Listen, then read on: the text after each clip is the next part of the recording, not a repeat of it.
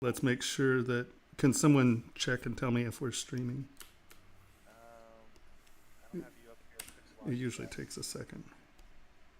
Oh, Every one of my streams starts out with me going, am I streaming yet? Okay. It says that we're connected.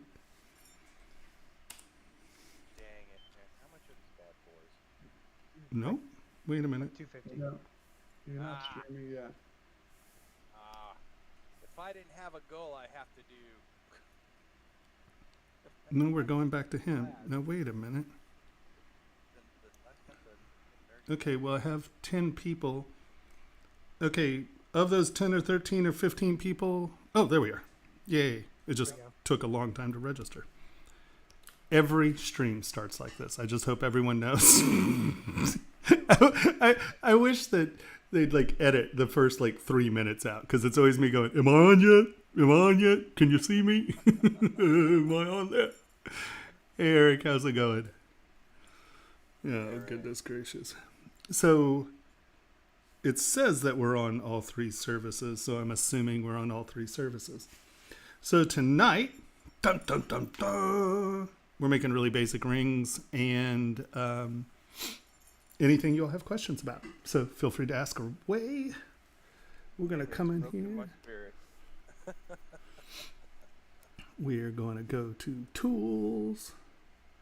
We are going to go to jewelry tools. We are going to go to heads. Oops. You know, I'm going to merge these. Merge visible. And then I'm going to come up here and split these to parts, because those had someone's name on them. And I prefer not to have that out there.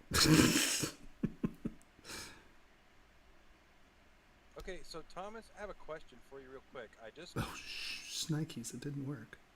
put everything back. So I've got your interface, I've got the brushes, I've got all the plugins, gotten set up, so everything's back to normal. Now, how do I make my window as big as your window? Because You buy a bigger screen. I'm on a Cintiq with high resolution. Okay, so does your rig at home got a smaller window? Yes, my machine at home has a substantially smaller window. Right, it's like an 8x8 font. Yeah, it's what is it? 19. See, if yours is the same as mine, it's 20. I don't know. Now he's got the 32 Cintiq, a Pro 32 at home. No, I don't. They haven't No, sent no, it to Oh, me yet. you got the 27. He's got the same thing I do at home. So yeah, the window is considerably smaller than his. So there's nothing really I can do. Just live with the real estate more. Okay. Interesting. And on that 23 inch he's on now, he's not even in 4K mode. So it could get even more. Well,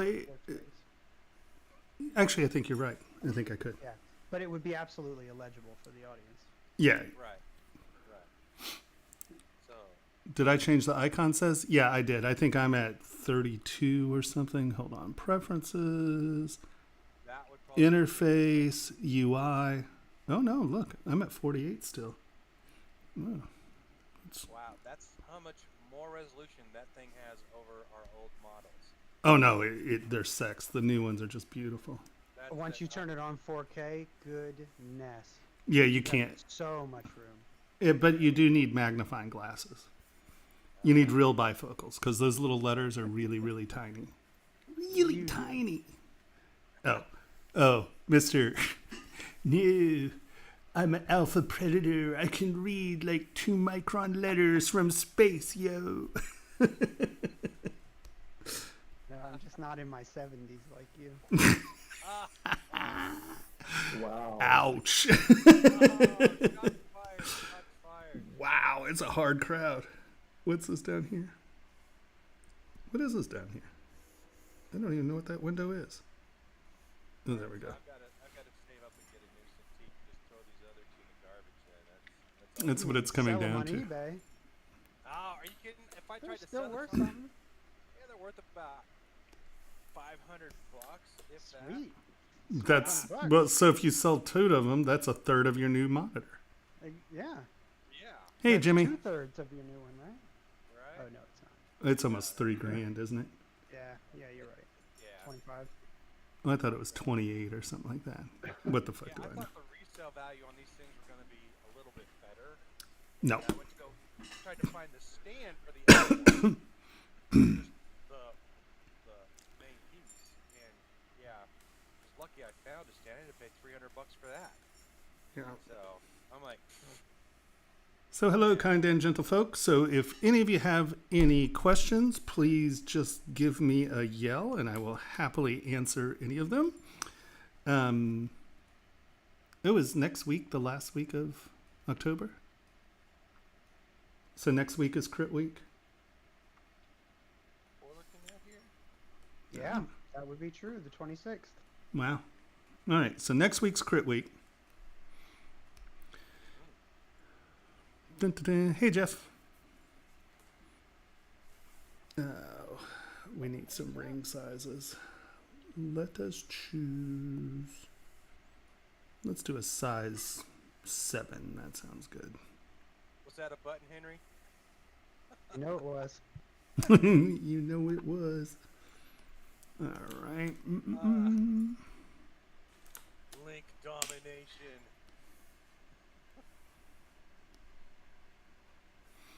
We want it a little bit bigger. Let's do 3. Oh, no. That's not what I wanted to do. Sliders to subtool. All right, we got Take a R off. Yep. What's our question? I am new to sculpting, but could you please explain what you do in a bit detail? It will be very helpful to learn. Oh, so, okay. So what I do is I primarily sculpt for manufacturing, where a lot of people in ZBrush are doing it for games and film and effects. So they use the program a little differently than I do. I really have been using it for the last 16 years to actually make physical objects. So there's a slightly different way of thinking of your geometry and retaining detail into printing and then into manufacturing. So what I do is, I don't know, here, let's come here and let's go to ArtStation real quick. Not Ert. We're going to go to ArtStation. So I use ZBrush to produce jewelry, furniture, all kinds of weird stuff. And I also teach ZBrush for manufacturing and jewelry design. So yeah, basically I teach people how to do this and then I do this. Did that help? If you want more detail, I'd be happy to give it to you. I'm just not sure exactly what kind of detail you would like. Tonight, we're making base ring shapes. I know it's really exciting for everyone.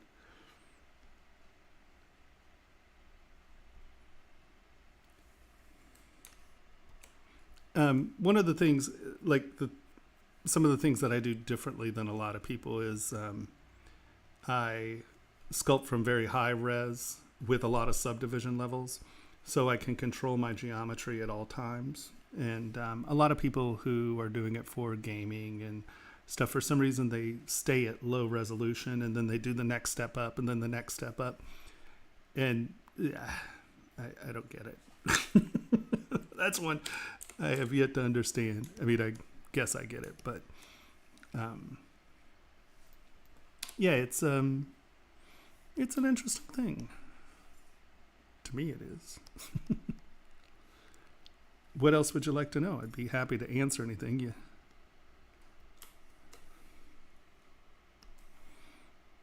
And ooh. No. Why? What the hell?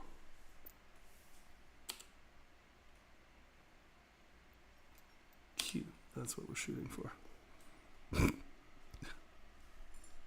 Oh, because I have clay tube lines on. That's what it is. That's not why.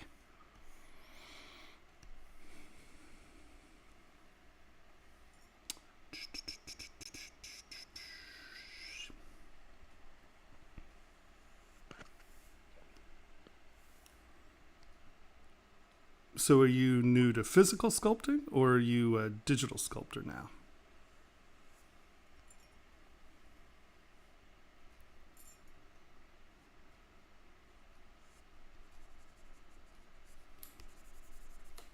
There might be a lag, who knows.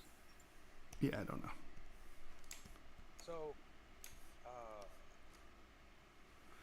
Well, and one of the things that I really try to do is to give you guys the tools. Because let's face it, at the end of the day, there are 100 billion character sculptors and there are 100 billion animator sculptors. And I really think that there are a lot of people out there who are never going to get a job at a big studio, but who have a lot of skills that are able to monetize their work. So one of the things I really try to do is teach you how to take your skills and either through making jewelry or little cups or anything you can imagine, and then taking that into manufacturing. So while you're there trying to get a job at a game studio or an animation studio or a film studio, you can continue to monetize your work by learning how to manufacture characters, toys, anything. I mean, I do all kinds of weird stuff, so I can only imagine you guys can do a lot of weird stuff too. yeah,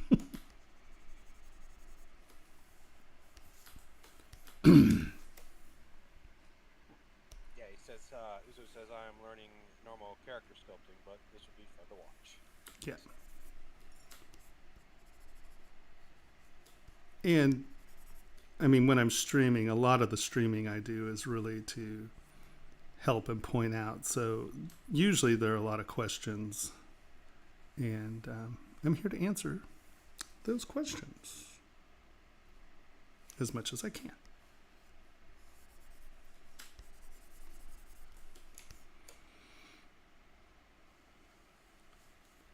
Hey, Sebastian. How are you doing in Spain? I hear... what part of Spain are you in?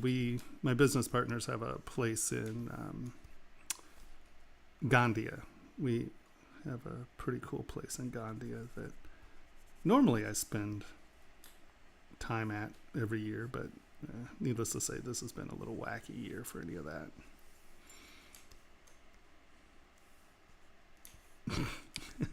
Hey, Psycho Gray.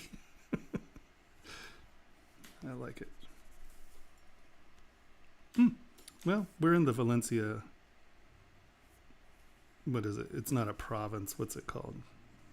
Territory? I don't know. Oh, cool. See that? See how that locks? That's very annoying. I just want you to know.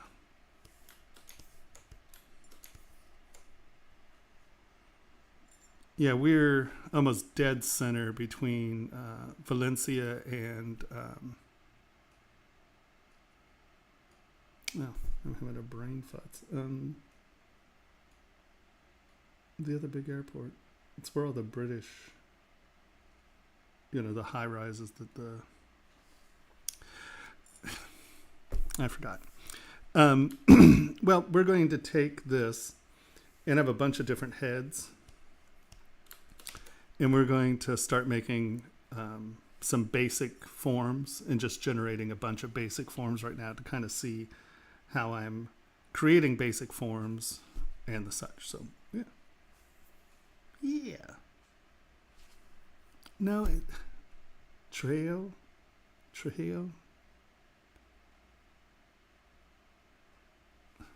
It's Valencia, Gandia's in the center, and then down the coast is... It's like an hour, so it'd be 2 hours away from you, because we're an hour south of Valencia, or west, I guess, southwest.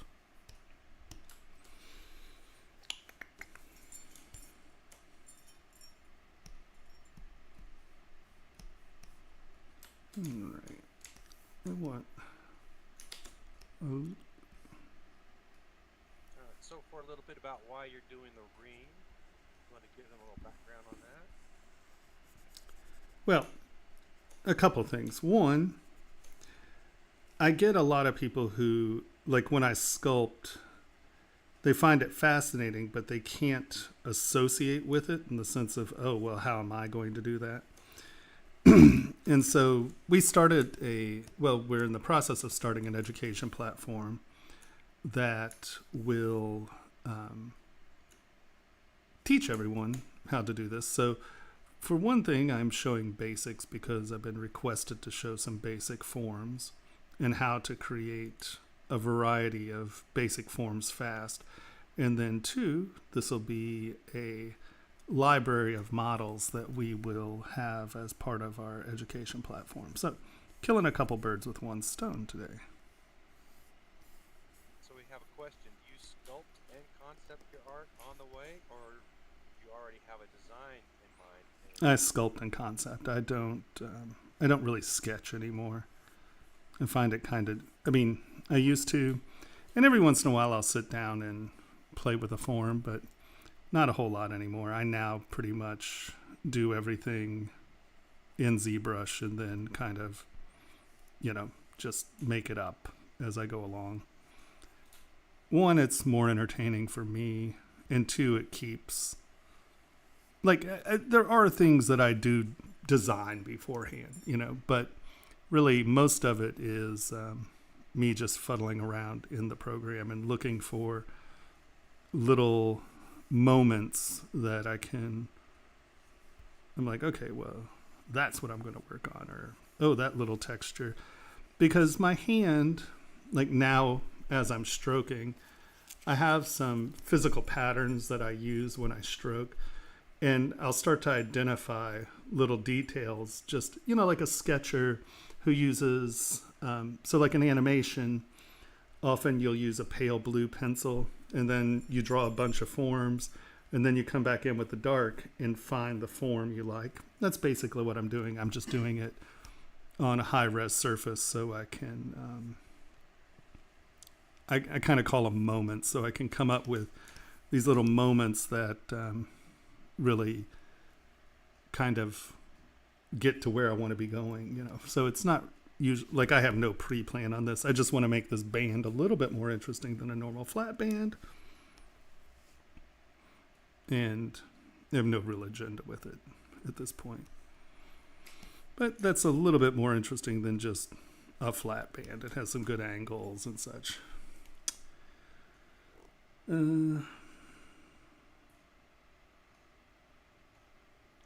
Yeah, well, that's one of the big reasons we decided to start the education platform, is so everyone can get kind of,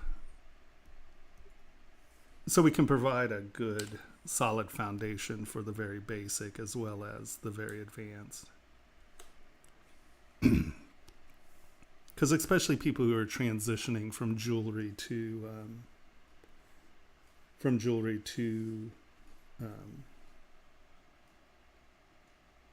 ZBrush, like physical sculpting to ZBrush.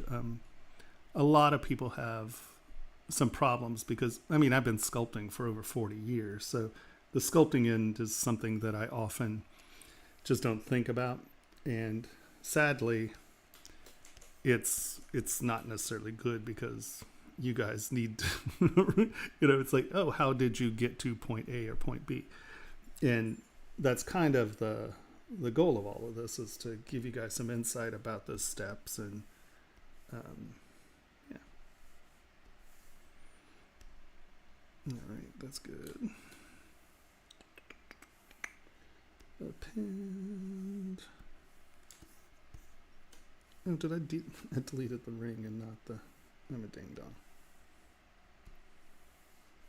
Delete that. Boop.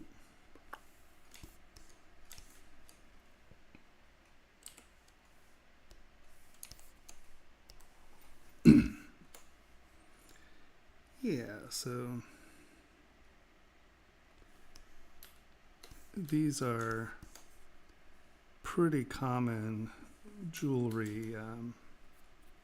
Wow, that's weird and bent. What's that about? That's called sloppy model making. Yep, you can blame me for that.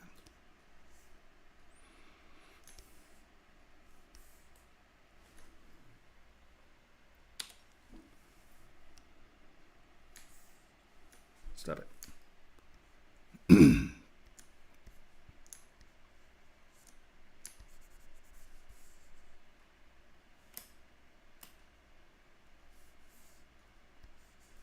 What do you do? Oh my God.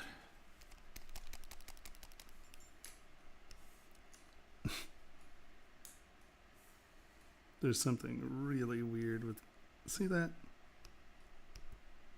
Yeah, that's looking active. Well, I mean, see how my selection tool is acting all wonky? Yeah. I don't know what's going on with that. It's really starting to annoy the living hajibus out of me. Did you do that reinstall?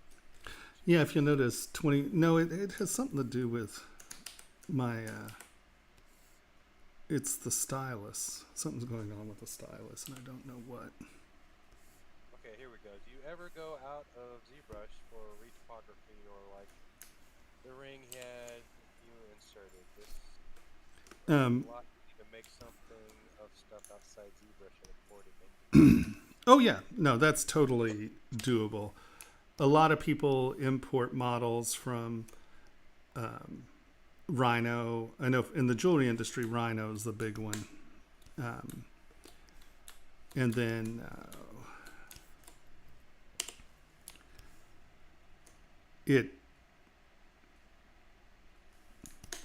sorry, I can't talk and function at the same time. My bad. I'm not one of those people who can rub their stomach, their head, and walk. That's not on my skill set. A lot of people, because Rhino really is the default software for the jewelry industry, a lot of people use Rhino. So a lot of these models wind up coming from Rhino. But any OBJ or STL, you can import anything. A lot of people like, excuse me, like the CAD side to build base parts like this. And so, yeah, a lot of people do come out of this program or out of those programs. And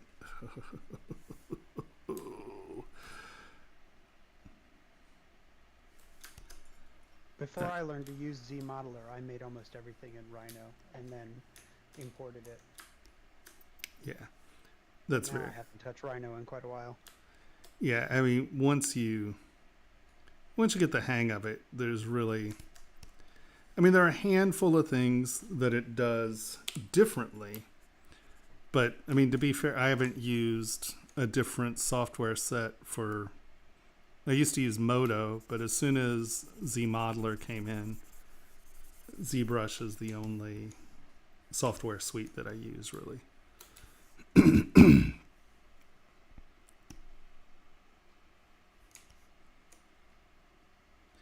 Well, I did a lot of skulls. It was. Look at that. Watch. I try to get this and move. Oh, sure, now it works.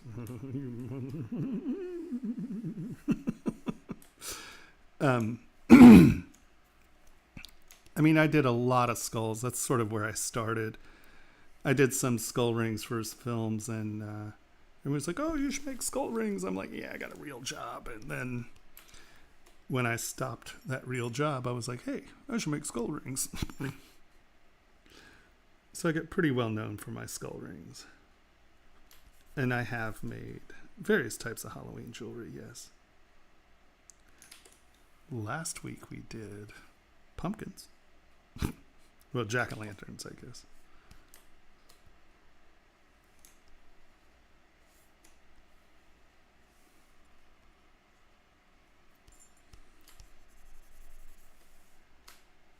So how did you transition from a film career into a jewelry design? I left the film industry. That was the first. Okay. Yeah, there was no transition. I just left. Gotcha. It was fun. I mean, I liked it. It just became, it sort of got to the point where I was at the top of my career in the sense of, you know, there is nothing but a lead sculptor, right? There's no like super lead sculptor or, you know, it's like, all right. And then I just had to decide, is that really what I wanted to do for the rest of my life? And I had an opportunity to go into production design.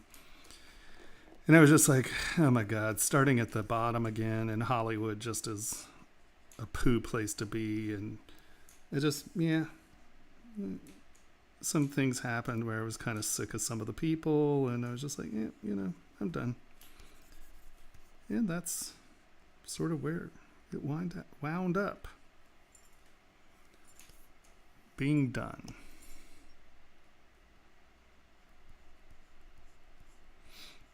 I mean, I had a great time in the industry. It's just, it's just a thing, you know. It's like I had to make a decision if I was going to be that guy, because I mean, you got to be that guy because everybody else is going to be that guy if you're not going to be that guy. And I decided being that guy kind of sucks. So yeah. I was a little underwhelmed by my future possibilities, I guess. And honestly, I wanted to do something where I had ownership, you know, where I was doing something that's mine. I mean, we were very lucky because, you know, we worked on major Hollywood movies. We weren't doing very many budget films, so we always had good budgets and they were interesting and fun projects. And, you know, there's a lot going on. Just, I just kind of had enough. So do you ever watch the movies you worked on? Yeah. More than like, hey, I did that. Yeah, some. I mean, you know, I don't know. It's not really something I focus too much on. It's just like, No, I get that. I know a lot of people that are, you know, you've done the project so long, you're tired of looking at it. So, yeah, that's a distinctive big part of it. I don't know. It's funny. I think that once you do it for a living for a while, you know, it's not about the glamour. It's not about anything like that anymore, you know. And, you know, when you realize that it's, you know, your work, that's what it is. It's a job. And yeah, it's cool. I mean, don't get me wrong. I worked on some good stuff and fun stuff. But the people started to get to me. Some of the people were not necessarily people that I wanted in my life anymore. And yeah, that was that.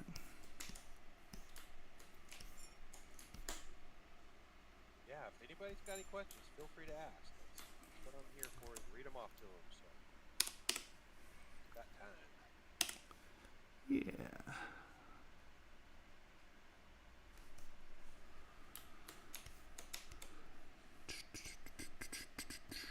Mm-mm.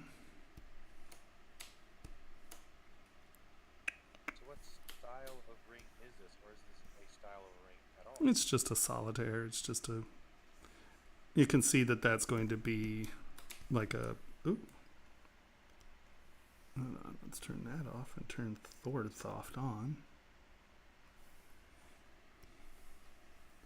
Thorthoft.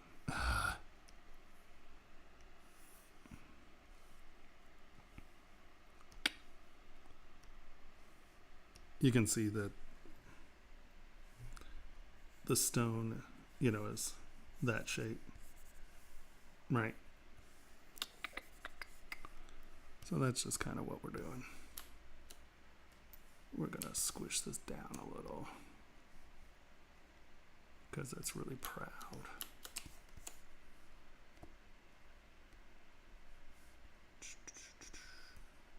Sink that bad boy in there.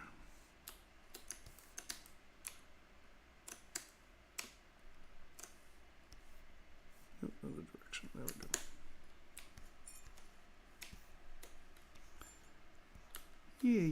Yeah. We are going to duplicate. Going to bring that down here. There's something weird about the calibration on this. It's really killing me. Hold on. Let's see if it's something we can fix.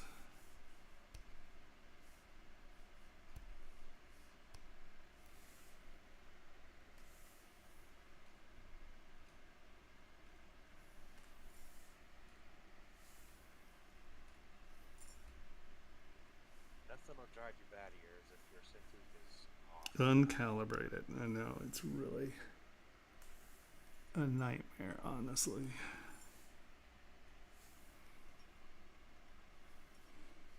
Let's see if that helps any. It's a little low.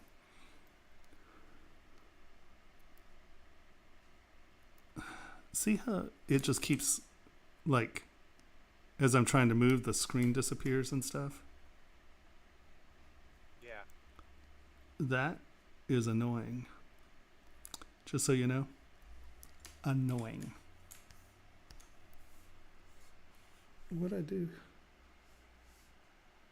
What happened? Did I delete? Where's the...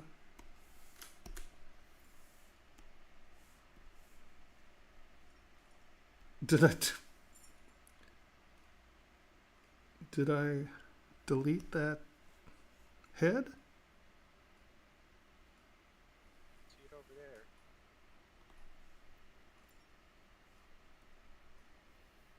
there. Yeah, somehow I deleted it. Interesting.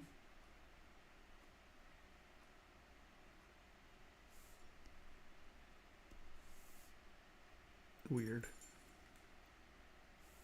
Oh well. Oh, I bet I hit delete when I was trying to push duplicate. That's annoying.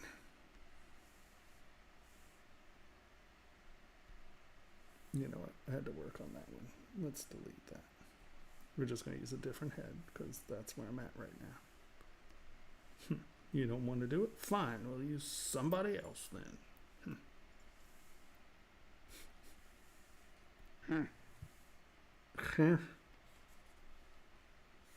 Why didn't they?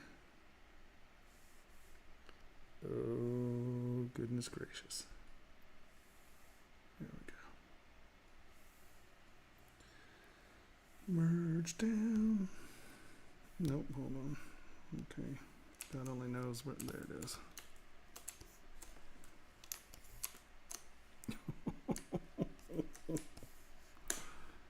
Oh, lordy.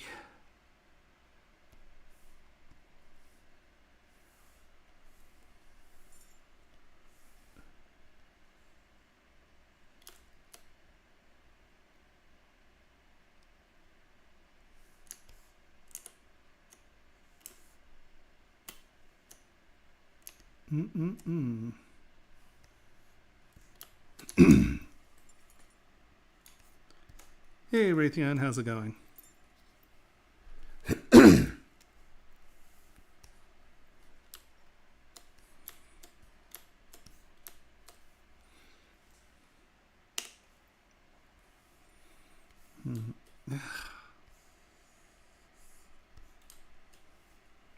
Henry, we're going to have to figure out what the hell that's about, because that's going to make me throw myself off a cliff. Got it. I got no time to fish you out of a cliff. No.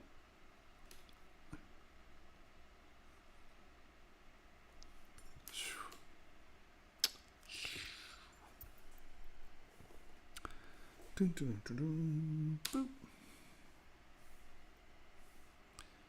We actually want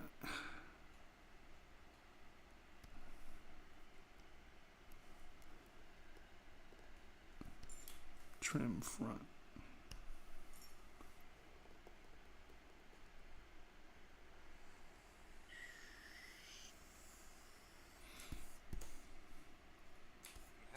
thought, is it possible to embed electronics into jewelry? Of course.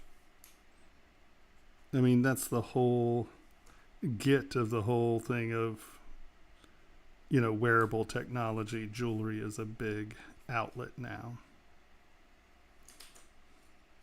Yeah, Raytheon was asking, so it's got me wondering what he's got on his mind.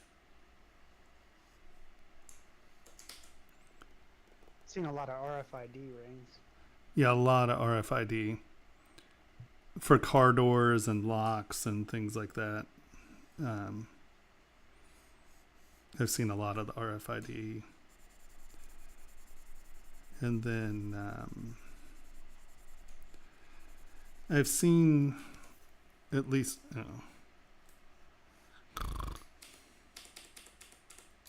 well, luckily we have this guy right here. And we're going to hold down Control and hit. Make that our history state. I'm going to grab my history brush, turn off symmetry, and then just take this back to where it was. Oh my God, that's going to make me crazy. Okay,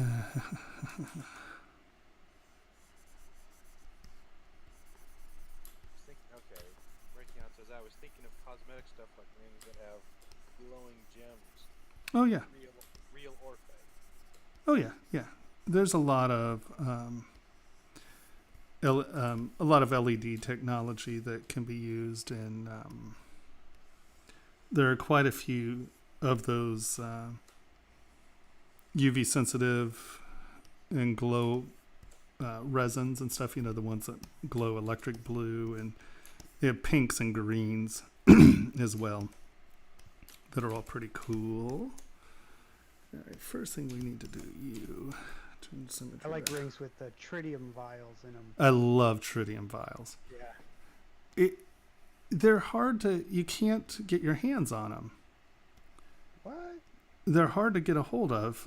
So I tried to import some from Switzerland, and I was told by customs that I couldn't bring them in because jewelry is frivolous.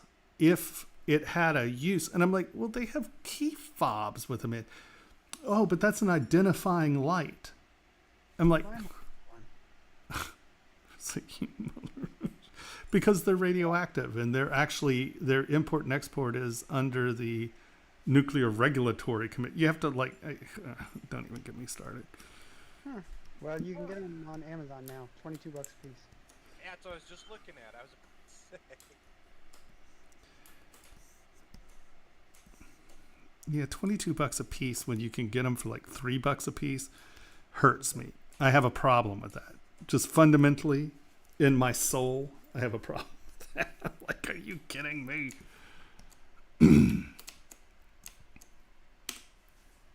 What's the deal behind them? They just forever glow, these tritium? It's radioactive. So Yeah, it's a small radioactive. Well, not forever, a few 100,000 years or something. Long enough in your lifetime. half-life of tritium is 15 years. I was just making things up. And I was just correcting you. Don't be all officious on me. You've got a button for it. Hang on. It's like MrOfficious.com. Wow. Yeah, that's $20 for one. Yeah. You can get them cheaper, but there's a place in Switzerland that makes them, and they make globes, and they make like all different kinds of shapes, like circles and stuff. They're really cool. No, I definitely want to do hold on, where is it?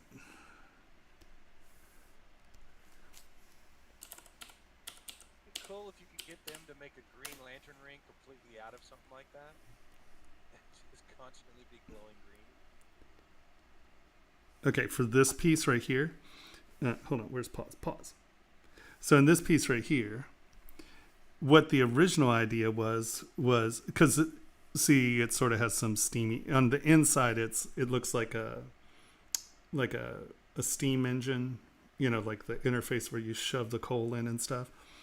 And this is actually hollow right here. That actually goes in, right? That's a hole going to the inside of the ring. And there's a space here as well. And like this is all a space. So, And I wanted to put tritium tubes here and then in the forehead. So you got like a little glow on the top of the eyes here, out from under, and then on these. oh, that would be cool. Right? That would have been really cool. So I wanted to use them for lighting effects. Right. Yeah. So is that ring set up for it still, or no?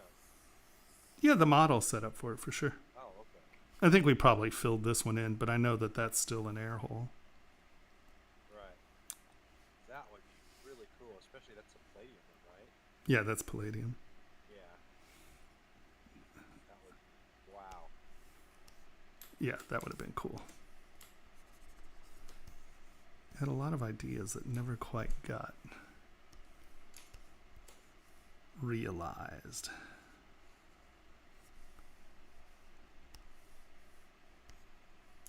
What the what?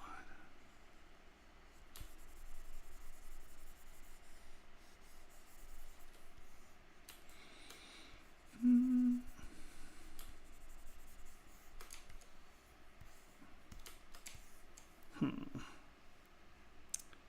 1.5.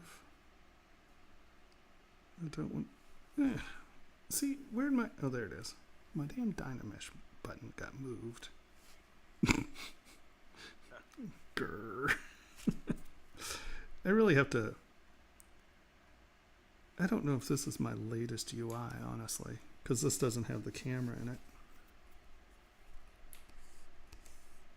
Yeah. Oh my god. I'm going to have to do something because just navigation wise, this is going to make me absolutely nuts.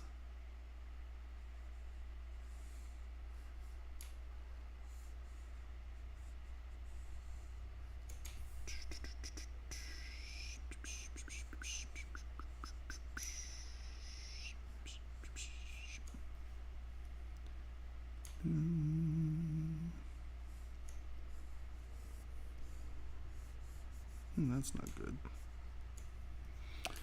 That is not what we were looking for.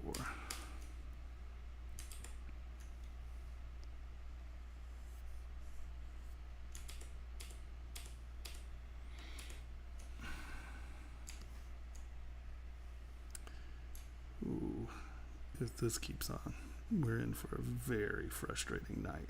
Yeah.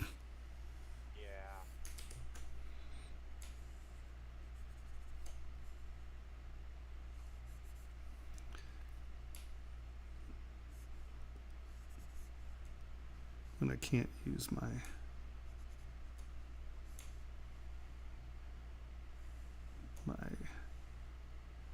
stylus as it.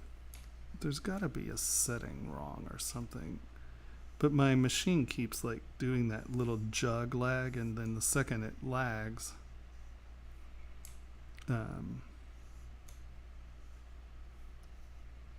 like it loses continuity with the surface, and then it does something else. It's just like, Oh, right. It happens to me a lot when I'm zooming, but only when I'm zooming. yeah, no, it's like,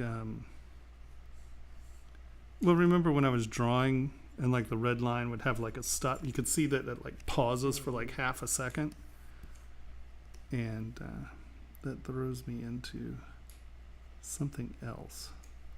Messes your flow up. Your flow up. Yeah. Well, it's not even flow, it messes. I mean, it's a nightmare.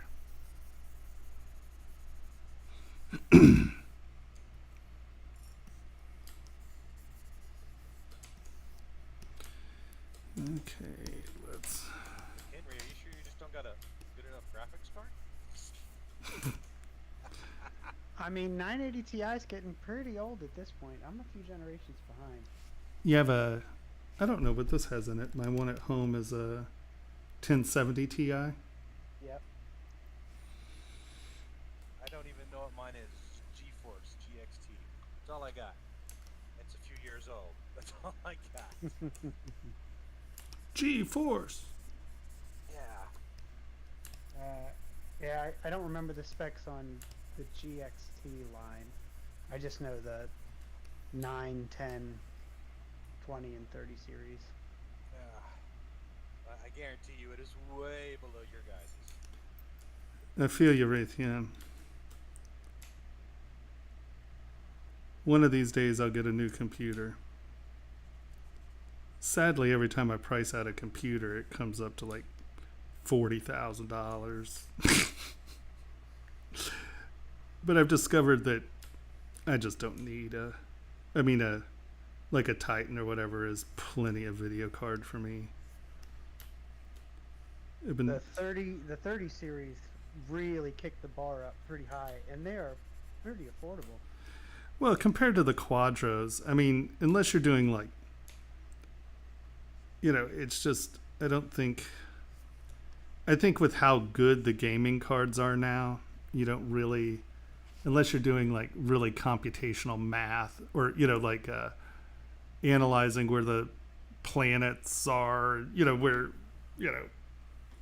really, really, really math heavy science stuff. I don't know if the Quadro is worth the money. Certainly not anymore. No, exactly. I mean, at one time there was a very real difference. And now I don't think there's, at this level, once again, if you're doing, mathematics, simulations and stuff, I can see where that kind of computing power could be an issue or something. What do I know? I'm a friggin' sculptor. What do I know? Nothing. I know nothing about that. That's for sure. See, like, If you need just a computer built, you let me know. All right. We'll build something wild. all right. Well, get ready. Here we Pray go. that we get some money, because I'll tell you what, I need one. My computer is 7 years old. Hey, you know what? When you get a new one, I'll take your old one off your hands. It would still stomp mine into the ground 3 years from now. Well, I'll tell you, my computer's still an 800-pound gorilla. It's an impressive beast. Oh yeah. Okay, here we go. We got someone asking, is it okay to have some anomalies in your surface, a bit deformation and irregularities? I live for those things, so I am always going to answer yes to that. Well, I mean, it depends. Does it look... Okay, see, this is where intentionality has its place in the world, and that is, if it looks like it's meant to be there, great. If it looks like a crappy casting, that's a harder sell. Does that make sense?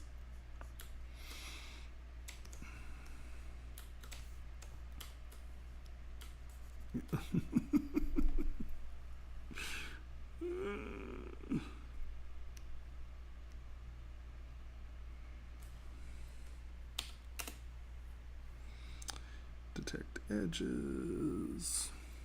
I don't Yeah, think he says, yeah, it does. Adds the sense of realism. Yeah, I like texture. I think one of the problems that the jewelry industry has now is they try to make everything perfect, high polish, glass, mirror finishes, and so what? It's boring. Who cares? I mean, I just think that we've adopted this incredibly overbearing perfection trip because people don't know how to design anymore. It's like, well, if we make it shiny, no one will notice that it sucks, It's just like,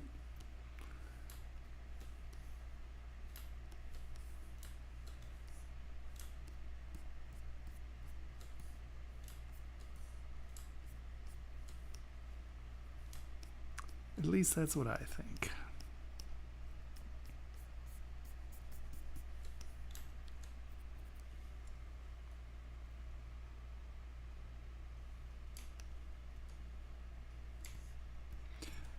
Well, I mean, I like patina because you can use it to show those imperfections, you know. But then surface texture is something I live for in a lot of ways. I love it.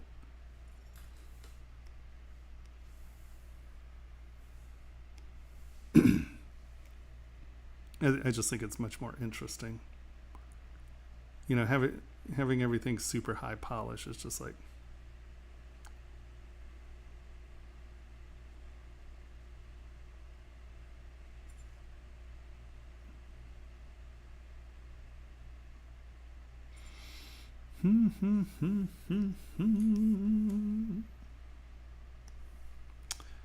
So does anyone out there have any questions? Feel free to ask. That's really why I'm here. I'm just fiddle-futzing between questions.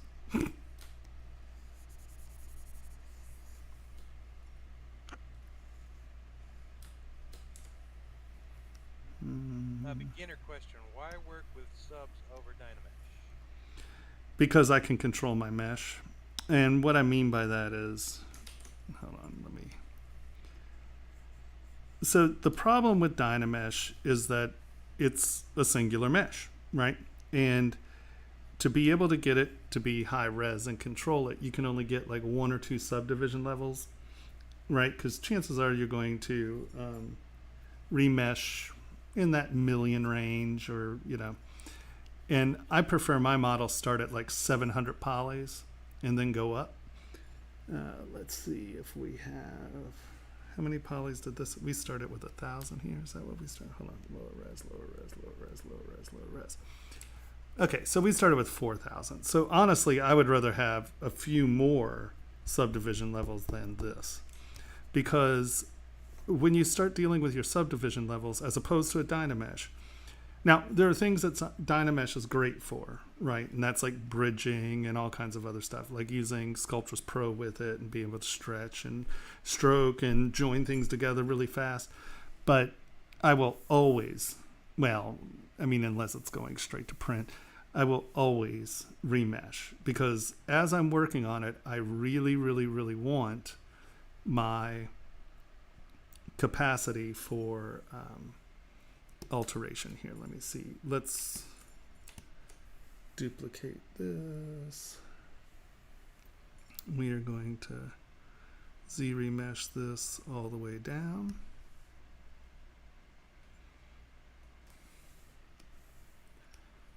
And you can see we have really weirdo mesh going on here. But I'm going to smooth it out a little and see if we can get a remesh on that. All right, so that's getting closer. One more time. See remesh. Oh, that was the closer. All right, so now we have this at 466 polys. I'm going to turn this on and turn it on transparent. And I'm just going to take inflate. And I'm going to inflate this to where it fills out that model some.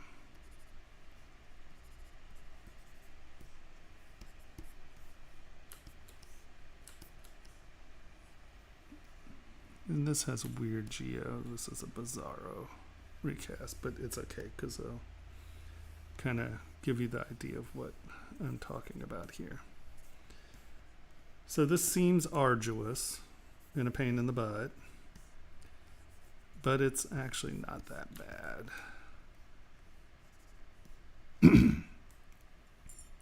Take move. And we're just going to move this to where it's real close to where it was.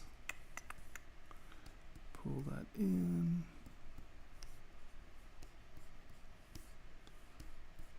And down.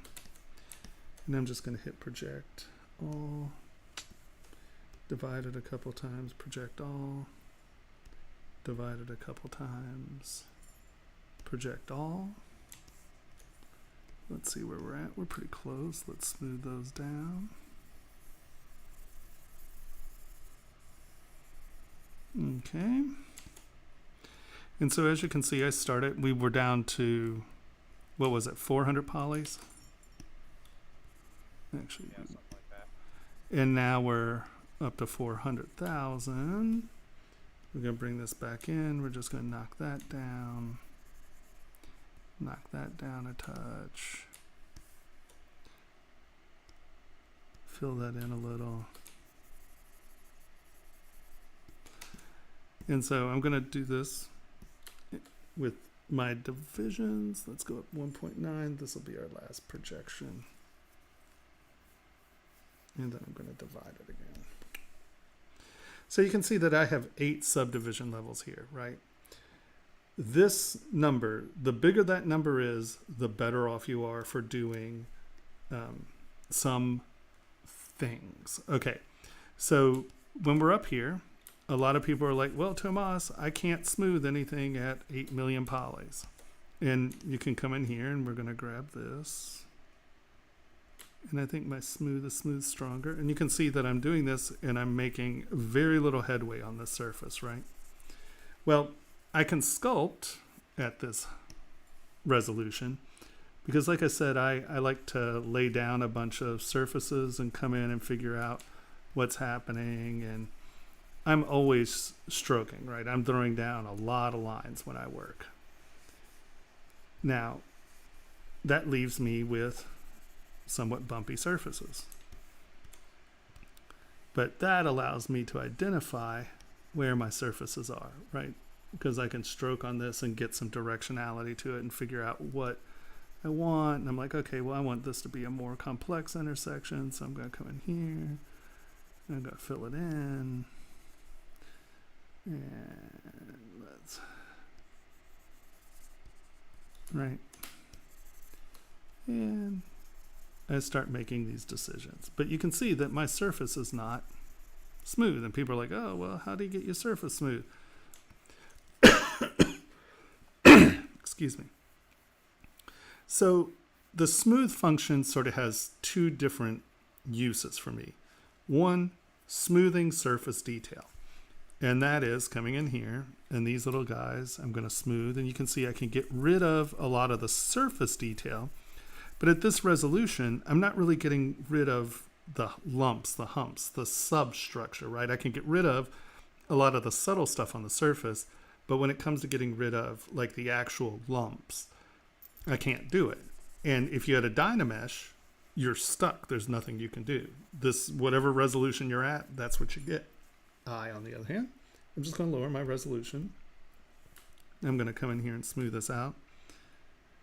And now this is kind of a wonky mesh. But you can see that I'm smoothing the substructure. Now what's cool about this, right, is that I just go higher res and I have a lot of my surface detail back, right? It's in here. So there are 2 things that you can do. And I'm going to just be a little melodramatic here. Let's get bump. Maybe a little too melodramatic. Lazy mouse is off. So I spent all this time and I put on all this surface detail. Goodness gracious, I spent a lot of time and energy doing all this detail.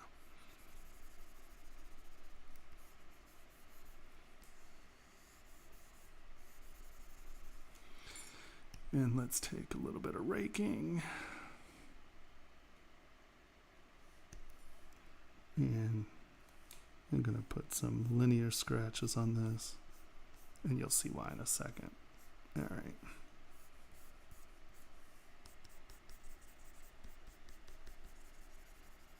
All right. So I spent all this time and energy up here making this. And they're like, oh, well, I want to move this. I want to change it. So if I just grab move and I try to move this, it's going to start to distort my surfaces, right? I want that point up. And you can see how it's hard to keep things together and hard to make this look like a surface that hasn't been befuddled, right? Okay. Well, once again, that's really easy if you have all your subdivision levels, because let's come back here.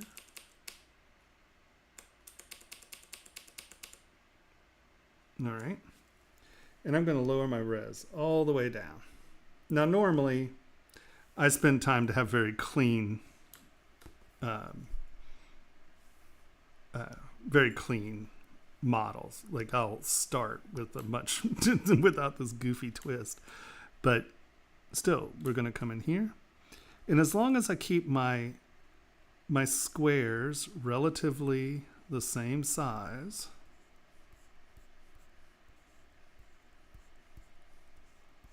you can see we've just made a pretty dramatic change to this guy, right? Well, now when I come up,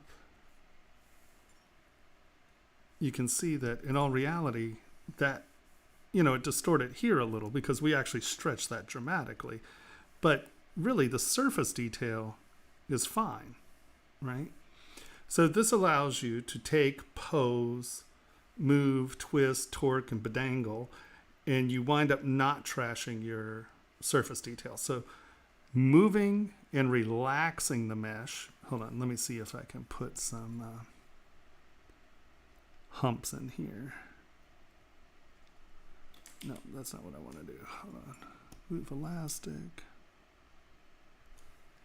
And so you've been working and you didn't really notice and you're like, oh, crap, I have this hump, but I have all this surface detail on it. What can we do? We can do it the other direction. We go all the way down here. And I'm going to come in and relax the mesh. So smoothing surface texture and then coming in and relaxing the base meshes. You can see I'm changing that pretty dramatically, right? We had a pretty big ugly hump in there. And now I've smoothed that hump out.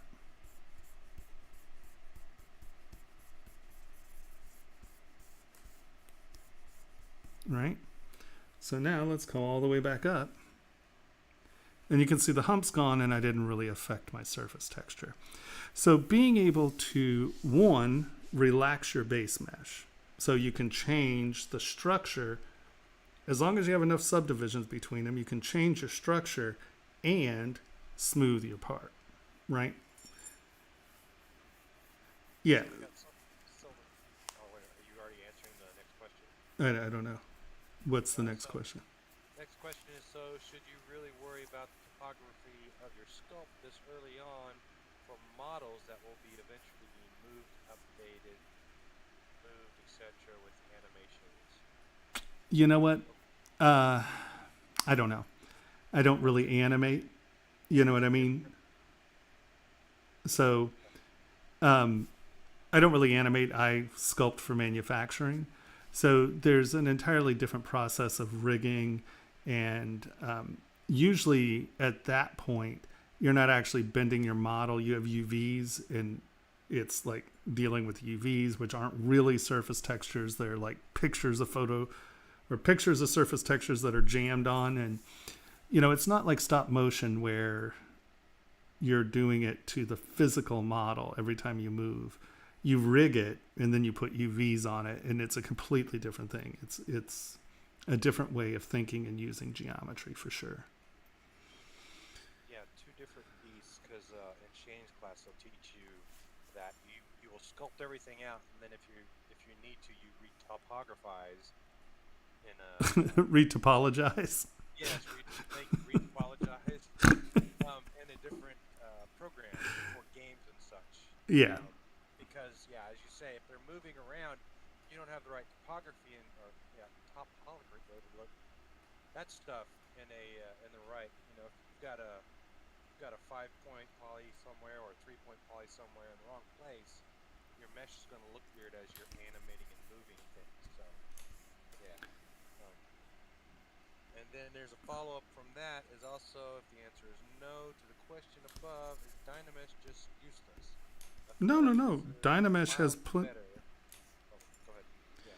No, Dynamesh has a lot of uses, and I use it. So here, let me give you an example.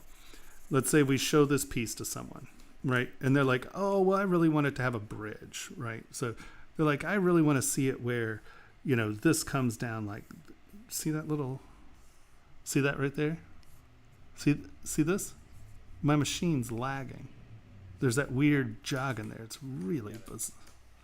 So they're saying, hey, I want it to look like this. Well, I don't really want to go back and rebuild a base model. So what I want to do is I'm going to come in with Dynamesh, and I believe this is Dynameshed, but we will Dynamesh it one more time. And so now we're at 1.1 mil, we're Dynameshed, I think. Yep. Control W, make it all one color. Boop, boom, boop. And so now I am going to mask this off.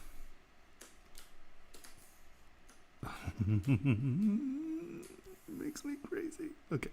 I'm going to mask this off. I'm going to turn on Sculptress Pro. Turn on Snakehook, turn on Sculptress Pro. And I'm going to now just take this, and you can see I'm off a little, so I'm just going to rotate a little bit more. Take this off just a little bit more. Take this, and that should be darn close to enter. Come on, you. There we go. Right, so now I've established a rough bridge. Our weather's changing. My allergies are killing me. And now I'm just going to come back in and inflate this to my rough thickness.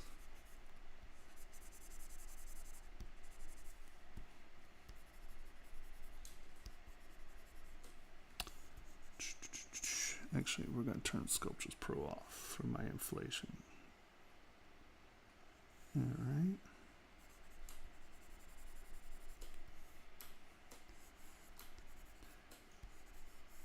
And now I'm just going to grab move and kind of get it in the right place. I'm going to make sure that goes in. We want this to be a nice silhouette, so we're going to change that. And you see how I'm dragging it into the surface? All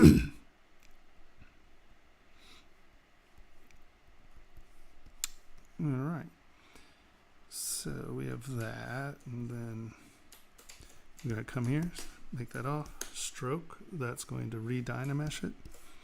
And now you can see that this is all one mesh. So Dynamesh allows us to come in and just really quickly change some of this stuff. And I'm just going to come in and sort of give us an edge.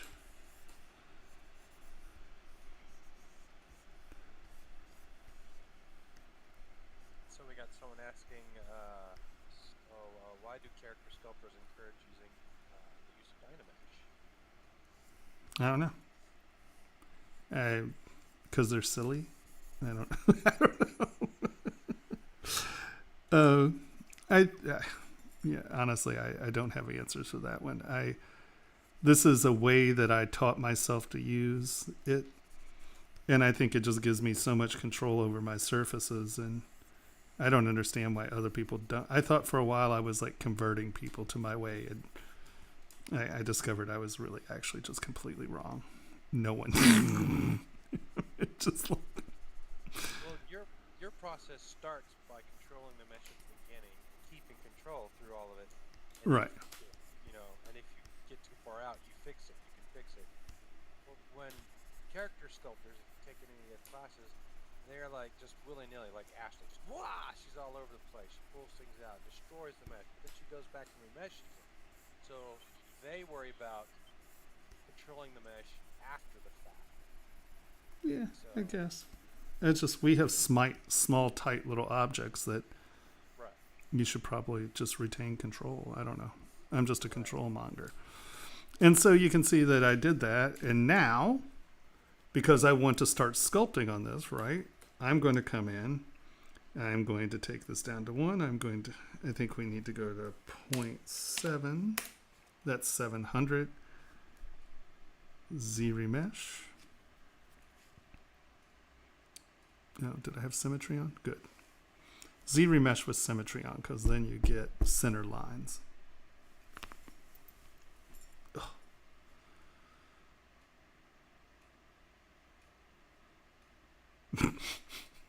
shot heard around the world? I don't know. And now you can see that I have a nice clean base mesh. Wow, 2,000 polys. Is adaptive on? No. Interesting. That's pretty high, but whatever. And now I'm just going to divide it up. And you can see when I get up into that sculpting range, see, I sculpt anywhere between 5 and 11 million polys usually. I'll do my base sculpts or my rough sculpts in that 1 to 5 mil range. But you can see that I have 2.8 mil polys, and now I can come in. I have complete control over my surface. I can do nice clean sculpting. If I need to smooth, I lower my res. I do big smoothing down here.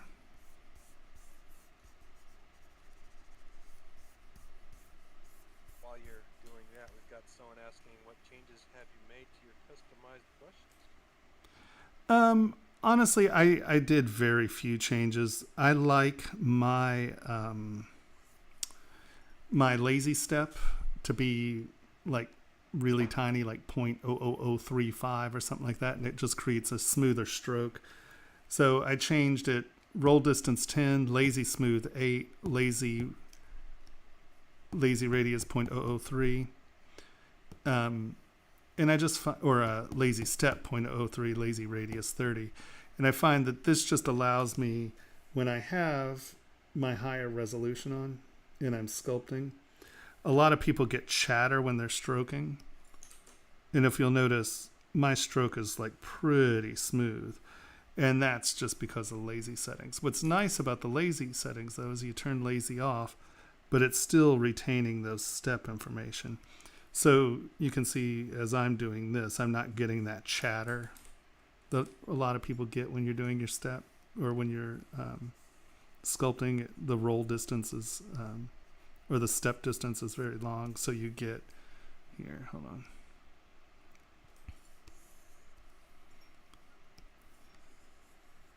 You wind up getting chattier brushes. So over time, I've just come down to these are the numbers that work. We've also got manual surface details versus using alphas. Which one is your preferred way and why? Well, I tend to numbers isn't turned on. That's why it's being stupid. Sorry.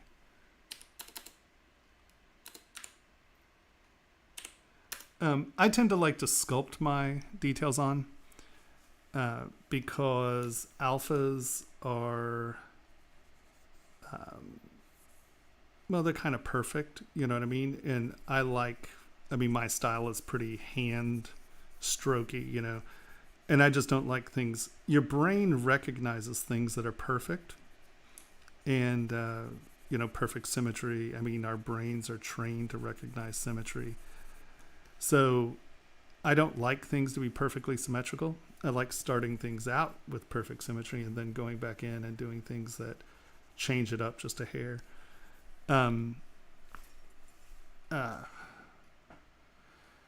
Alphas can be great. Don't get me wrong.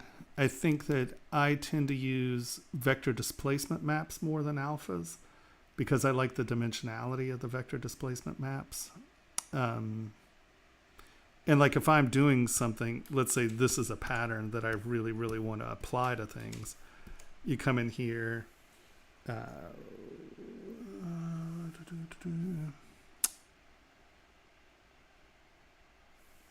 it's been so long. I haven't made a VDM in a long time. It's alpha from mesh brush. Hold on.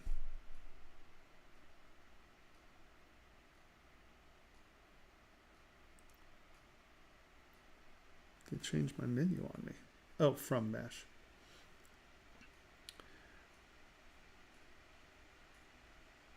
You have to hold on. You don't want to see it right now. But the vector displacement maps have dimensionality to them, so I like those a little bit more. But the last time I made a VDM was maybe a year and a half ago, so I don't use them a lot. My style is very hand sculpted, so I tend to avoid those things. Like, especially with scales and stuff like that, it's real clear when someone uses an alpha or any of those things on scales, because then they're all exactly the same, and there are no scales that are exactly the same, and it's just like, not really my thing.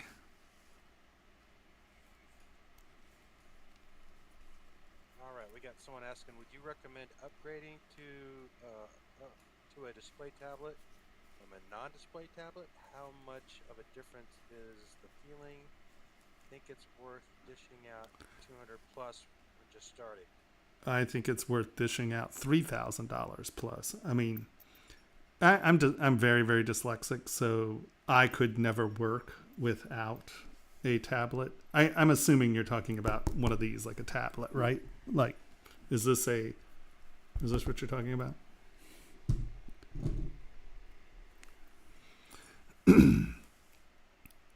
I don't think, just because of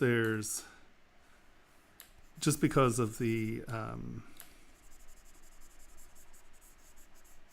pressure sensitivity and the fact that you are actually pressing on the little area that you actually want to change, I don't think there's any comparison in any way, shape, or form between a tablet and I have Wacom products, a Cintiq.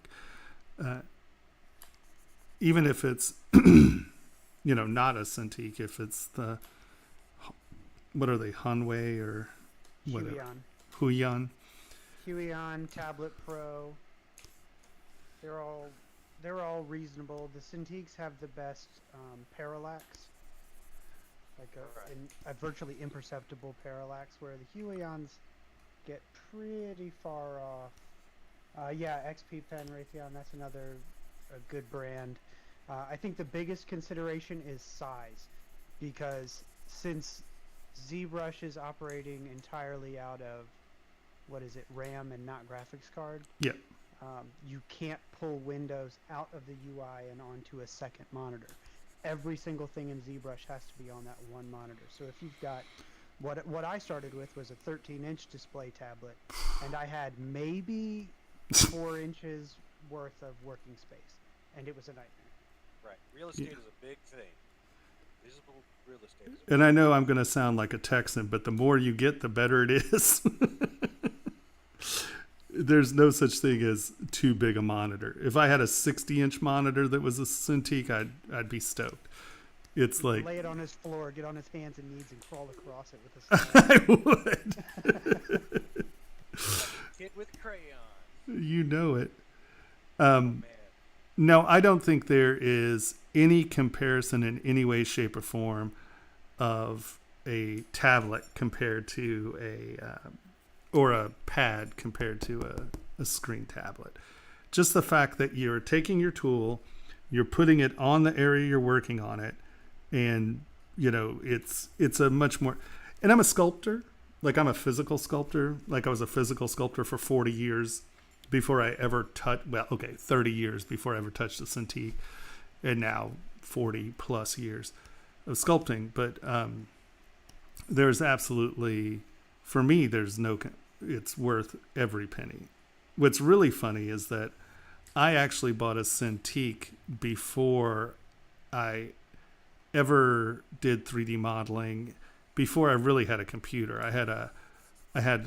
It was the black and sort of the brown clear plastic iPad, or they weren't called iPads, and what were they called? The Apple laptops, whatever they were called. Oh, yeah. I know what you're talking about. God, that was ages ago. Oh yeah. No, I got the Cintiqs when they first came out. I want to say it was on the Hulk. I could be wrong, but my memory, one of the guys in the art department on the Hulk had one, and I walked past it and was like, I need one of those. And I was making enough money where I did just go out and drop $2,000 on something that I couldn't even use at the time. And the second I got a computer, I had a way to interface with it that was logical to me. And yeah, I can't even pretend to imagine life without without a Cintiq. I don't even understand how people can do it. It makes no sense to me. So I'm a big Cintiq fan. And actually, I'm a big fan of Wacom as a company. I like them quite a bit as a company. The people in the company have been very good to me. They're very nice. They're very generous with their times and energies. And honestly, I've never had a bad experience with them over the, 16, 18 years that I've been dealing with them. So you'll never hear a bad word out of me about Cintiq or about Wacom right now. Someone's asking, is there one you recommend for budget ZBrush sculpting? Well, yeah, see, I don't know any. I know this sounds horrible. I don't know anything about the budget ones. I've always owned a Cintiq. I've never owned any of the other ones. I know that Henry's used them. And Mike, did you have one that was an off-brand? No, I've only ever bought Wacom from the get-go. Yeah. I will tell you though, if you're not using a Cintiq and you're using just the Wacom pad, the Intos, now the disconnect between your screen and your eye, there's a difference there, but also your pad, you can't have too big of an Intos, and it's a screen relation and it doesn't work out. And you can fix that setting because there's a relative where it's just you're using the local area you're using to make the screen, but it's a completely different feel. Yeah, well, I've never had one of those. I don't know. Right. So, but no, I've only ever bought Wacom because that was the only one I knew about, and they've been doing it for, since '80s. Hello, Augustine. Since the late '80s or something like that. I mean, I've even worked on the ones that Apple had back in '81. I got to enjoy playing with one of those, painful as it was. Yeah. So, but yeah, I've only ever had Wacom because, I believe that. Well, they invented the technology. Let's face it; Right, they're good at it. Right. If you're gonna get something, go. That's my theory. Is you go to the guys in the field, and these are the guys in the field. And anything less than you're gonna run into problems more often than the people that have been doing it for 20, 30 years, as opposed to the guys that have been only doing it for 10, 15. They've honed off the other guys' stuff. Yeah, no, and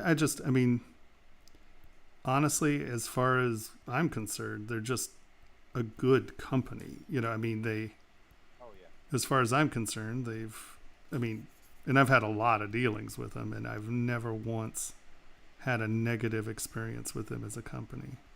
Right. As a company, they are outstanding, and I like them. yeah. And if you're gonna work on a budget, that's fine. But I'm gonna tell you right now, from personal experience, and Henry can do the same thing because he had a smaller one first, and then got a bigger one. Either save the money and just get the biggest one you can at the end. Don't be like, oh, I'm gonna get this little one, and then you've wasted half your budget you would have had for the big one. Yeah. On something that you can barely use. I've got a buddy that bought one. He bought one of the little Cintiq ones, like the 12-inch screen ones, the buddies, Yeah. or whatever. He used it once and was so upset he never touched it again. That's $1,500 or more he spent, and he'll never get back. Yeah. He just sat there collecting dust, literally collecting dust.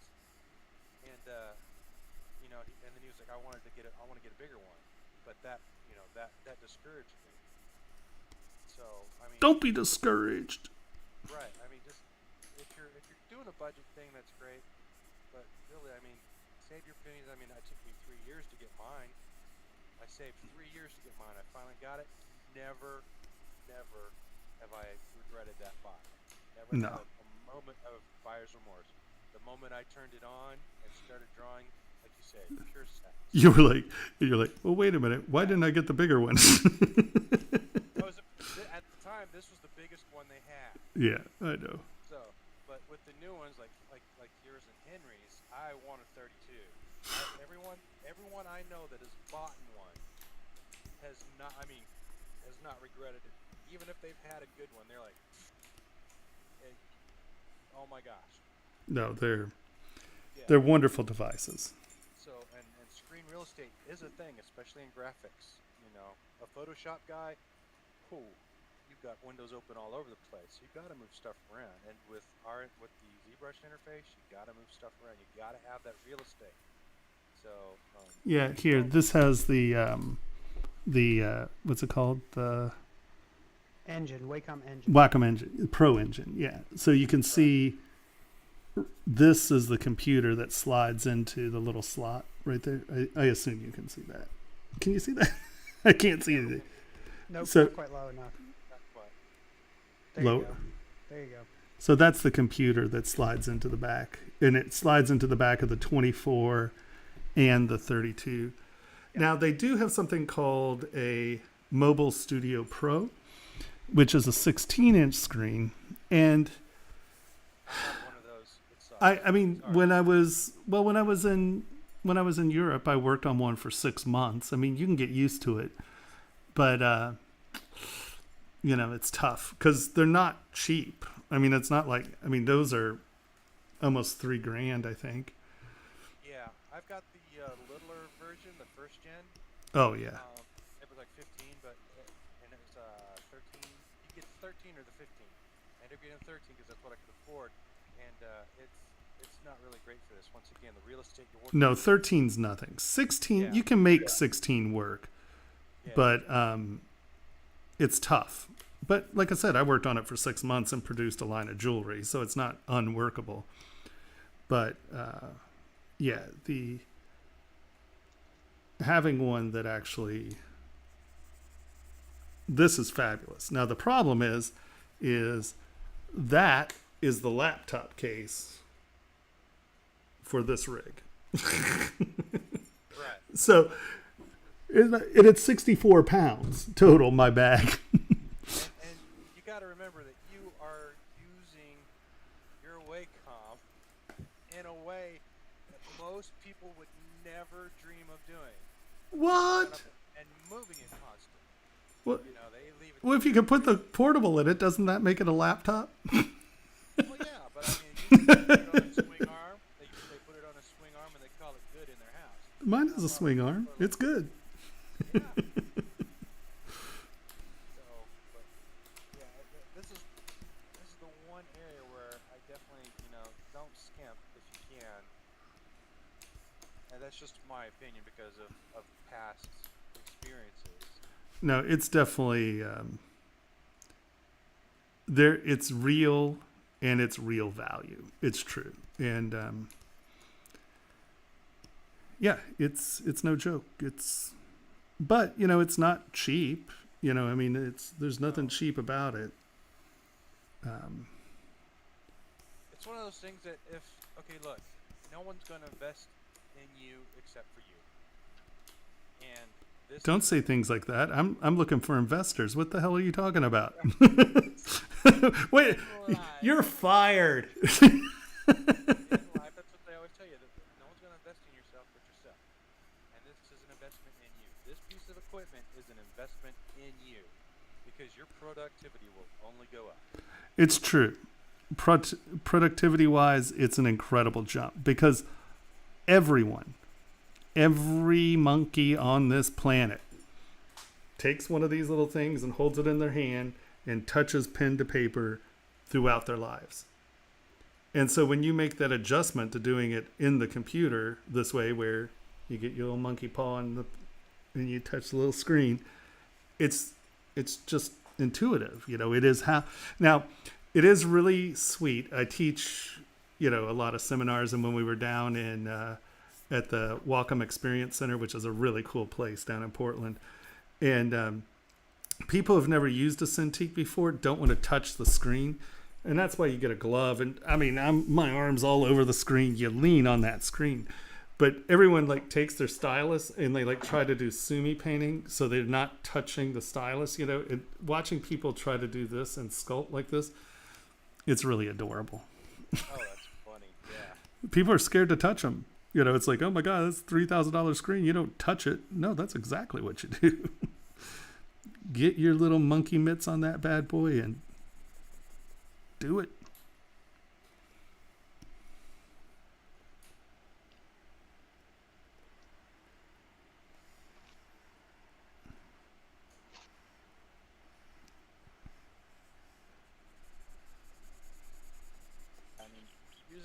sculpting, drawing, you know, anything of that. If you're doing artistic things, it is a game changer. I mean, No, it really is. It's I because it is second nature. We all know how to grab a stylus and, use it. I mean, we've been doing it since we learned to write, So it's a much more natural feeling of working, at least for me. Well, I couldn't work the other way. My dyslexia, I get disassociated and I'm like, it's like Etch a Sketch, you turn the knob this way and the pen goes that way and you're like, That's me without a Cintiq.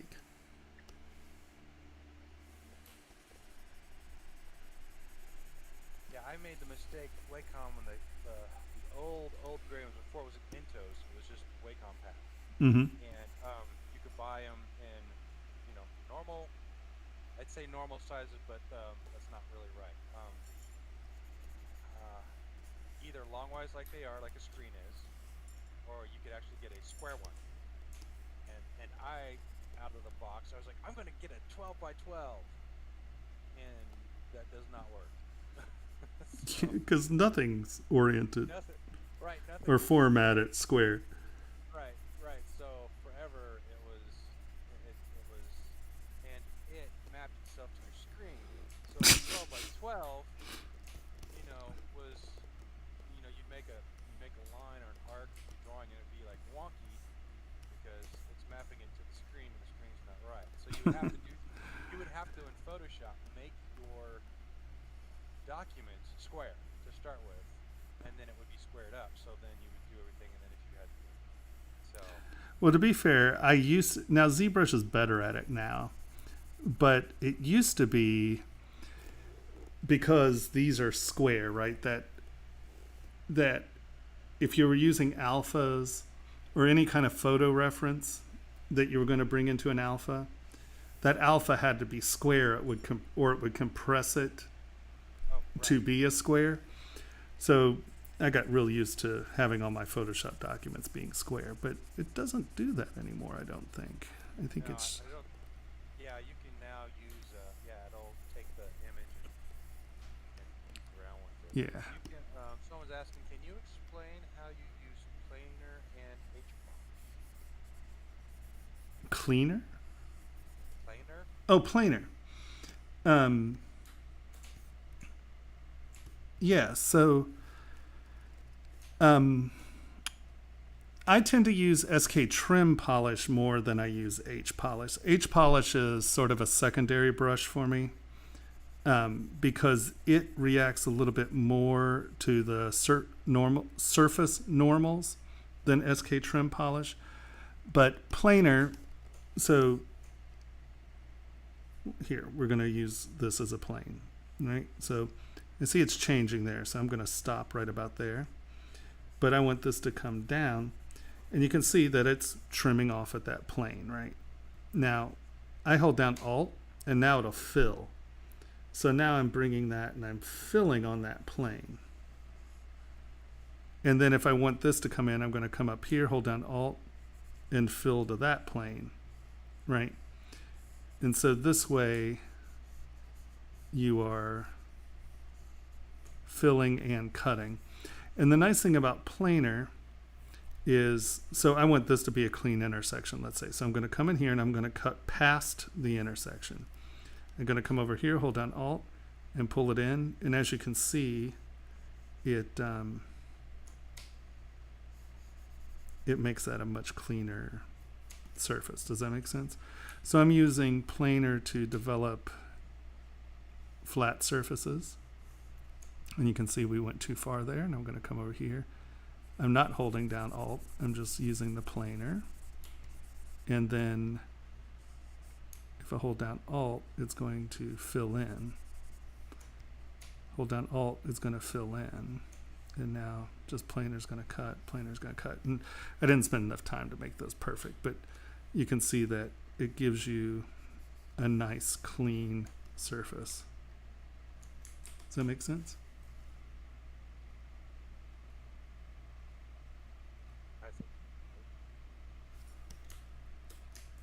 And then SK Trim I use that to clean my surfaces because it does not aggress the corners. And hold on, let's get back and I'll show you what I mean by that. So let's take H polish real quick, right? And I'm going to run it along this edge. And you see how it rolled over that edge? Do you see what I mean by it rolled over the edge? I'm going to come here and I'm going to press on this edge and it rolls over the edge. You can see how it breaks that. SK Trim Polish doesn't roll over the edge. It sort of sharpens the edge. So you don't get that edge rollover. So it's really good for creating sharp, nice sharp corners. It doesn't roll that edge over. So it allows you to come in and get really nice, clean, sharp edges.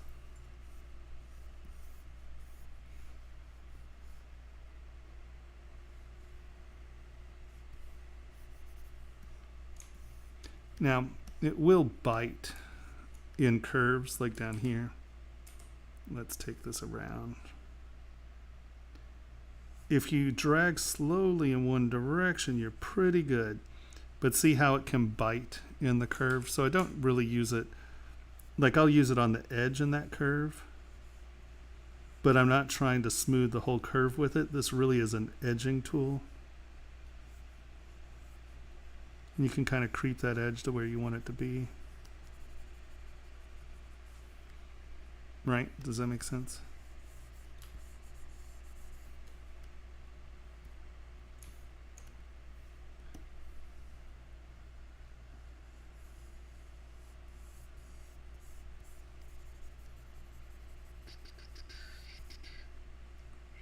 Yeah, we got people saying, yeah, that's gold. Yeah, it's really super useful.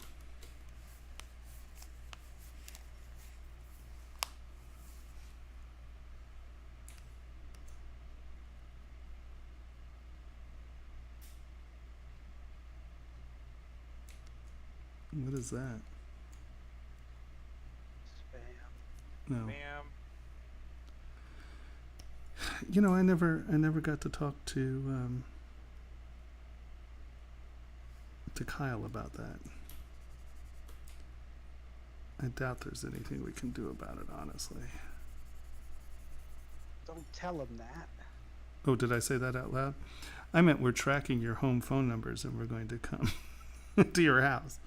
Oh no, I Well, better they not just- say they that just need again. to make us- They made us moderators of those two areas too. We could just do it.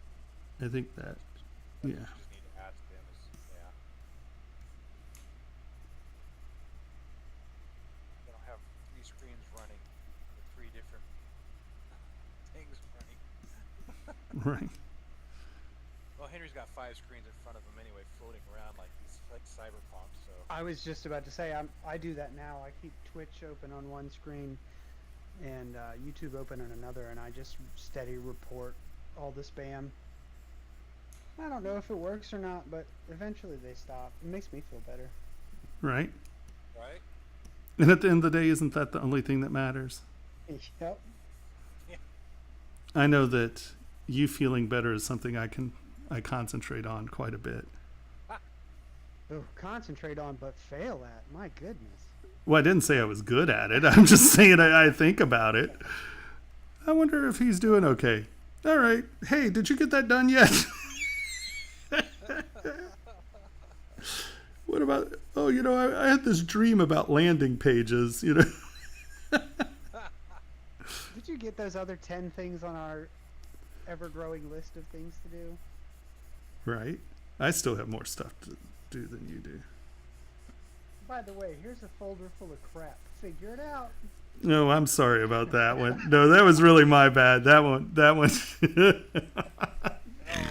see the Warhammer mini. Spreadsheet. I'm embarrassed. That was really bad. Yeah, you were like, he's just listing the things in that folder. Well, there's like 5 useful things in there of the hundreds of models. Yeah, that is definitely the. I think that I might have thrown away the good folder and kept the bad one. I mean, they're still out there. You know what I mean? The models are somewhere, but my organizational skills, I think you're all very familiar with. Yeah. Yeah, no, I want to see those Warhammer menus though. I was like, my ears perked up, like, wow, really cool. Let's see. There's a bunch of them. You have to put them in a file, send them to me so I can look at them. I am intrigued. I can't remember where they came from. Didn't I think I gave you access to the Dropbox? I'm certain we went over that. Yeah, I'm pretty sure we did. I have access, but I need to. Oh, remember. right. That's Oh, that's right. You have cheesy. You Yeah. can't. I have too much information for you to even open. Yes, and as we all remember, I'm saving up for the class to make T-shirts for you, so funding is otherwise diverted, or else I would have a cool deck like him right now. Wow, I'm not even going to go there with what I just heard. Deck. Just saying. Thing full of buttons to push. Mm-hmm. Push my buttons. Yeah. Serious question. Why do you have this part of the process via mesh/subdivision models to nail in the basic shape before you start sculpting?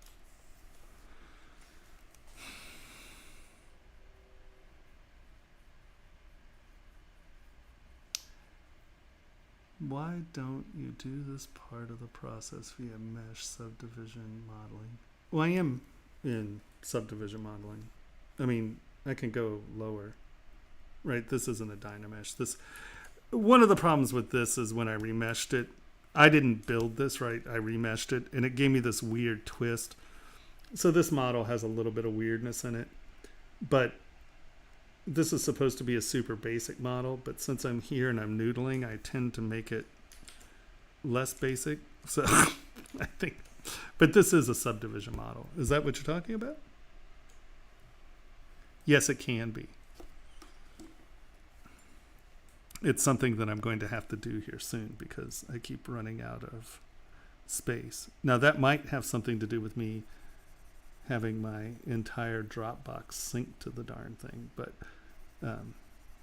So you can open up the Pro Engine and... Yep, you can change its RAM and its hard drive. It is upgradable. Ooh, that's not what... Whoa, everybody. Sloppy button work.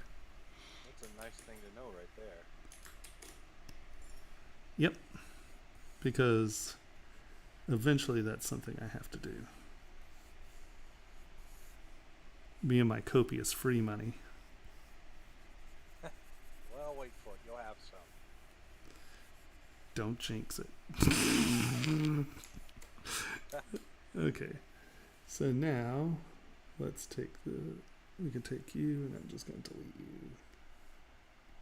So Henry, with that Stream Deck, did you also get the game capture cord, or you already have one of those probably, huh? The No, card? I ordered that along with it. I got a cam link, a 4K cam link, and the Stream Deck XL. Oh, you got the exterior one, you didn't get the card? No, I didn't get the card because I have this completely wild PC case, and the more PCI cards I put into it, the worse it looks. Oh, you are Needs to be so just vain. the graphics card. You are so vain. Yeah, for sure. You're talking about the monster on the wall, right? Yeah, have you seen this thing? I'm not going to screw it up with more cards. Yeah, no, that thing is... I got USB ports for days. I'm not putting more cards in there. Unless they're critical. Unless they're cool. got a Did you see who is it that has the RAM now that has the LEDs where you can have programmable LEDs on your RAM? A you bunch s- of people, but Corsairs is my favorite. And yes, I would buy that in a heartbeat if I needed it. It's pretty cool. It's pretty cool. Oh, yeah. I tell You you, can if program the lights to tell you stuff, like Yeah. RAM usage and whatnot. Right, and you've got that, don't you? I do have that. All of my lights tell me information. Right. But I mean, you've got the RAM that lights up to tell you, No, right? no, my RAM doesn't. I know. That's on the list, though. quitter. I built this before that was a thing. But you could just add it in, right? I could if I want to spend about $1,000 on more RAM that I don't really need. I got 64 gigs in here already. I don't need more. That sucks. I need a terabyte of RAM. What are you talking about? You don't see it past a certain point anyway. Not even in Photoshop. Yeah, I can't get it to use more than 32 of that.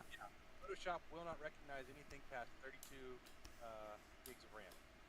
It will not, because I've got before in mind, and even Windows is like doesn't even see it. So we have a question. Got a couple questions. No, I don't mean multi-resolution / Dynamesh sculpting. I mean, why use a more basic polygon workflow at the stage before sculpting? Well, once again, normally I start with a very basic. Do I have a model that I've actually made here? Hold on. While you're looking that up, someone's asking, do you use a rotary tool? If so, why? What type of brand? Oh, you mean like a Fordham? I have a. Is that what you're talking about? For sure. Rotary tool. An NSK micromotor. Right. Use GAM standard to punch in details, or have any other brushes for that? I have a few brushes for it. I use Orb Cracks. I use SK Carve. I use Slash, and Pablo's clay knife. But I very rarely cut in detail. I build out detail. I like my detail to be layers, not cut into surfaces. It's an entire weirdo philosophy I have about making parts and stuff. So, yeah, it's a thing.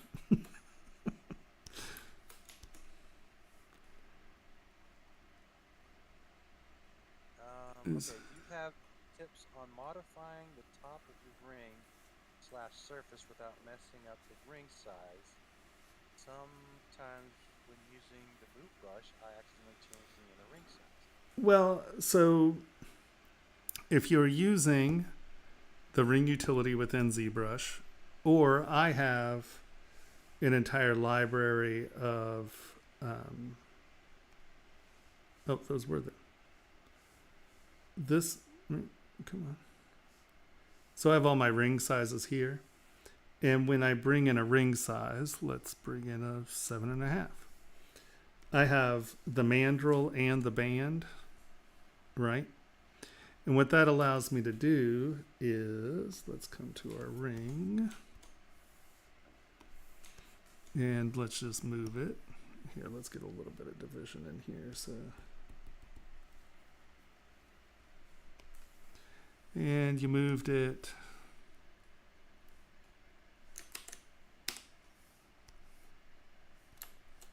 Right, you were moving around and you were doing this and you got all excited. And so you moved your band around. You're like, what have I done? Well, you come here, and I tend to use my mandrels flipped, so inside out. And first of all, this tells me where things are intersecting, right? If it's dark blue, it's on the inside of that mandrel. So the easiest way of dealing with that is just grab your project tool. You cannot use it with symmetry turned on, so make sure you turn symmetry off.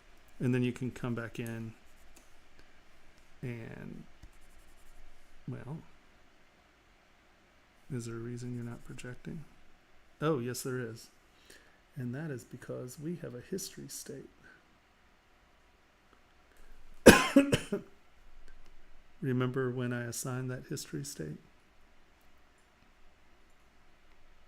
Not this session. It was on one of these rings. There it is. And that's why I say be careful when you're using history states, because it's easy to forget you do it. And then when you try to use something that you want to project, see, now it's working. So I have that mandrel inside out. So it's projecting to the positive normals, which are on the inside of the ring now. And I'm just going to just rub it down. Come to this side. Come to this side. Asking, what if you use a cylinder as sub-bowling to prevent ring turn diameter? To preserve ring Preserve. diameter. Thank you, guys. The problem with using Boolean is that the transitional surface, or the part that you Boolean off, right, is going to retain the geometry of the cutter. So if you'll notice here, let's hide this. And as you can see, I've done this. And now when we turn our geometry on, you can see that my geometry is the base geometry, right? This isn't a different cut. It is the same geometry. But let's undo this. And let me just throw two big fat surfaces in here. Right? And so now let's take this, let's throw this in a folder. Label your folders. Do as I say, not as I do. Make that start, make that a cutter. Turn off transparency because it doesn't work with transparency. Make sure everybody's visible. Boolean folder.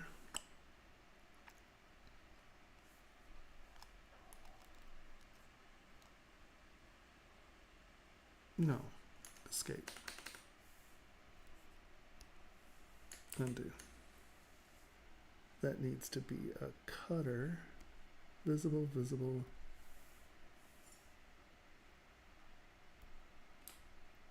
Yeah, here you go. So now you can see that it took the geometry of the cutter and it cut into the geometry of the mesh. So the difference is you've completely changed your geometry. Even if it's the same geometry count, you're still going to wind up with this as an intersecting surface, as opposed to, no, that's not going to go back. As opposed to this, which is your same surface. And so that way, if you want it to continue to sculpt on this after you correct the ring size, projecting is a lot better than cutting. Now, there are times when just cutting's easier and you're going to go straight to decimation. It doesn't matter. But if you're going to continue to sculpt on it, it's a big difference.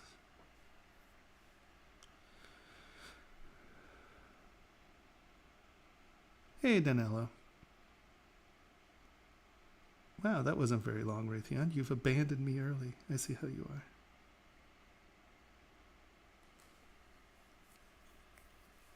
So it really comes down to preserving your mesh so you continue to work on it.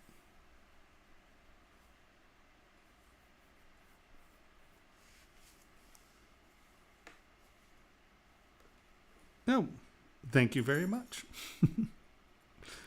Yeah, of course. That's why I'm here. I'm here to answer questions.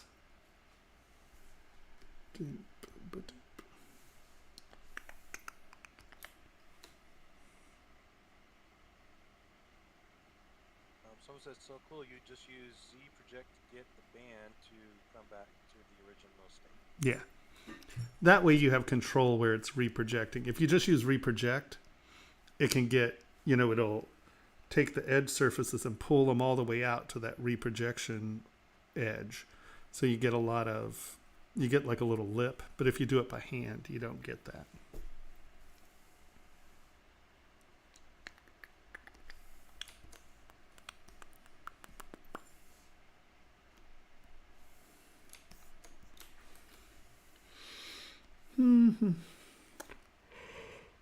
Oh my God. Too early for yawning. Goodness gracious. Yeah, don't start that already. I know. Yeah. Holy Hannah. Bad Tomas.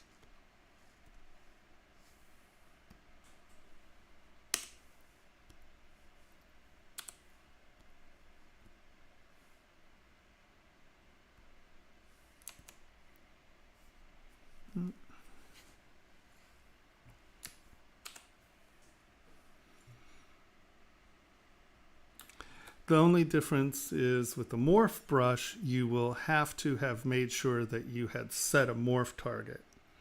And I tend to use history in history states instead of morph brushes now.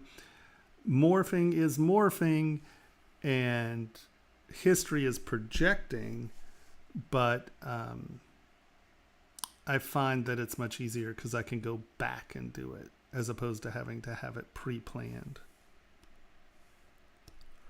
If that makes any sense. Oh gosh, that's bad. That's a bad sign, guys.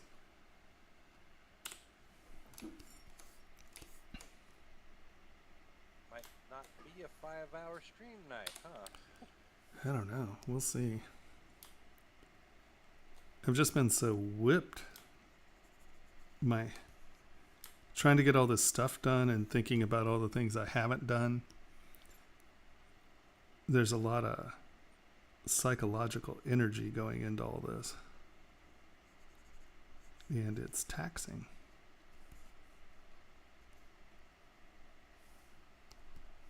Damn it.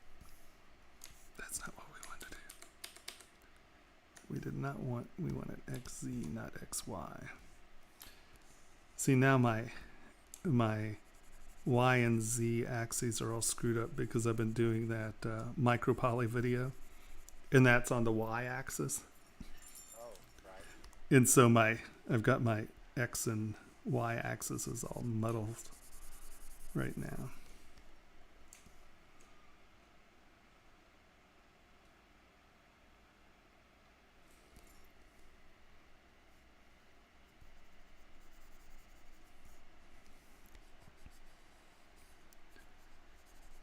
Yeah, I tell you I think the really long streams are going to have to wait till late November. Right.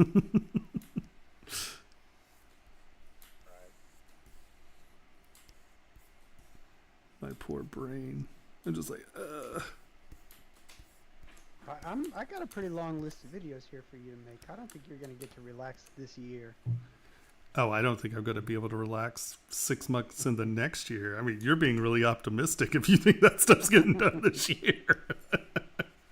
Way to just crush his spirit there, Henry. Oh, no, I've seen the That's what I'm here list. for, man. Oh, I've seen the list. The list is no surprise. Henry's the project manager is the way I view it. He's the guy. Yeah. The hub of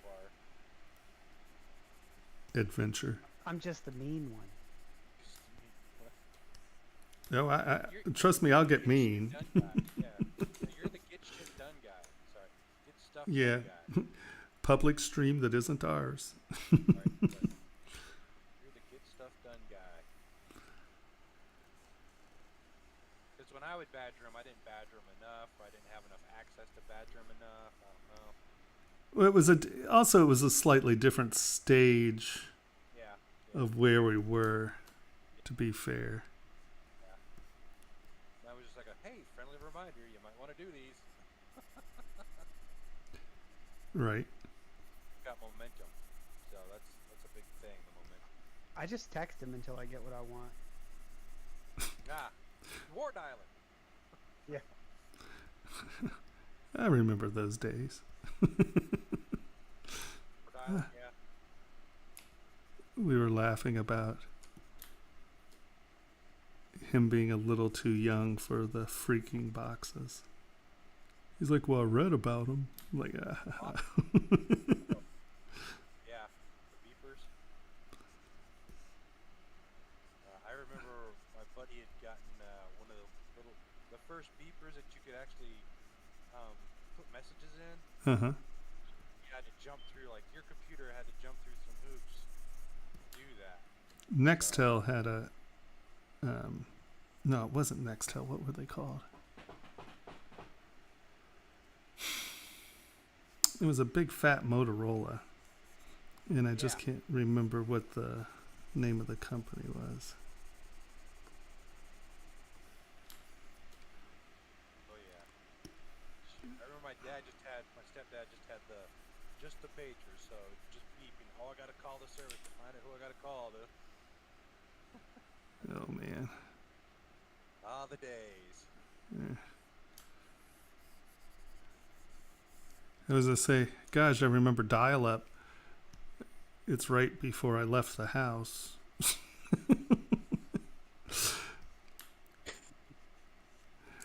Last night I was trying to download something and I was like, no, Henry, look. And I showed him and I was like at 1.09 bytes. Not kilobytes. Not megabytes. Bytes. Yeah. These are not symmetrical. Look at that. What's going on here? See how those aren't symmetrical? Mirror and weld, baby. Boop. Oh, look, they're symmetrical.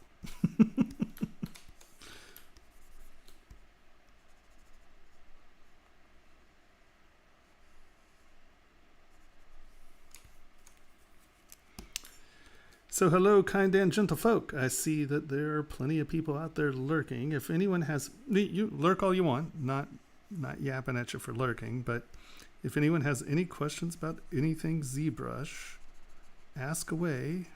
If it's gaming and film stuff, I'm not super informed, but ask, we might know the answer.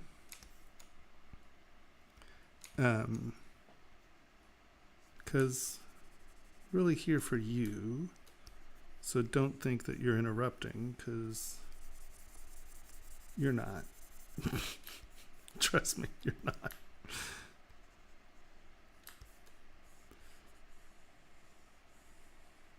I consider it saving us from ourselves. Yes. We're saving you all from me and my randomness. I get weird sometimes. Go south. Not really on this stream. I'm pretty good, actually. I think I've trained myself well to be polite for the most part. Oh, come on now. Your most used brushes. Clay tubes. 90% of what I do is with clay tubes. And then, well, I use SK Trim a lot. I use Slide, use the Move brushes. Well, I mean, this menu is really the brushes that I use for the most part. I use a lot of Sakake's brushes, yeah.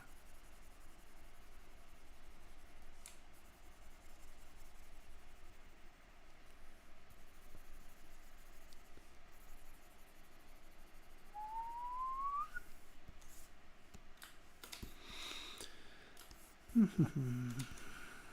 right. I think weird. How does it work? The process of 3D printing for making a real thing. Well, you take your model and then you prep your model. And when, I mean, by prepping, you have to decimate it down to the size that, you know, most printers can deal with. And I find that 1 million polys is a pretty safe, I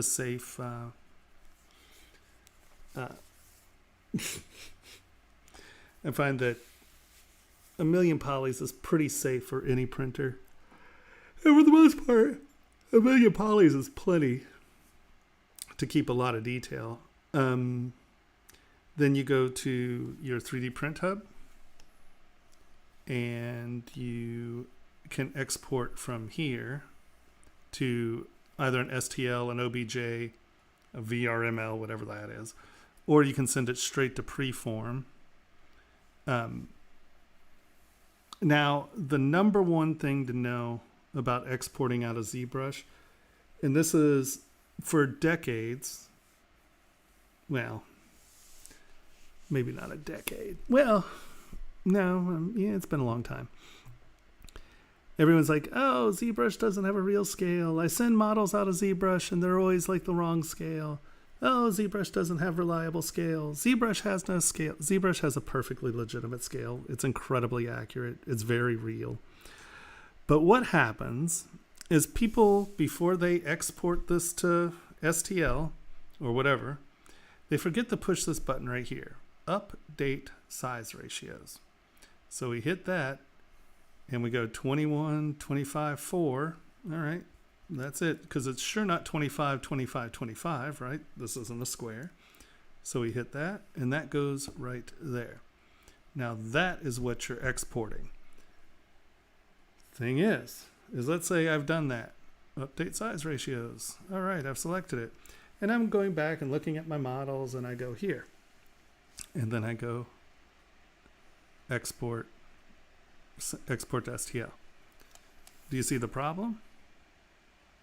Well, this has a head on it. That was the last time we put update size ratio. When we go to here, this doesn't have a head on it. So guess what? This is going to export to the 25, and this is going to wind up being too big, right?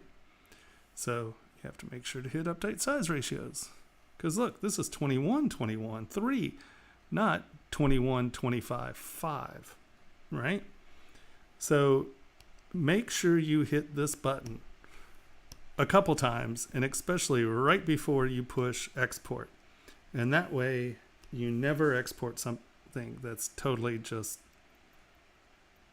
an irrelevant size. That's the number one thing I would suggest. Yeah. So you then print it in either... Oh, that has the ArtStation thing. We're going to have to make one of those that's a full process. It's missing the burn out there. But then you go into you take that model and you go into standard loss wax. Usually we'll make a mold of it and then use injection wax, but a lot of the printers have resins that are burnt. You can burn out. And one second, I got some weird fingerprint on my glasses.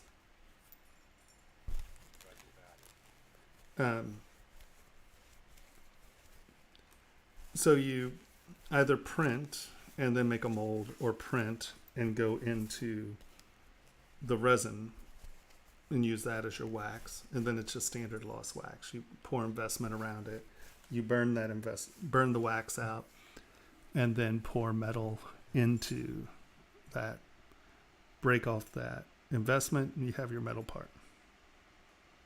We've got someone asking, do you have any resources for someone who's knows ZBrush and sculpting but wants to learn how to prep for 3D printing for figs, etc.?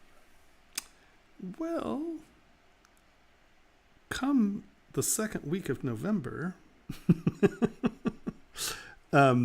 we are starting a school, which is really manufacturing for ZBrush. It is right now based in the jewelry design stuff, but we offer all of that stuff. How to make, design, and develop models for print. That's kind of what I do. So mid-November, we will have that up. And I would argue that that's some of the best resources you can get, because we have a lot of industry I've been doing this 16 years. My business partner, Tony, has been casting and making parts and printing for over 20 years. Well, printing for over 20 years. He's been a jeweler for 40 something years now. So, I would argue we're still going to be one of the best resources for that.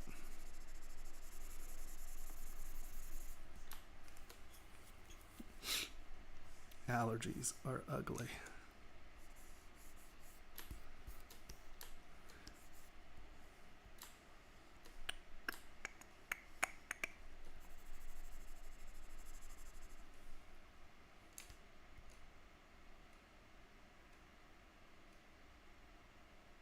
So, Sakaki's has a move forward brush that only moves away from the surface.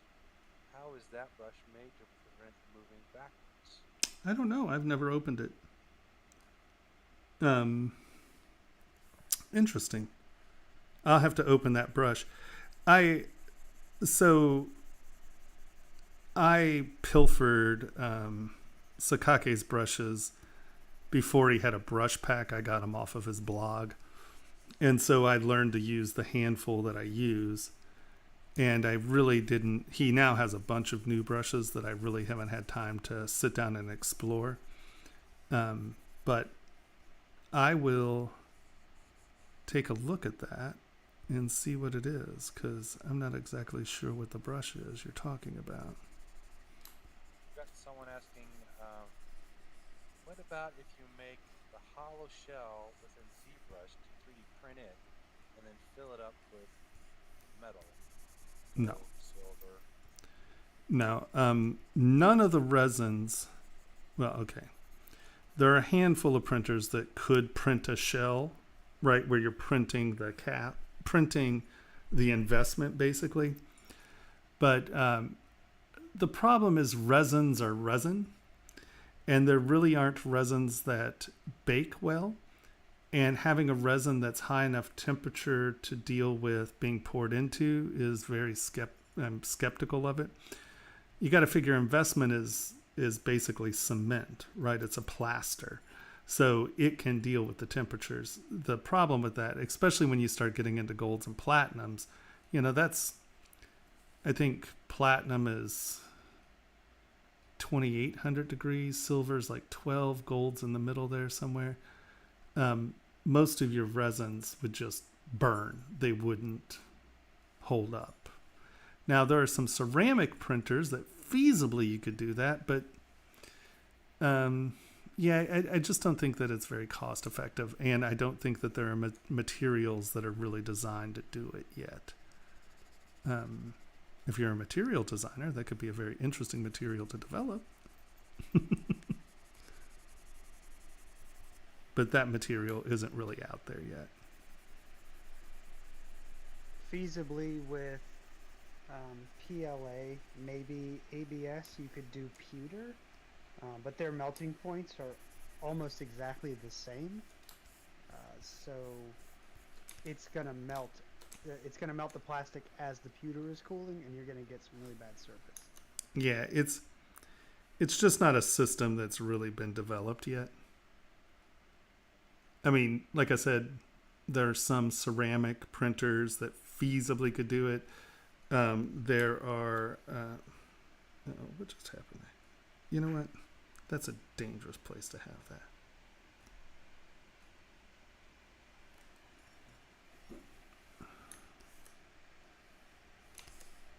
I keep winding up with weird positioned buttons. This interface is not a good one. This isn't the one that we uploaded. I have a different one.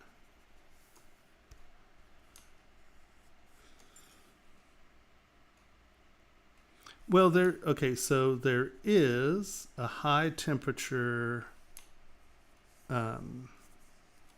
resin, Formlabs high temp. I don't know what temperature that is.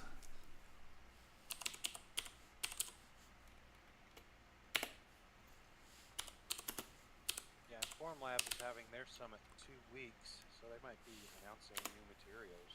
You never know with those guys. Well, they were supposed to announce a new castable.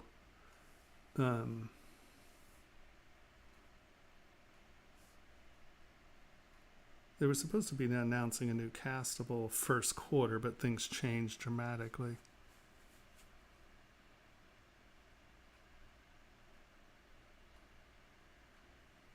Um,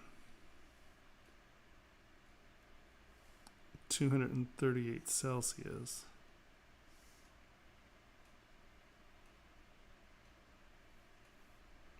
$289 for version 2. So what's 289 Celsius? I don't know. It's pretty hot. So that's just what you have to worry about right there.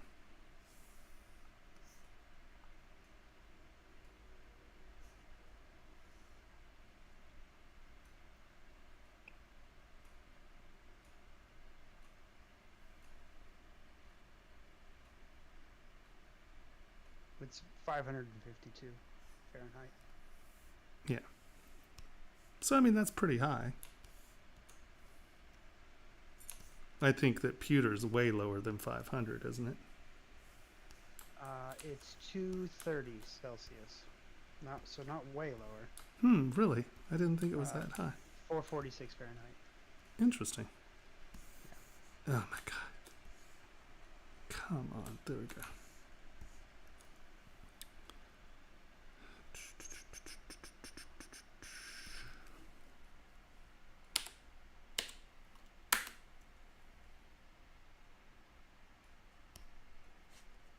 Oh, did I have symmetry turned on? I did. Good.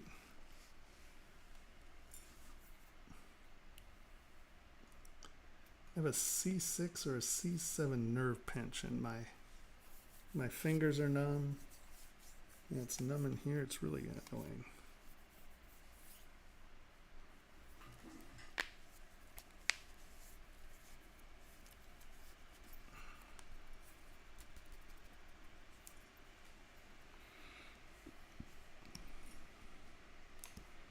See, that was a nice clean remesh there.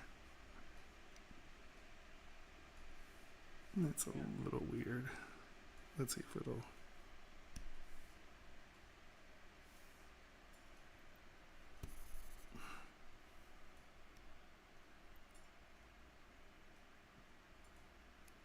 Does it see remeshing or not?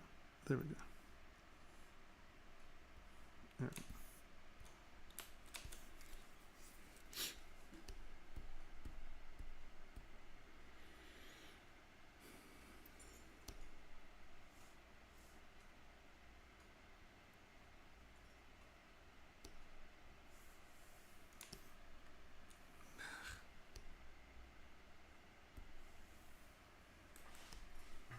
What's your computer setup, and for less powerful computers, do you have any advice on ZBrush to improve performance?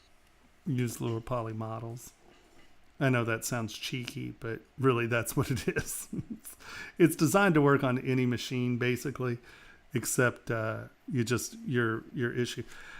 If you are trying to make higher poly models, do them in separate parts, or so here, let's take this up. I'm going to divide this higher res, higher res, higher res, higher res. So this is 11 million polys.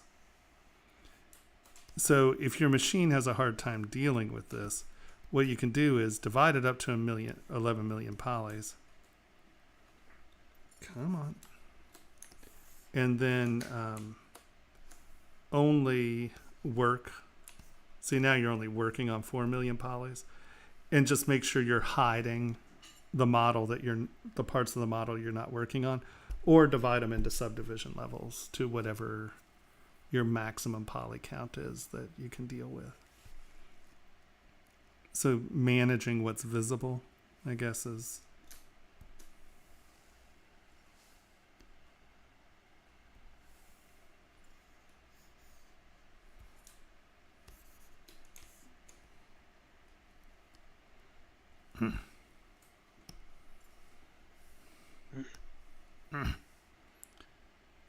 this is getting really annoying.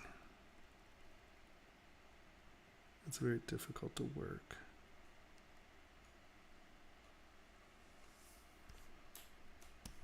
When it's doing that weird chug-a-luggy.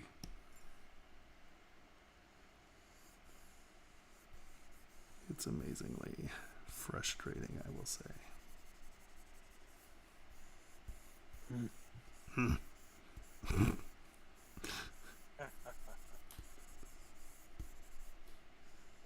My guttural utterances.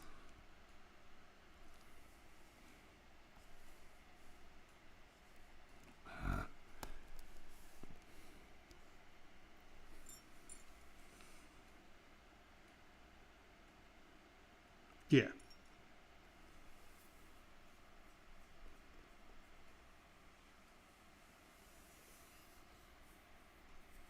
Sure. So,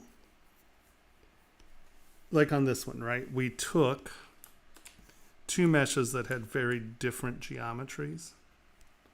And what I'm looking for in a good remesh, you can see that my geometry is pretty even. This stuff in here isn't too squirrely.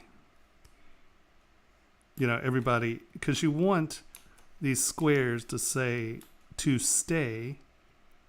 as similar in size as you can get.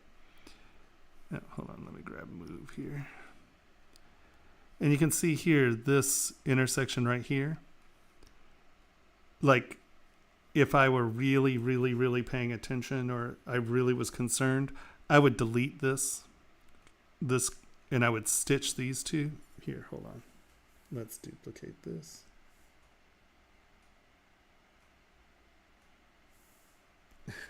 See what I mean? I'm tapping things and it's not working.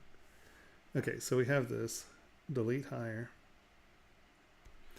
And so normally, after my remesh, and I'm like, okay, well, this like little point is going to become a pinch point because it's a little weird. And here, let's come up here. And let's go up here. See how there's like this little dent here? Even at this higher resolution, this is a point where I'm going to get like a weird little pinch probably. And I'm up high enough that, but you can see how it's not really going smooth. When I stroke over it, it kind of bites a little there.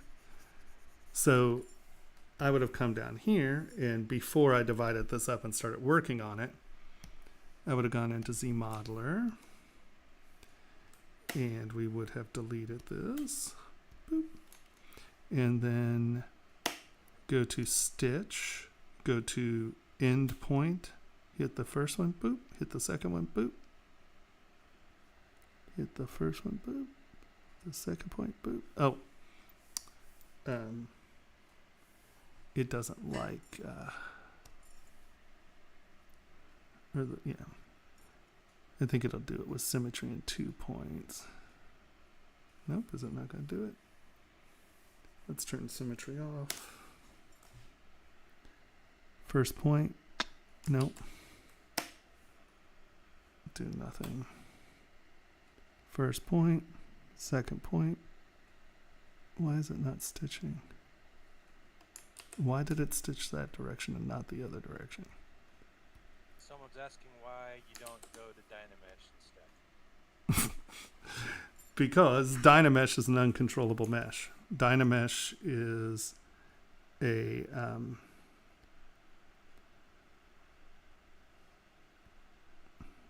even though I do not understand why these aren't stitching, that's really annoying. It's because my monitor's out of calibration. There we go. And so we'll come here. And now you can see that that's not a weird star point. It's a nice clean joint.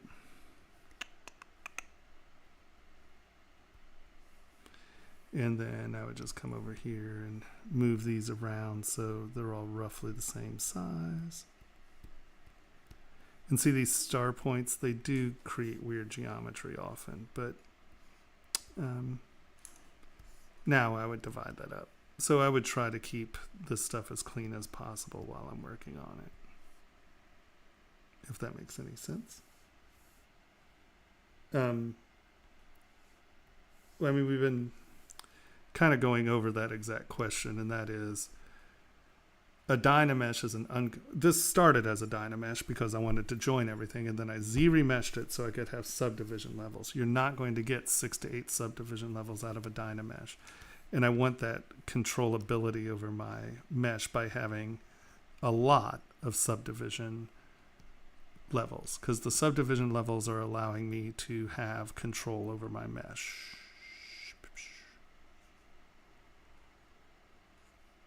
I mean, I'll go over it again if you need me to.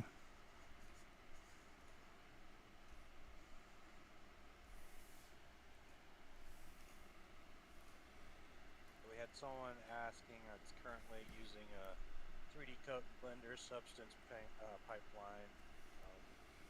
They wanted to get some tools, some ZBrush tools to work in a workflow should they get some core this year. But Henry, I think, has pretty much covered that one. Oh yeah, so you mean he covered it right now? Yeah, I was gonna say, because he's the one who's actually, I've never even opened core. I don't know. It's pretty good. That's what I started with to get a feel for ZBrush before I committed to actually paying for it. Only difference is there's significantly less brushes, but there's still plenty to get you going. You can't use like SK brushes. You couldn't import Tomas's UI, that sort of thing. But I mean, if you want a test of the product in a way that's a lot more than Core Mini, which I think lacks just a little too many features to be a good test. workflow capable. Yeah. To be a good test. I mean, it's a lot. Core Mini is a lot of fun if you just want to see if you enjoy sculpting. If you already know you're going to enjoy sculpting, then taking the dive into Core for $10 a month, you can cancel anytime. It's pretty legit. Then if you really like it, if you like Core and you think it fits your workflow, buy the full license or just keep paying $10 a month, and then you can. If you buy the full license, you can put that money towards ZBrush later. They give you a discount on upgrading to full ZBrush. If you keep paying $10 a month, you can't put that money towards the ZBrush purchase. But Interesting. Then you have, then you know you can drop out at any time Right. if you aren't satisfied. Interesting. Also, for the guy that's working on for that answer, I was told by a buddy of mine that if you're wanting to do AAA games, you want to do it in ZBrush because ZBrush goes higher in resolution than Blender. Littler houses and independents tend to use that program Blender for their stuff, but AAA games they look at ZBrush models more. So if you're leaning towards that, that would help you in that area. There was someone talking about Blender. Well, he was saying he uses the Blender. Hang on here. What is it? 3D coat, is that what? 3D Coat. Yeah, 3D Coat, Blender, then Substance Paint, Substance Pipeline. And that's it's pretty much kind of what Shane teaches, except he uses ZBrush. Yeah. But yeah, smaller houses and independents tend to use Blender. Thing is this, if you're a sculptor, I've tried to use Blender, and Blender to me is not a sculpting program. It's a CAD program that has some sculpting features. Now, from what I understand, this last upgrade has made it a much better sculpting program. But, I mean, it's not ZBrush. And I'm not just trying to be winky about it. I mean, it's not ZBrush. Now, will it serve your purposes? Well, it very might. I mean, a lot of people use it.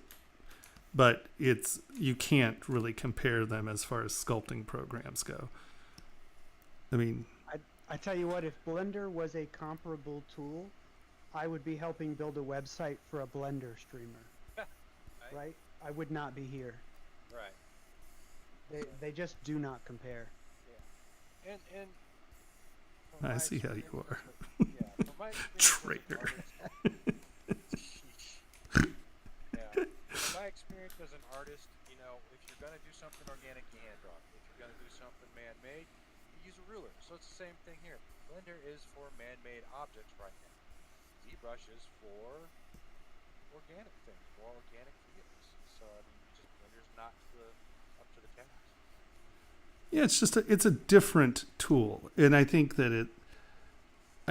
because it's free, people like to try to compare the tools as, oh well, that's free, and ZBrush isn't. Well, I'm just gonna say, $850 or $900 or whatever the actual cost of ZBrush is these days, that might as well be free, because that's a perpetual license. I bought this program 16 years ago for, I think, like $650 or $670, and I've never paid another penny.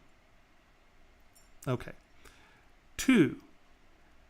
16 years ago, I bought this program for $615, $650, $670, whatever. It was in that range. And in 16 years, they've only raised the price like $200. So I don't know. I think that the concept,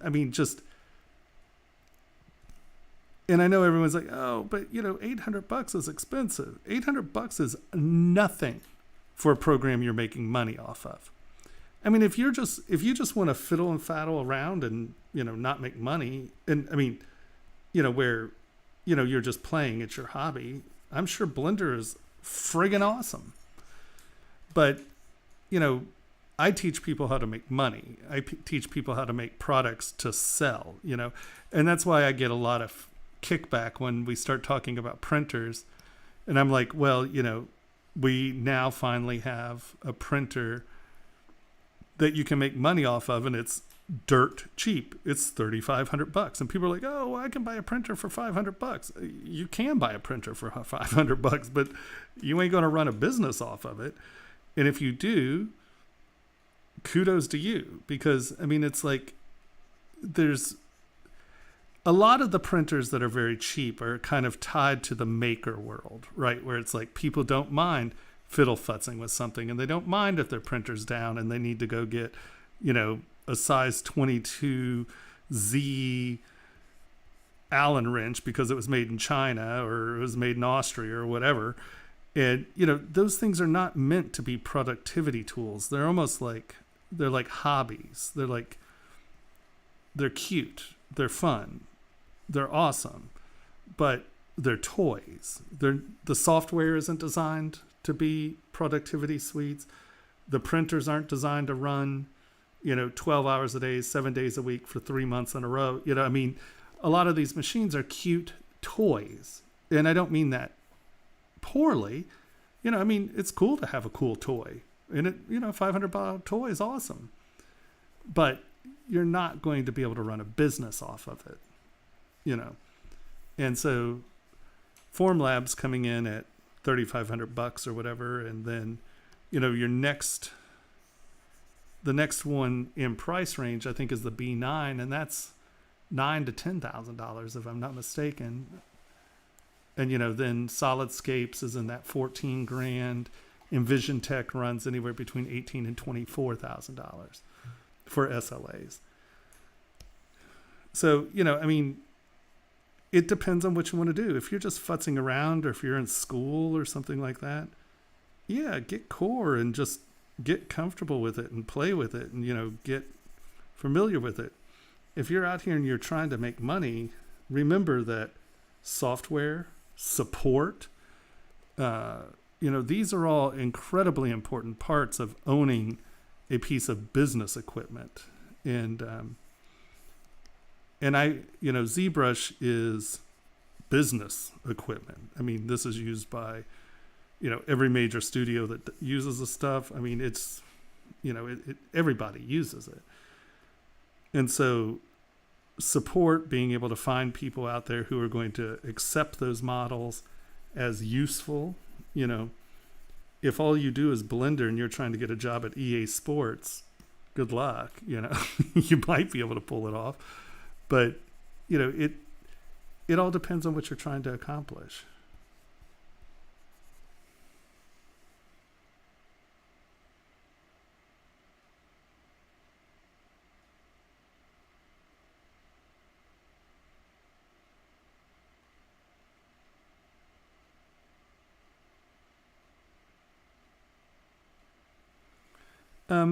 I used Mudbox for a little while, like on the beta team when it came out as a product. You got to remember it was developed at Weta, and Weta uses ZBrush. I'm just saying, it's something to think about.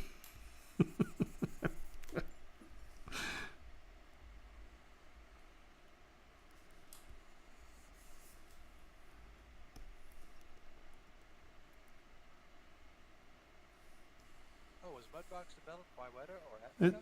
I think so, if I remember correctly. It's funny, when I was watching a documentary on ILM, Photoshop was developed by those guys, by two of the guys there. So Adobe was created in ILM. Yeah. Now they left Adobe, they left ILM to do it, because ILM would own part of it otherwise. But yeah. But yeah, that was their whole. They're like, we need to do something for this film, and outside on their time, they created something that would work. And Adobe was made. Yeah, some friends of mine started their company out of ILM. He's the one who spent 2 months making the rotor the helicopter rotor animation for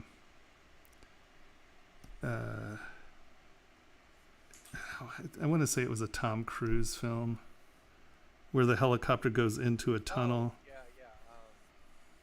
Mission Impossible 2, I believe that was. Yeah, I think that's Or what? That was one. yeah, I think that's where that was developed, or it was for that film.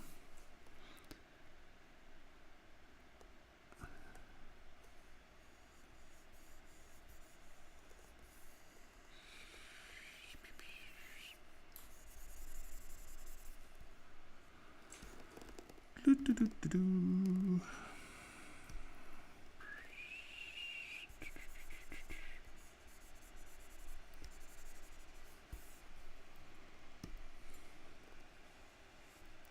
Mhm.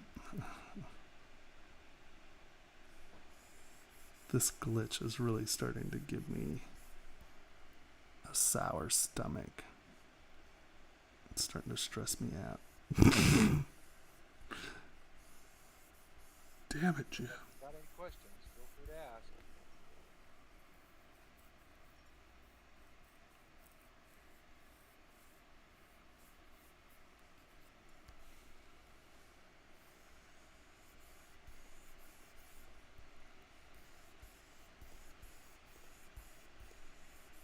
Mm-hmm.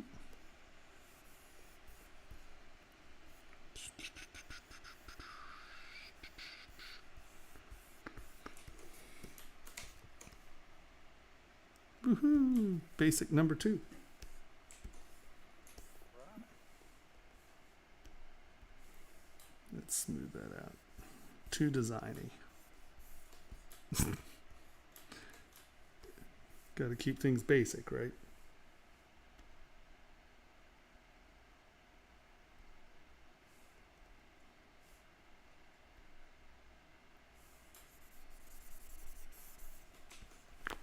Oh, that really doesn't feel good. Done. Regurgitating. I know. So come over and use mine. See? Right, Tony? See? Swear by them. They're awesome. Yep. Every time my back pops out, it takes me nothing but hang it upside down for 3-4 minutes. Feel it go back in. Oh, it's a good feeling. Good day. Back stretchy thing.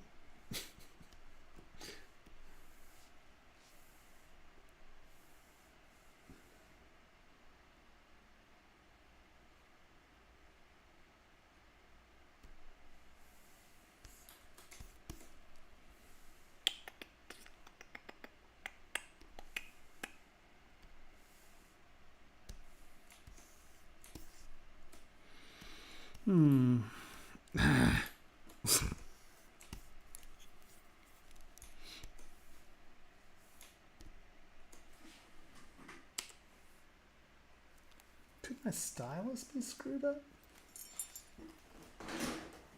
Could be. You got any nibs? Yeah, I was just saying, your nib insecure? That was what I was just thinking.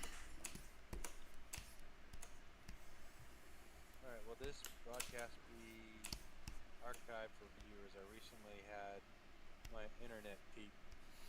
interest peaked in the idea of designing jewelry, and this looks really neat.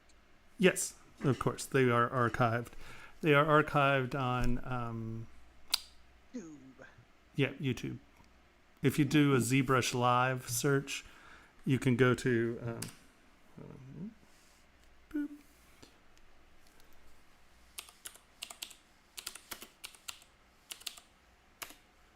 If you go to the ZBrush Live page, you go to Presenters.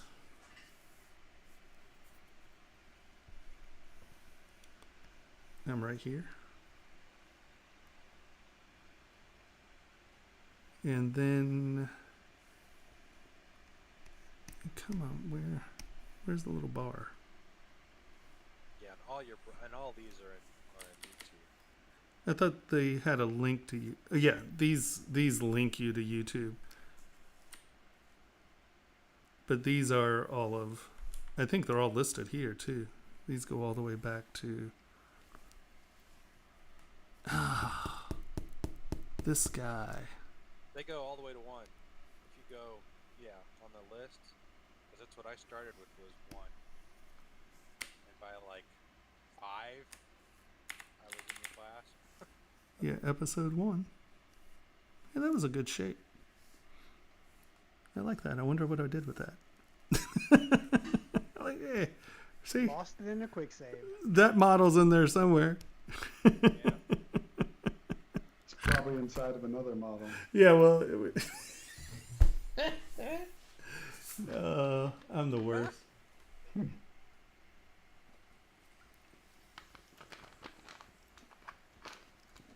Here's another automation I need to build.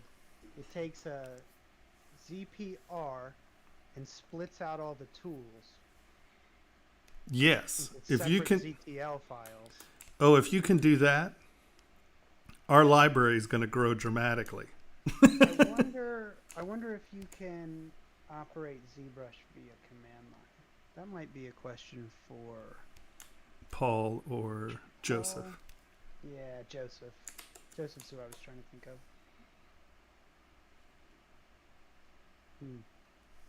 Well, I mean, they do a lot of Z scripts. That's what I'm thinking, and you can make it run a Z script automatically. So if we can really, if I just get the command line to iterate through every ZPR in a folder, so it'll open the project directly, and then just run that script. Right. Boom, boom, boom. Save, save, save. Yeah. You know what I just heard? Blah, blah, words, script, blah, blah, run, blah, blah. Yeah, I think that's word for word what I said. I'm pretty sure it is, isn't it? Pretty Yeah. sure. Yeah. That would be amazing if you could pull that off, though. I mean, That would make me happy. okay, here we go. What techniques do you use to apply a uniform pattern on a mesh?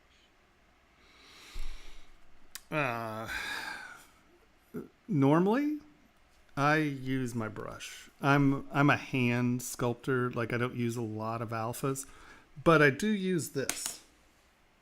Dun dun dun. Yes. Lazy Nezumi. And so, hold on, let's control 1. We've latched it. We'll hide this. So what's nice about Lazy Nezumi is that it has all these lovely tools. Like I can draw a circle on a surface, or hold on, we need to actually get on a brush here. So you can draw circles, or you can have this lovely little guy right here, lines, ears, boop. And so you can come in and, you know, draw a little pattern here. And what I like about this is that my lines are straight, but the thicknesses are a little different, and it just holds it really nicely. Now, there are tools that allow you to lay down multiples. Now, there are also, within ZBrush, hold on. It depends on what you're talking about, obviously, but within ZBrush brushes, let me see if I can remember which one they are. Come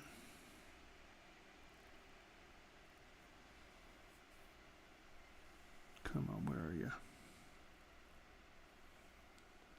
Tracks, maybe? Nope. Oh, he's asking if Lady Zilazumi is an extra plugin. Yes. Well, it's a separate program. It's not actually a plugin. It works on every program. Here we go. So there are these curved brushes in ZBrush. And it allows you draw a line. And then you drag it. And so, hold on. First of all, let's turn symmetry off. let's make this smaller. And let's get rid of that. Okay, so I'm going to draw this line. And then I'm going to come in and I'm going to drag it. And so this is a way that you can lay patterns on surfaces. And there are a number of them. There are grids. And it's going to... Well, it was supposed to lay down a grid. Maybe it's because it's on a curve. Nope.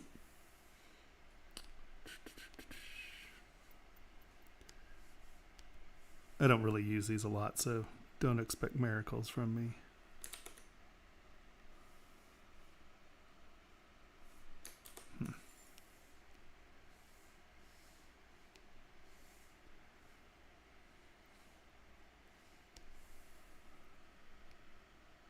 It's asking, what about something more automated? I mean, you can use an alpha, I guess. Is that what you're talking about? I mean, I don't really do automated. I like hand sculpting. It's what separates my work from other people's. But let's see if I can find an alpha. One sec. Is that what you're talking about, an alpha?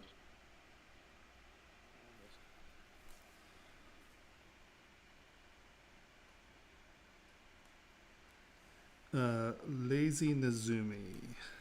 I've already put it up there for him. Oh, great. Let me see. Stroke. Curve function. Delete. Let's see if we can find... Hold on. Let's get out of that and go to... Well, actually, we're going to want to go to standard brush. We want to go drag. I'm trying to find... I mean...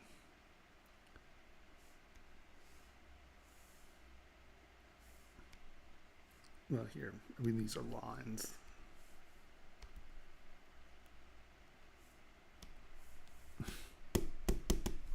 Oh, I hit import, didn't I? You know, if you have a graphic that's a line, I mean, you can, you know, drag them on. Obviously, that only has 4 lines, so that's a crap alpha. For what we're talking about. Also, the focal shift. Whenever you're doing these alphas, and you see how you only get 2 of them, you're like, well, wait a minute, there's 6 there, 5 there. That's your focal shift. If you make it -0, see it's sharp. So, like, if you had alpha that had more lines on it, I guess you could do something like that. Also, actually, there is Noisemaker. Now, I'm the worst person to demo this because I can never get Noisemaker to work for me. I don't know why. And I know it's just like one thing like, Tomas, you never turn it up or something. But under surface, there is noise. And if you go into... Where is it? Noise plugin. See, there are all these different spheres. Let's do stripes. Stripes. You can pick the width, the amplitude, and all this. And we go, okay. And we go noise scale. Plugin. Okay. Well, that's just noise. So actually, hold on. Do we go here? Noise plugin. Cancel. Sorry, I'm the worst person to demo this because I never get it right. Because I don't use it. But amplitude, scale factor. See, I should be seeing stripes over here, but I'm just...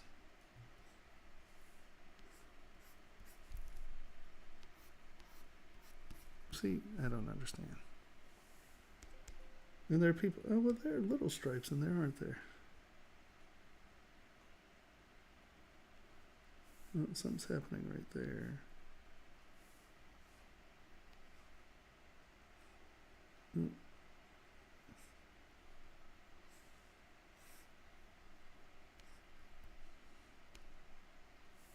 So you can see a stripe right there. I don't know.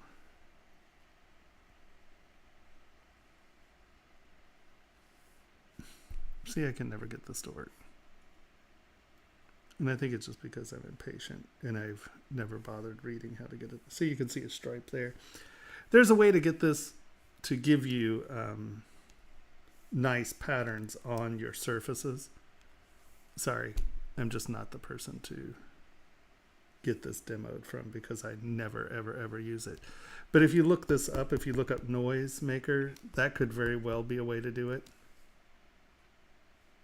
Yeah, Tomas, I think you don't do the plugin. Use your own alpha through UV I think will get a better pattern. Oh, okay. Let's see if we can get a good pattern.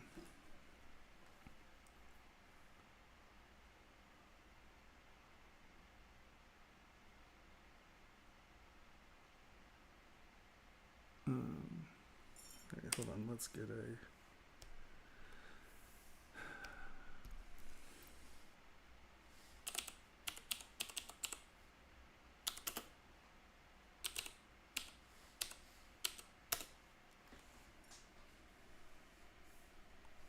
So, I mean, I'm not sure exactly what kind of alpha you're talking about, but let's download an alpha.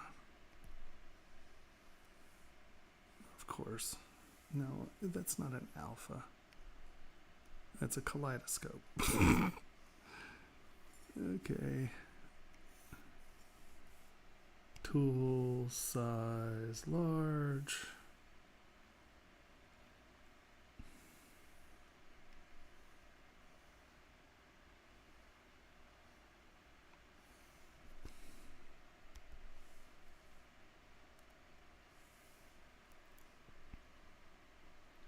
Save image. We're going to put that in pictures. Save. So we're going to come in noise. So where do you put in your own alpha?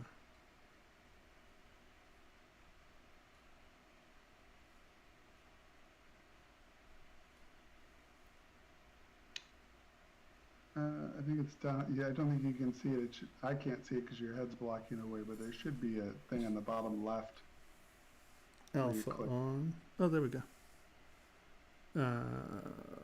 Where did we put that? Pictures.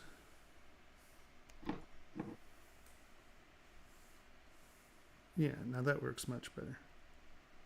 Kind of. You have to turn up your strength, yeah.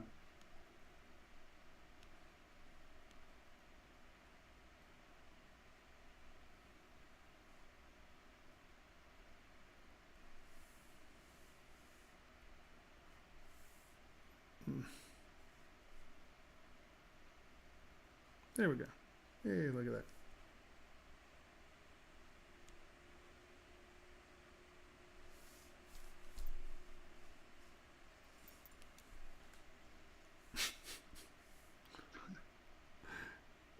I know what you mean. Yeah, I guess you can do that. So I guess that's a way of going about it. And there's a way to get the noise plugin to work where it really does put those geometric patterns on there. I just can never get it to work. But then this is all I do. I don't ever go farther than this. I get frustrated. I'm like, well, that's dumb, and I leave it. So I'm not necessarily the person you would ask about that one as far as that's concerned. I do tend to lose my patience with things. Because... All right. Oh.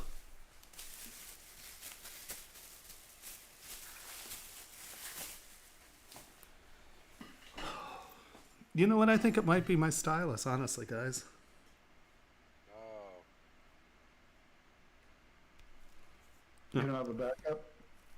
Yeah. Because this seems to be working fine. Or better, I think. Is that the 3D one? Mm-mm. There's a 3D one for the new one? It has a new button. So there are three it buttons. Just has an extra button. Oh, so there's 3 buttons on it. Not on mine. Yep. So now that's interesting. I wonder. I don't have extra styluses or extra. Nibs. That would suck because this is a newer stylus. Man, I burned through styluses. That's not good. Okay, so technically, yes, there is a way to do it. I would say Noisemaker, if you're looking for something that's supposed to be more regular, if you go in and learn the settings, I'm sure it's just I'm not pushing apply or something like that. Only because I get frustrated. I'm like, sorry about that. I'm not, like I said, I'm not always the best person to demo certain parts of these programs. I know it. Like Paul and them, I'm like, oh, well, I'll try that. They're like, no, don't do it because it makes our program look like crap. Trust me, that's me, not the program.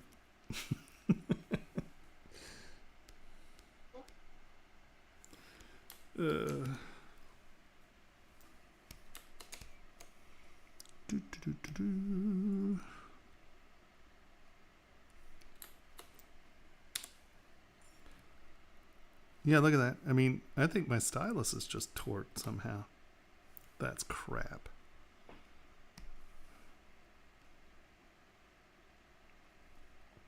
Those styluses are not cheap. No.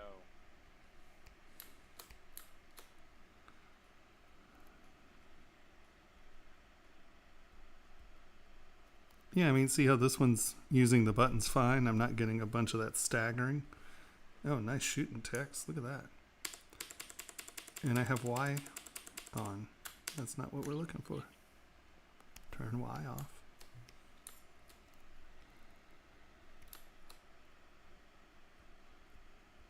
Stylus just maybe wore out. I mean, how much do you use it every day? Really? Bunch. Now, to be fair, that's true. They're not meant to be a consumable resource. Just the nibs. Just the nibs, but yeah, but sometimes there's a guy out there that just beats them all to heck. He does bang on that screen with it. I mean, it might have been dropped a couple times. I don't know. Maybe just once or twice. Use it at a dartboard or...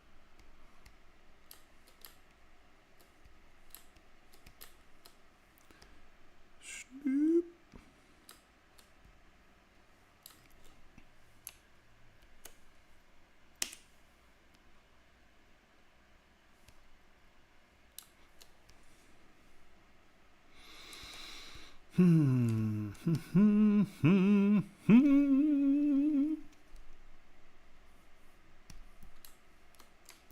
Don't make me start singing Don Giovanni. Don Giovanni. Yeah. Opera. Not what my voice was made for.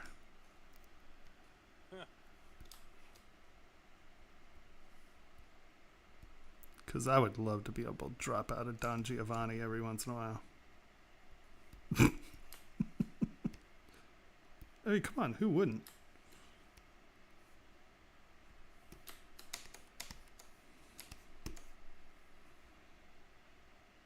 I'm so desperately trying to think of a question right now. Yeah.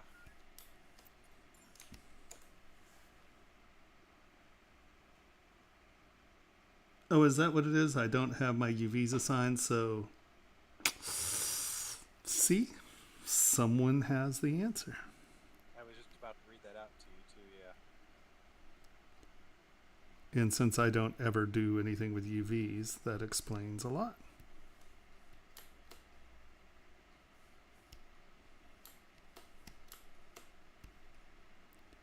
UVs, isn't that purple light?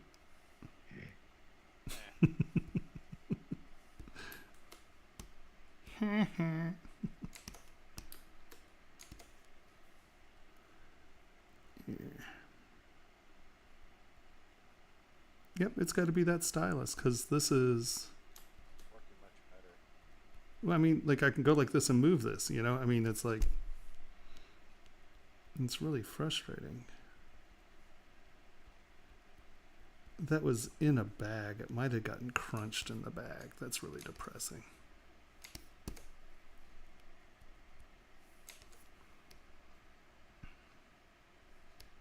Just call them. They'll send you a new one.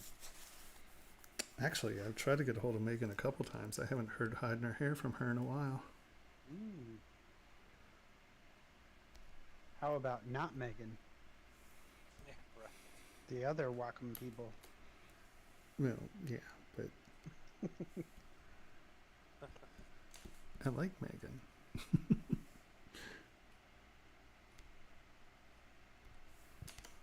All right. W. Remesh by Dynamesh. Boop. Yep. Delete lower. Remesh by Dynamesh.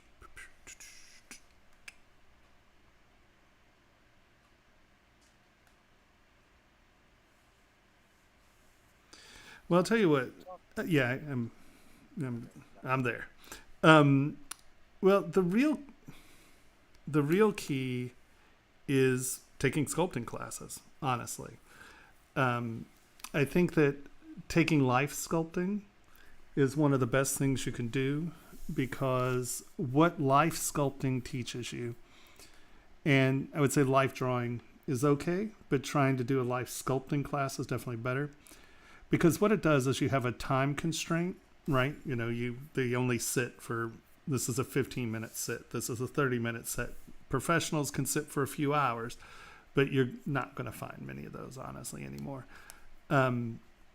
And what it teaches you to do is identify shape and form simply, interpret what the forms are, and there are those books, Sculpting, Anatomy for Sculptors, isn't that it? Yeah. Hang on, we're posting them. And I think that even if you don't plan to do a lot of anatomy, this guy bases his work on Bridgman, and I like Bridgman's work a lot. But I find that these are really good because he does it on top of actual bodies. But this is the kind of identification that you need to start being able to do. And that is, so what this is saying is figure out what the mechanical function is, right? These are the mechanical joints, right? It's bending this way here. It's bending this way here. So figure out the mechanics, figure out your planes, and then you go in and you figure out your actual muscles, and then you go in and tune your muscle. But what's cool about him is that he does it on actual bodies. And so he's very clearly showing you how these muscles are working, how they're pinching and serving. And I think that this is a very, very good way of learning how to identify what's happening muscularly. But if you can do this with muscles, and I would say start to identify things in planes. Think in planes and layers, and you're going to be a lot happier. See how these are layers that are sitting on top of one another? Once you understand how the layers and planes work, you're going to be able to identify form and shape much easier in everything you do. Right? Hold on. Like, you can see here, it's, you know, he's showing you what's happening to the meat in there. But look at how he's breaking down the fingers, right? If you start to wrap your head around the constructivism of what's happening, you know, he's going through and he's showing you how these muscles are overlapping and working. And the other there's a little app called, what's it called? One Talking sec. about the body one? Yeah, it's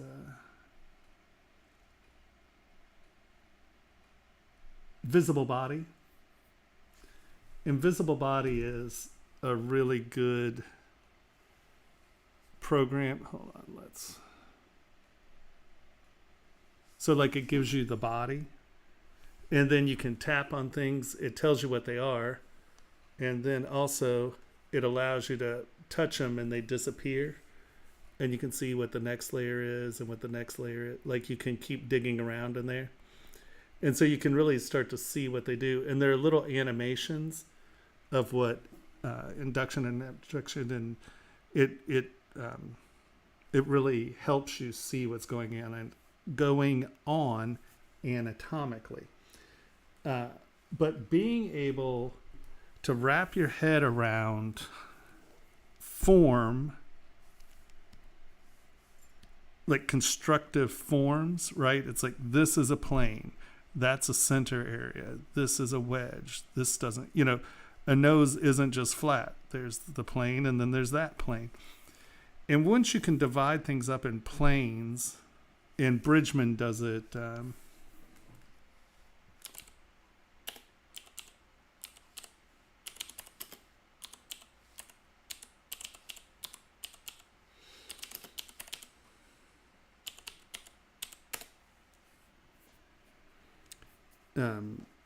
he does it as well. Yeah, but do you see what I mean? How he's breaking up the anatomy in these blocks of anatomy. And Bridgman's constructive anatomy, and is it called the human machine?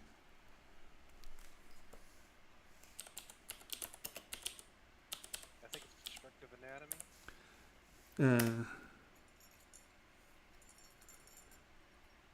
No, here we go. The human machine. And what he does is he goes through in the human machine, he goes through and discusses like how the joints work, what are the directionalities, what goes on top of one another. They're very interesting. It's an interesting way of viewing how the body works. But he really teaches you to identify things in planes and forms. And I think it's pretty obvious that you can see that the other guy actually learns quite a bit from Bridgman and how he uses this stuff. And if you can break the body down into planes and functions, right, and understand what's happening, that will allow you to break down anything into those rough forms, planes, and understand what's going under and what's going over and how they're pinching and what happens. And that's the number one thing you need to do as a new sculptor, is learn how to see. It's not learning how to sculpt, it's learning how to see. Because it doesn't matter what a good technician you are with your hand and a loop tool, or clay tubes and a stylus, you really have to understand weight, balance, form, shape, and then you'll start to have a grasp of kind of what's going on, I think. At least that's what I would suggest.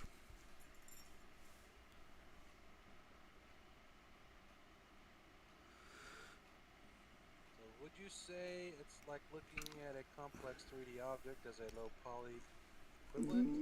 No, not really. No, so, okay. Okay, well, let's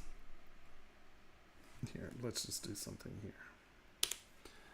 Let's divide this so I have a little bit of geometry here. So, these curved objects, right? I'm just going to, let's just say this is the back of an arm, right? So your deltoid comes in. Hold on, let me make this much stronger so I'm actually moving some material.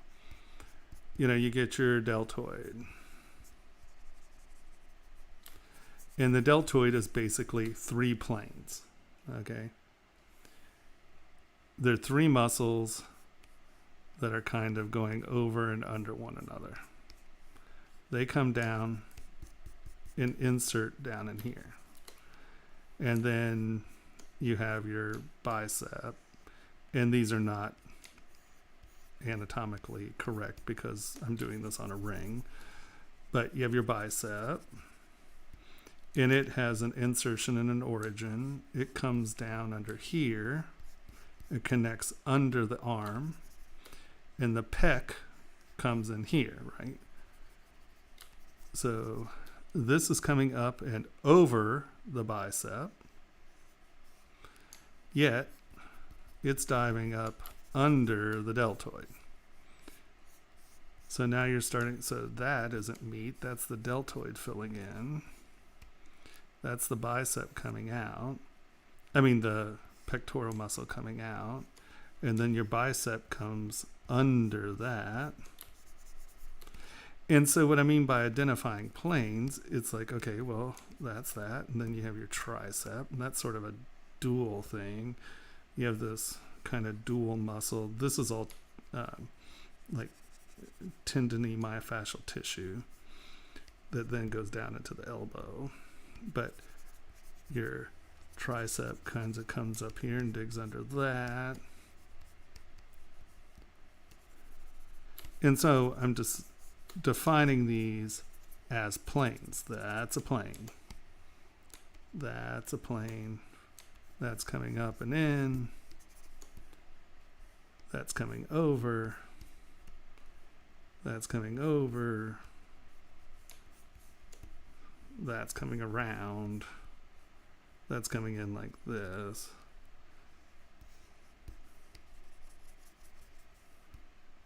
Right. And so when I say thinking about things in planes, it's okay, this plane is going under this plane. This is a triangle shape. This is tight up here and becomes kind of bulbous in the middle, and then it gets tight down here. And so being able to identify these forms, you know, because this is sort of a flat face, and then that has width, and then that's going like that. Now you come back in and fill it in some. That's a flat plane like that. This is a flat plane like that. And so you start to identify your forms. You start to get the things that are actually diving under one another, right? This is actually coming under and then going over. And you can see how I dictated that as two planes. Right? These are still curved surfaces, but these are flat planes. And once you can do this, you're starting to understand the relationship between these forms. Well, then, you know, you can then translate that into how you perceive other forms and shapes. Does that make sense?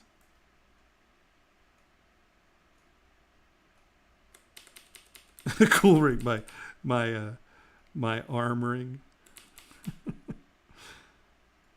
Someone's asking, you also work in Rhinoceros 3D?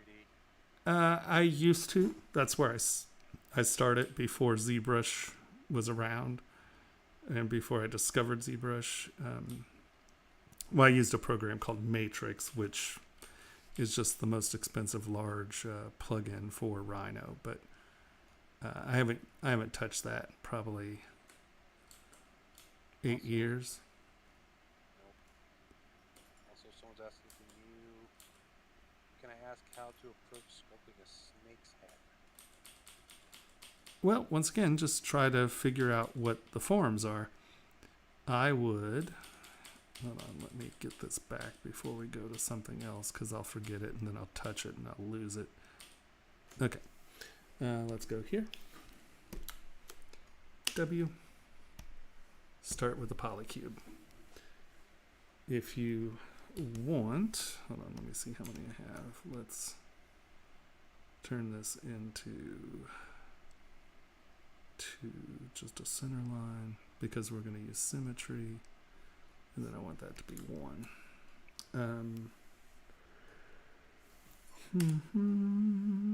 Boop. Snakehead.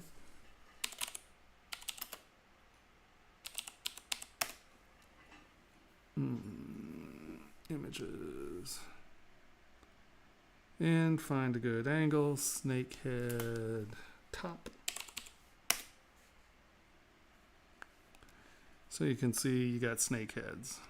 So what kind of snake you want? We're going to say you want,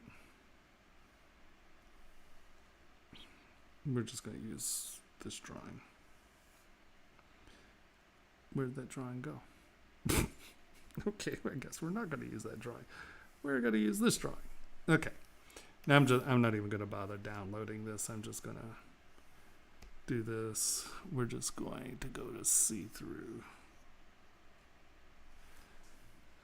W.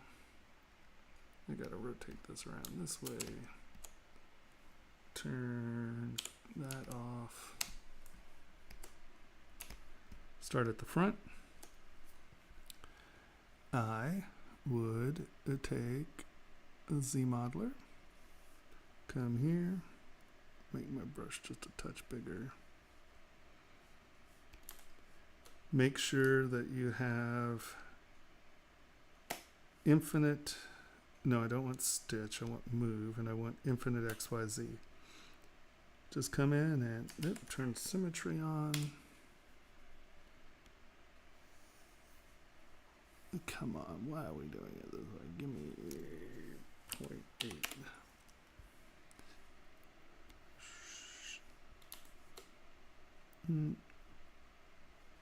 And then boom, boom, boom. And I'm gonna, nope. I'm gonna pull this, stop that. Why are you not key meshing? Oh, because I have do nothing on. We want that to be key mesh. Boom. I'm just gonna tap this out. And that's boom, boom, boom. Keep these relatively the same size. Boom. Now I want that to start at that eye and I want it to end there. Boom, boom, boom, boom.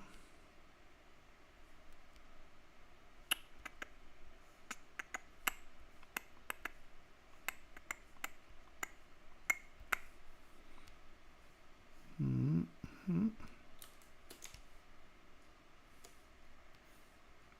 Boop. Boop.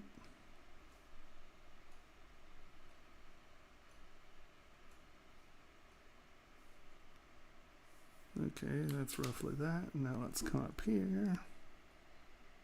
And we're just gonna go.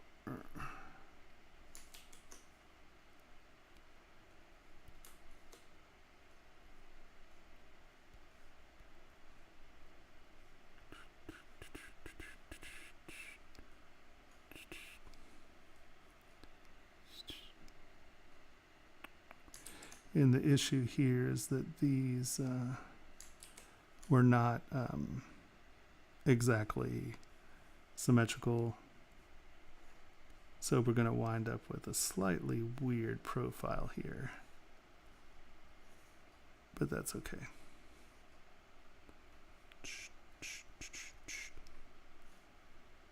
And now we're going to have to come in and do a little, let's turn see-through off for a second. First things first, we wound up with a bunch of extra lines in there. That's called sloppy touching. And now we're just gonna drag those up.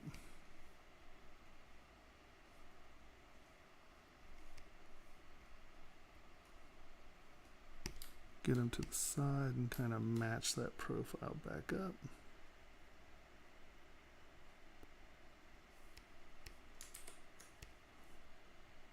Stop it. Do nothing. Stop touching my lines. And now let's punch these. No, grab my line.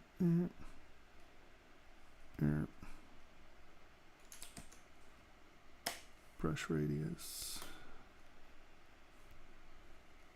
And so now I would go boop, boop. Inset. And just smooth that out because I touched, hold on, before we do that, let's get rid of them here. No. Alt.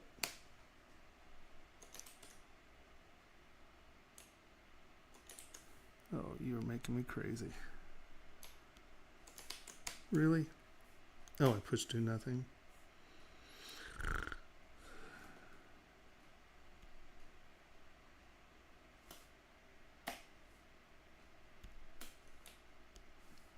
we go. Let's get rid of some of these.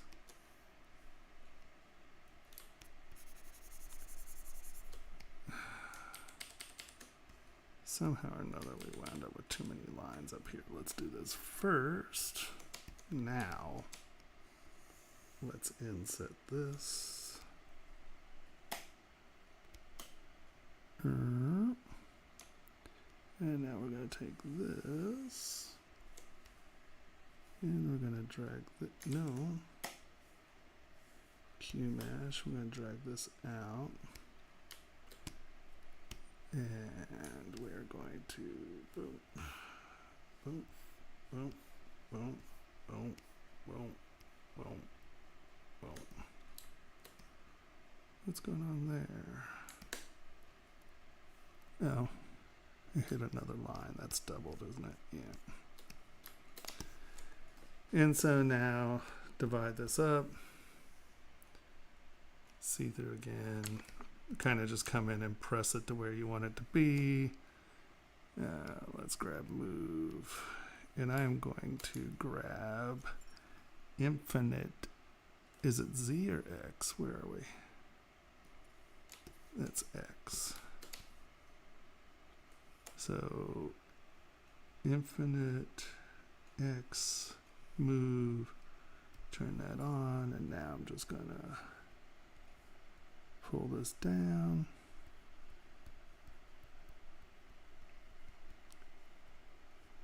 And then make my brush smaller, and I'm going to push that back up. Because I know that blue line is where our inset was, so that's a little bit of a step right there.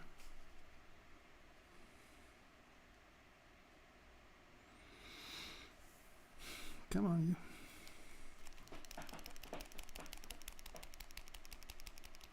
Hello, hello. Get our lip identified. Get that sort of where it's at. Get that's kind of where it's at. Get clay tubes.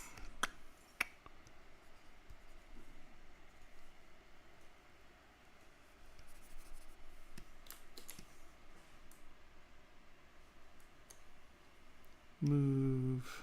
Infinite Z. Oh, careful, honey. Okay, I'll be as careful as I can. Oh, sorry. Thanks, Dang it. baby doll.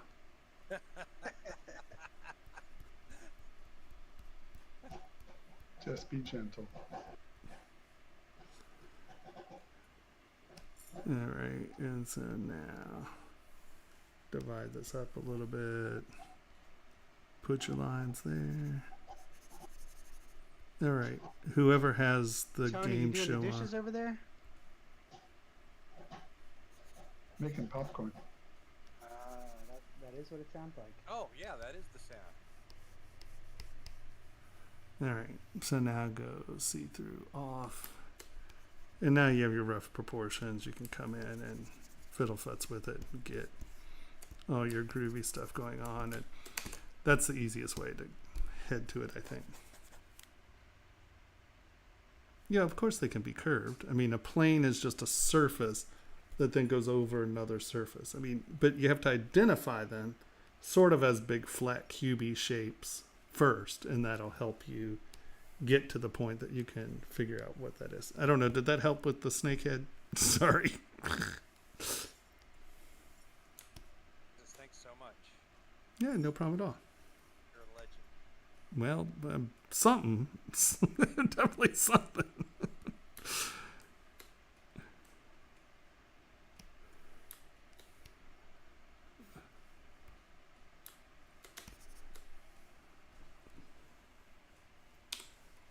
No. X is what we're... X. Everybody stop.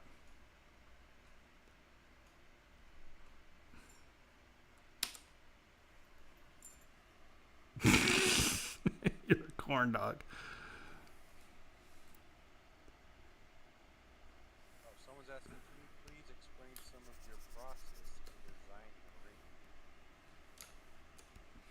Well, I mean, you've kind of been seeing. So my process is actually pretty simple.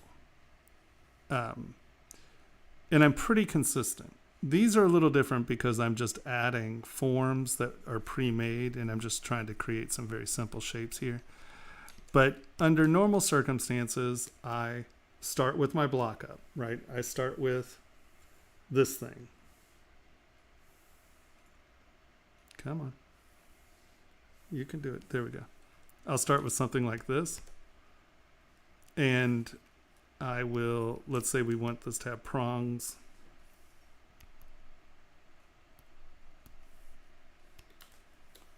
Let's,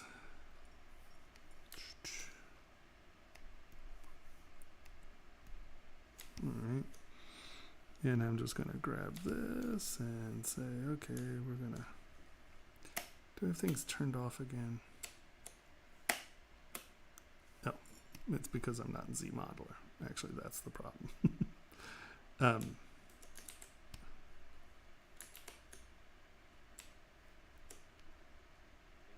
the question to add like composition, form, and what you're looking for. I just make it up as I go, honestly.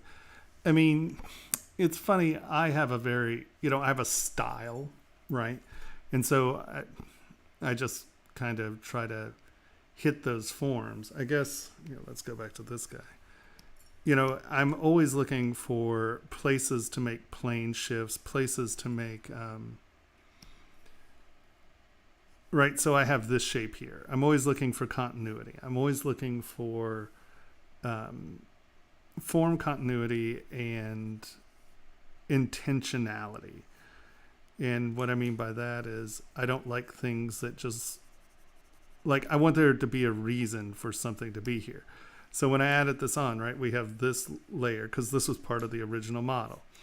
Well, then I added this out here, but it's not the same. There's a little lip right there. So, okay, so why is that lip there? Well, that lip's there. So now by me putting this plane here, that gives that lip a reason to be there,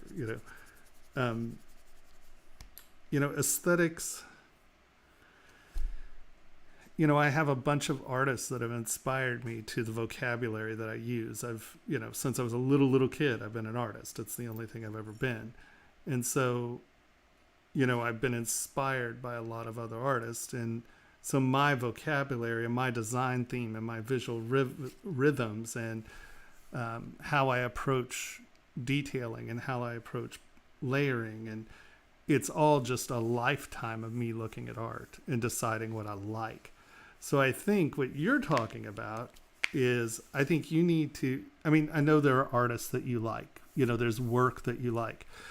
And I would really start to analyze why you like these things. What is it that you like? It's not like, oh, well, I like butter. There's a reason these things appeal to you.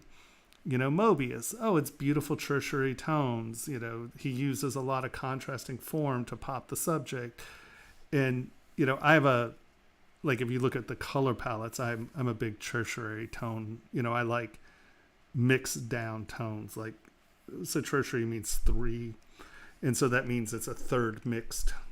I keep saying, all through that damn video, I said tone. Values are really what we're discussing. And I keep saying tone, and it's not a tone, it's a damn value. But, a lot of people get that mixed up. Well, and it's so funny. I'm sitting there saying it, and then I'm like, well, I've said it through the whole video, so whatever. But no one would believe I passed color theory. Those are the tone, the value. But so much of it really comes to developing your vocabulary. And that is a very in-depth, comprehensive, unemotional analysis of what are the things you like and why, right? And, I can explain, my visual vocabulary to you, but I would say it's a lot more important for you to look at the things that you find visually appealing and understand why. Because the second you understand why, you can then use that stuff in your work and not necessarily be copying someone else's work, but understanding what it is about form, shape, contour, blah, blah, blah, blah, blah, blah, blah, blah, blah. What is it that makes the work that you like what it is? And as soon as you can identify that, you can then start to develop a visual vocabulary for yourself. Does that make sense? I mean, in the new platform, I'm going to have, we made 4 videos, but I have a bunch of videos that are going to discuss artists I like and why. And a lot of it, you know, it's not, well, I think he's cool. You know, over the years, it's really funny because before I started teaching, I never really thought about it. You know, it's just stuff that my subconscious put together. And I was like, okay, well, that's what I do. And after teaching, I'm like, well, you know, students ask, what is this about? And I'm like, well, I guess I got to think about it. And having thought about it now for about 6 years and 1,000 students, and I have a much more concise conception of why I make work the way I do. And I think only through really in-depth investigation and being honest, you know, with yourself about what it is that you like and why, are you ever going to be able to really fine-tune your own vocabulary.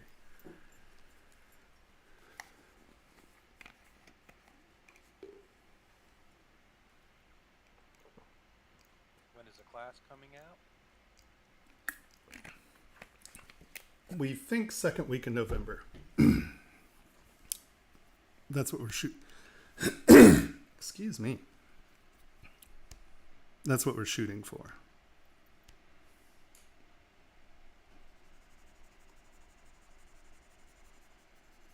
And call it a class is a little bit of a understatement. We're trying to develop a community. But yeah.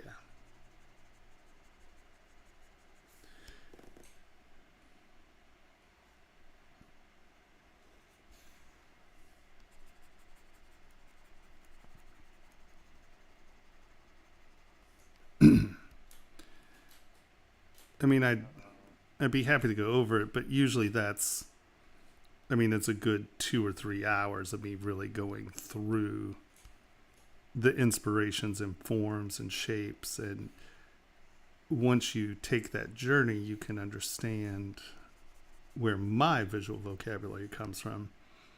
And then in some ways, I would hope how to analyze what it is that you like and appreciate, and in turn how you can turn that into your visual vocabulary.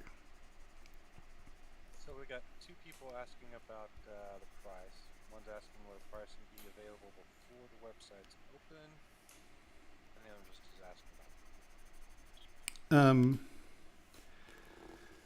about I believe that it is well, you're not allowed to say $1,000 anymore. $999. But it's a lifetime membership. I mean, you don't pay anything thereafter, and you get your free upgrades. And we are going to make, I mean, like right now, I have 93 videos I think I have to make. So, and that's just the ones we thought of right now. I mean, this is going to be an ever-growing, not just library of videos, but a library of models and a library of it's going to be a huge resource and reference area as well, and hopefully an active community of professionals and amateurs who can trade information and all kinds of other stuff. I don't know. I'm not. But yeah. I think. So am I right? Is that what it is? $9.99, $99, $9.99, or is it $9.99, $97, $94? Yeah, $9.99.99. I'd add more nines, but I don't want people cutting up pennies that small. Why are you not allowed to say $1,000 anymore? You can. That's just Oh. you know, it's just what you do. And what's funny is it obviously works. Right. $9.95. Yeah. You can't just say $1,000 or $20. Everyone's like, I'm getting a discount. It's like it's a penny, yo. But psychology. Is that an accurate scale? What's that? Is that an accurate scale? Yes, I believe it is. So wow, we're really bringing back penny weight, huh? Pieces of 8. I want to add, I think the most interesting part of the, well, not the most interesting part, but of the video series, I think a lot of people here already have a knowledge of how to use ZBrush and, you know, would think.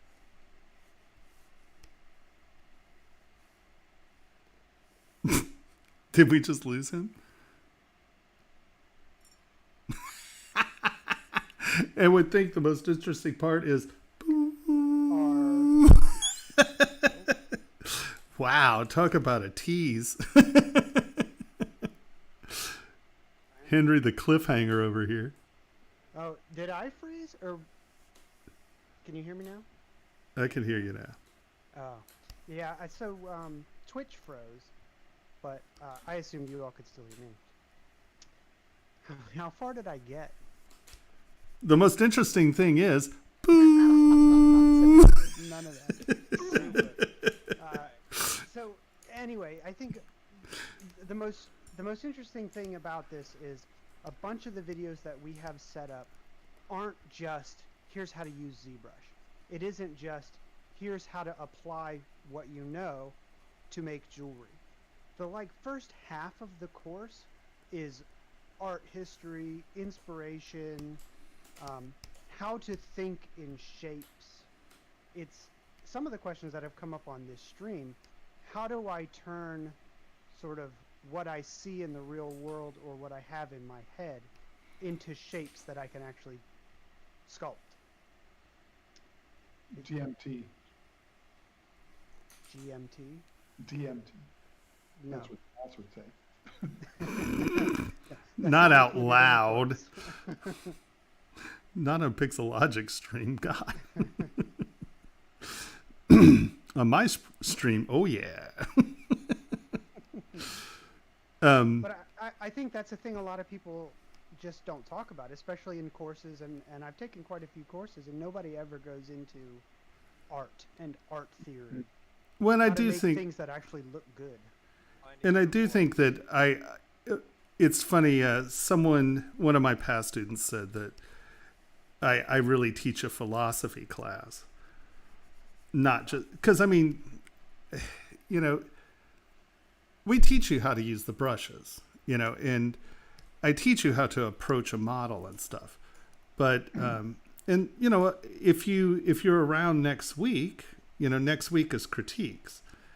And you'll find that a lot of my critiquing isn't necessarily about technique. You'll hear me say sculpt in layers and stop drawing on surfaces. And I do repeat certain things. But there is a philosophy behind why I build my models the way I do and what I'm trying to accomplish. And I think that, you know, if you watch this stream enough, you'll get quite a bit of that. But I really think learning to see, you know, you hear me say it often, and that is what people need to do is learn how to see. And once you can see, then you're going to make much more informed decisions about the things you do. And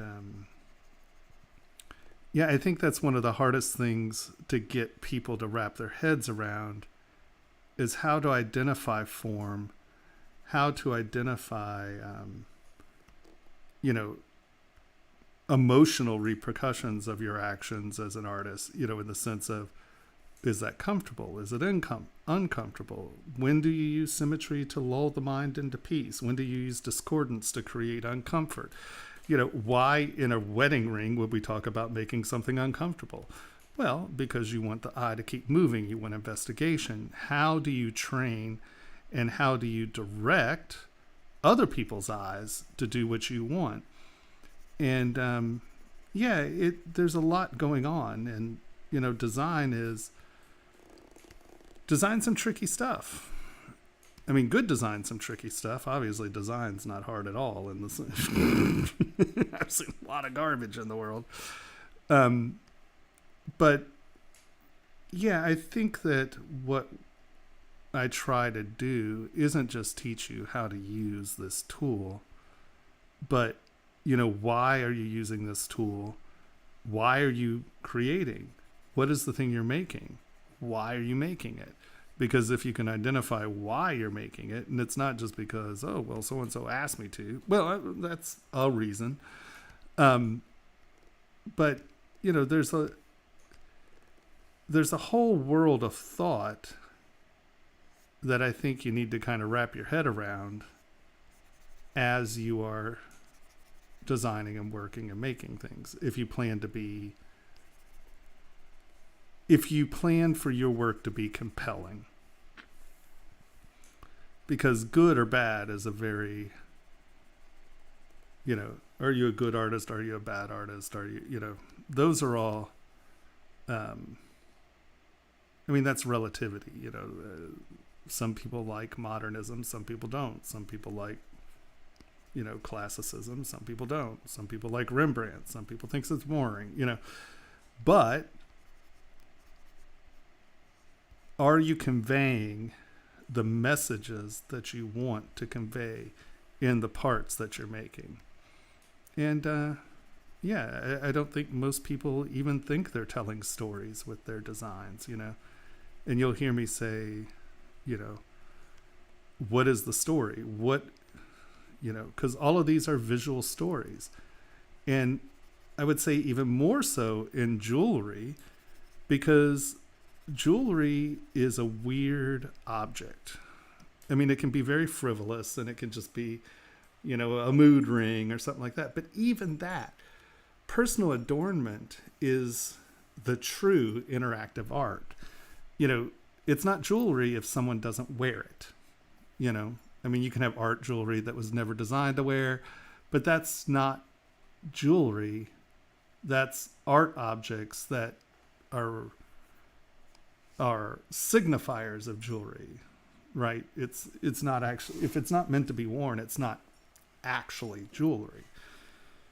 You know, it's like, sure, I can, you know, design a car, but if it's not driven, is it a car? You know, I mean, if it doesn't have a motor, is it a car? No, it's a signifier of a car. It's not actually a car. And jewelry is very weird that way, because it is absolutely interactive. And if you ever plan, and you know, a lot of you who are not jewelers, and you're like, oh, well, you know, I want to do character models or blah, blah, blah, blah, blah. Well, it's the same thing.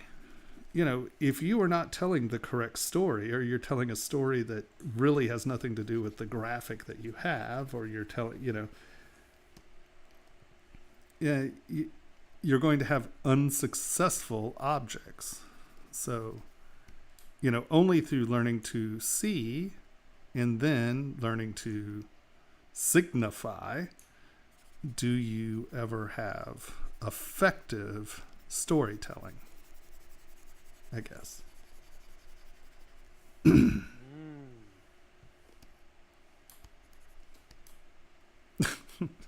That sounded snarky. Oh, very wise. Like, all right, who's being snarky out there? Taking it in. I don't know about there was you. no snark intended. I guess I felt that way. I don't know. That sounded snarky to me.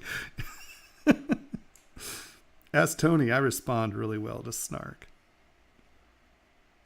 It's your favorite. So far, so good. Actually, what's really funny is I'm a horribly snarky person, but boy, you get snarky with me, ooh, I could get pissy. I think it's when snark is your only interaction, I might get a little pissy. Snark is grand humor, but it's not a business model.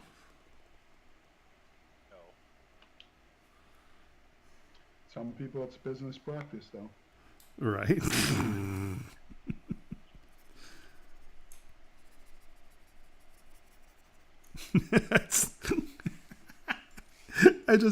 I love that phone call. Wait, was I being snarky? I didn't mean to be snarky. Was I being snarky?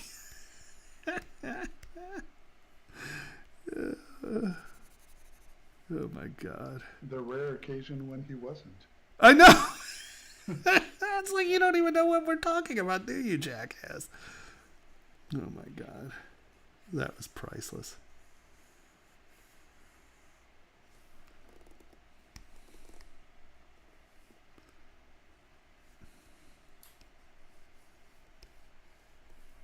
You know, I think I'm...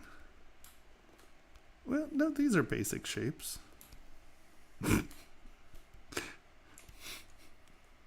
It might be approaching a little too much for a template. I'm working on it. I'm trying. Yeah. See, we start talking about stuff and I instantly start making things complex. I'm sorry, just visual interest is really important. And I find plain... Fine. Here, I know what I'm going to do. Lower res. Get a big smooth brush. And just smooth it all out.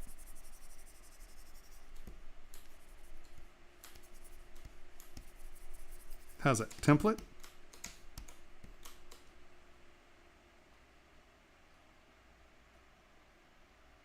Man, it got quiet out there. Did I lose everyone? Did everything freeze? Nope, we're here. You're just ignoring me? I just asked if that was a better template. I think it is, yeah.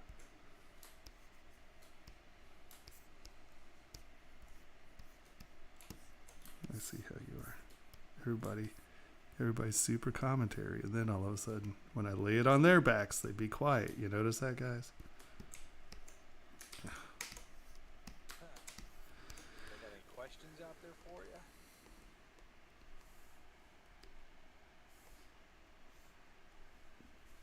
Like, no, every time we ask him a question, he goes off on some rant.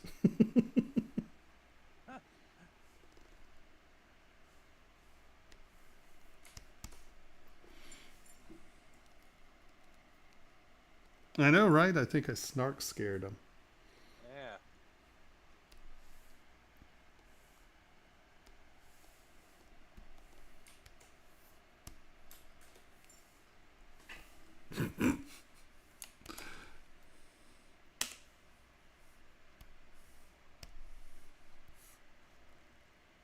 Boop. Boop.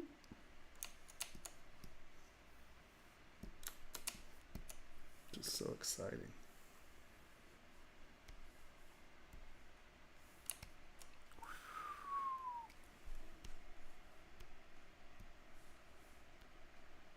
Come on. Really?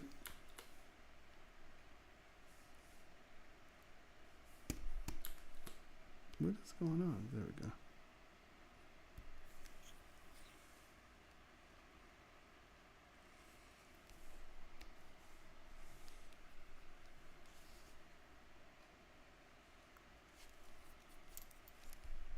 Accept. Boop.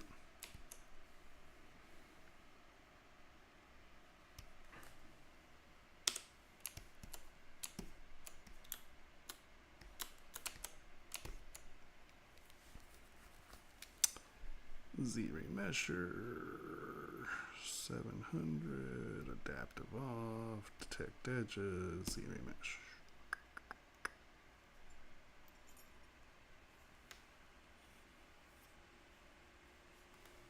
Yeah, we were referencing you. What I do? No, all of a sudden, everyone just, I was like, okay, so does that look more like a reference model? And everybody was just gone. You didn't say anything. Tony didn't say anything. I'm like, oh, everybody has an opinion until I put it on their backs. Oh, I had to tell my wife good night. Yeah, no, that looks great. Oh, not anymore. Something happened. He started a new one. No, but it.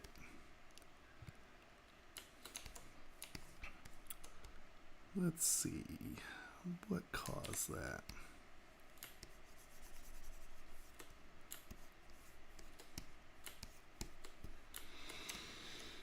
Boop, beep, boop, boop, boop, boop, boop, boop, boop, boop. Oh, hold on, escape. Turn on symmetry.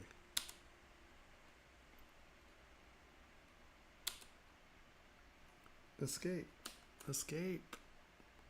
Turn on symmetry. Turn Y off so we don't wind up with two crowns. And boop.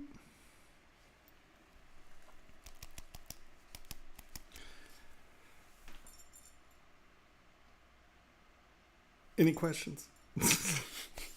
Yeah. All right. Oh, I don't think I'm supposed to sound like that, am I? I heard all that. Yeah, I know, isn't that all that's all this right here. Isn't that crazy? Yeah, symmetry is a big deal. Keeping that symmetry on. Nice.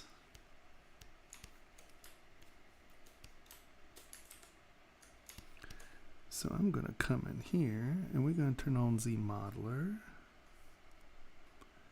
And we are going to delete this.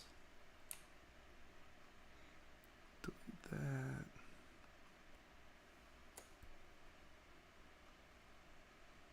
Let's delete that.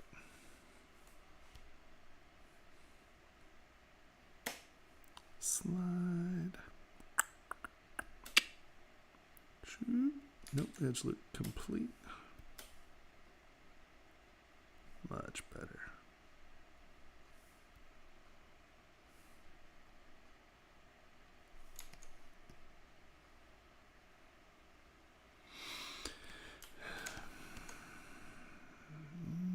Actually, let's put one back in here. Okay.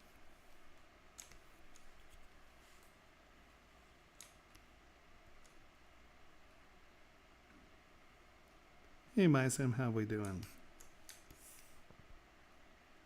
And actually, we are going to.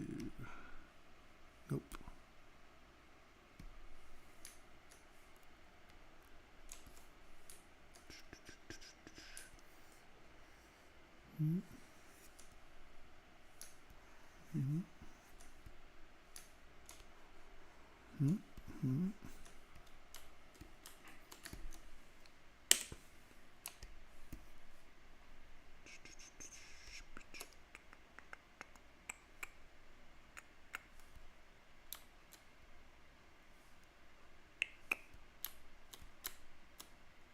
Yeah, I think that's what we're looking for. And let's see if this will punch through.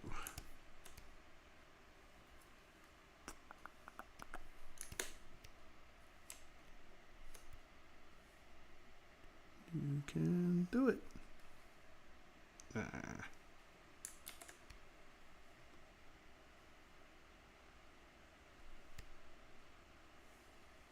There we go.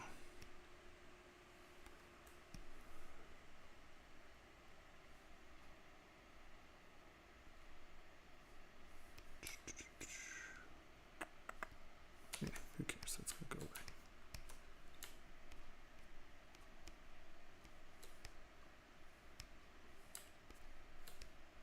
Maybe not. We'll wait. Divide, divide, divide, divide, divide. Trim dynamic. Radial symmetry.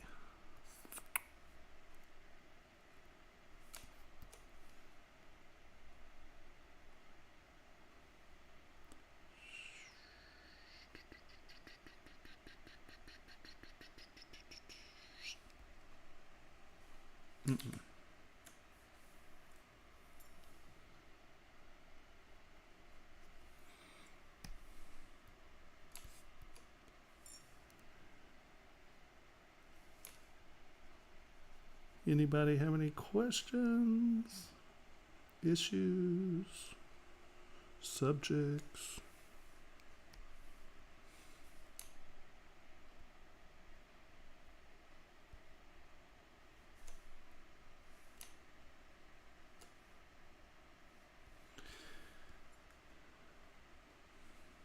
We can just start gabbing.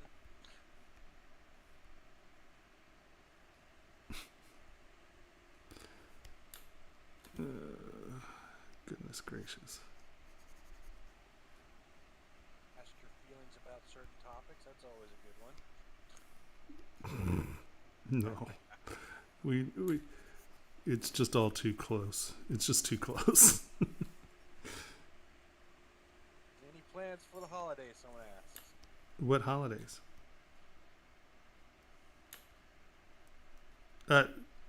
I guess the answer for that is no. I don't even know what the holiday is. Probably not. Halloween. Halloween?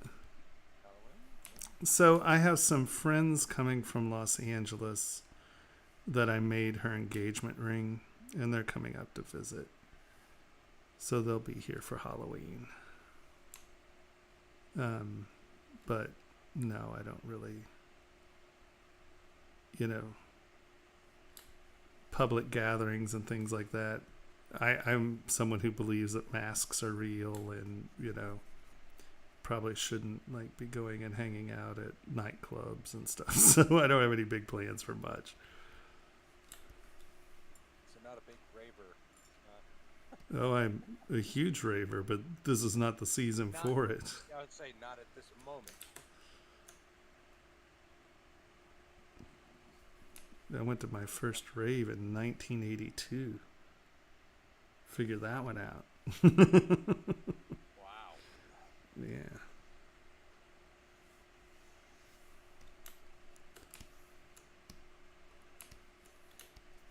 I've been EDMing for a long time.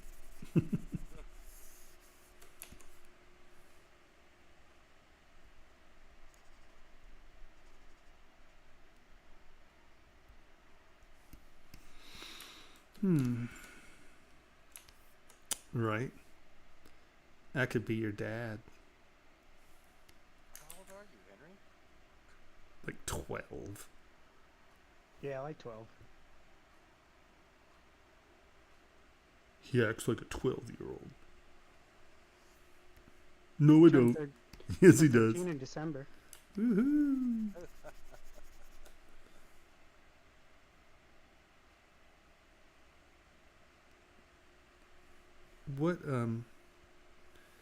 What's your birthday? I think we discussed this. I just can't remember. Really, it's in December. Yeah, it's December. Yeah.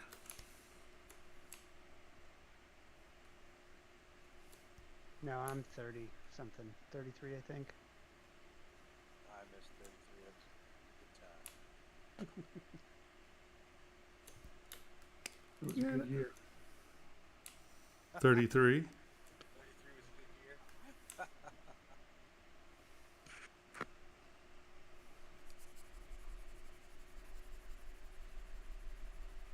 All right. Side effects, things are going actually very well. No complaints at all. The audience is a little quiet tonight, so we're yabbering a little more than, well, I can't say that. Last week they were really yabbering a lot, but shh, I didn't say that. We're happy for the yabbering.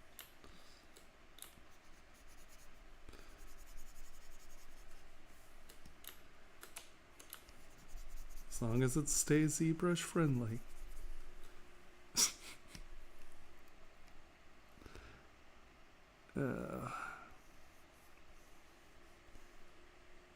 Do you have any big plans for the holidays? I don't know. I think I told you the kid asked if she could go trick-or-treating. I told her I just put up a bucket of candy and she can run from the back door to the front door. Right, just over and over and over again. Knock on the door and I'll meet her at each door until we're out of candy. I think that's probably the best idea I've heard. Do like a little haunted house in nice. Yeah. She didn't like that idea too much. She was like, What? That's a great idea. I thought it was. And she's like, why would I do that when I could just get the ball? I'm like, see, there you go. Well, there you go. Exactly. And look, we've just made it easier. Great idea. Right. I just figured I'd trick her into getting 2 steps in for the day. As soon as you reach 1,300 steps, you could have the whole garbage bag. Right?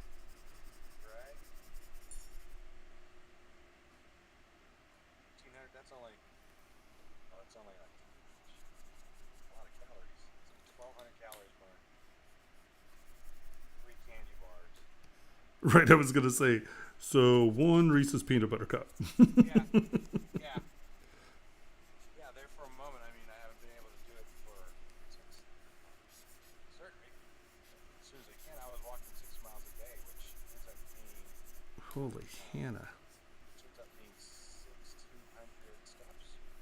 That equates to, depending on your rate of speed, it equates to like 900 and something calories.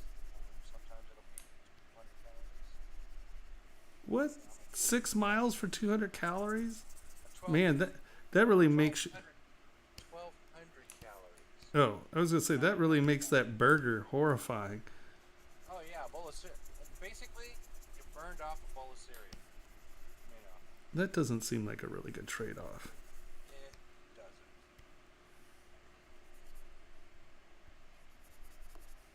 I don't know what I think about that. Well, if you do it in the morning or whatever, your cardio keeps working. By the end of the day, you burn roughly 3,000 calories per day. So that's 1 Dairy Queen peanut butter blitzer. Yeah. Yeah. I remember, so when I went to my mom's when the guy she lived with for 13 years died, I went and lived with her in Northwest Wisconsin, and the only restaurant that wasn't like a family-owned local restaurant was Dairy Queen. And we went in, and our friend wanted a shake, and she was looking at the shakes, and there was like a double peanut butter blizzard blaster bazoober slabber flabber, and it was 3,800 calories. And I was like, what? That's like a week's worth of food, man. Well, yeah, with all the candy on top of the. Oh my God, I almost cried laughing. I was like, you are not getting that. She was like, but I want it. I'm like, are you crazy? I'm like, you are a diabetic. You're almost a diabetic. You are a diabetic. You are not allowed to have that. She got a little angry with me. You're being good for looking out for it. Yeah. She definitely was a character. That's a crazy amount of calories for Seriously, it was like one item. just under 4,000 calories. I was just like, how can you jam that many calories in a shake? Well, I guess it's because it's not really a shake. It's It's just sugar with liquid around it at that point. oh my God. I think the peanut butter is what did it over. I just love that.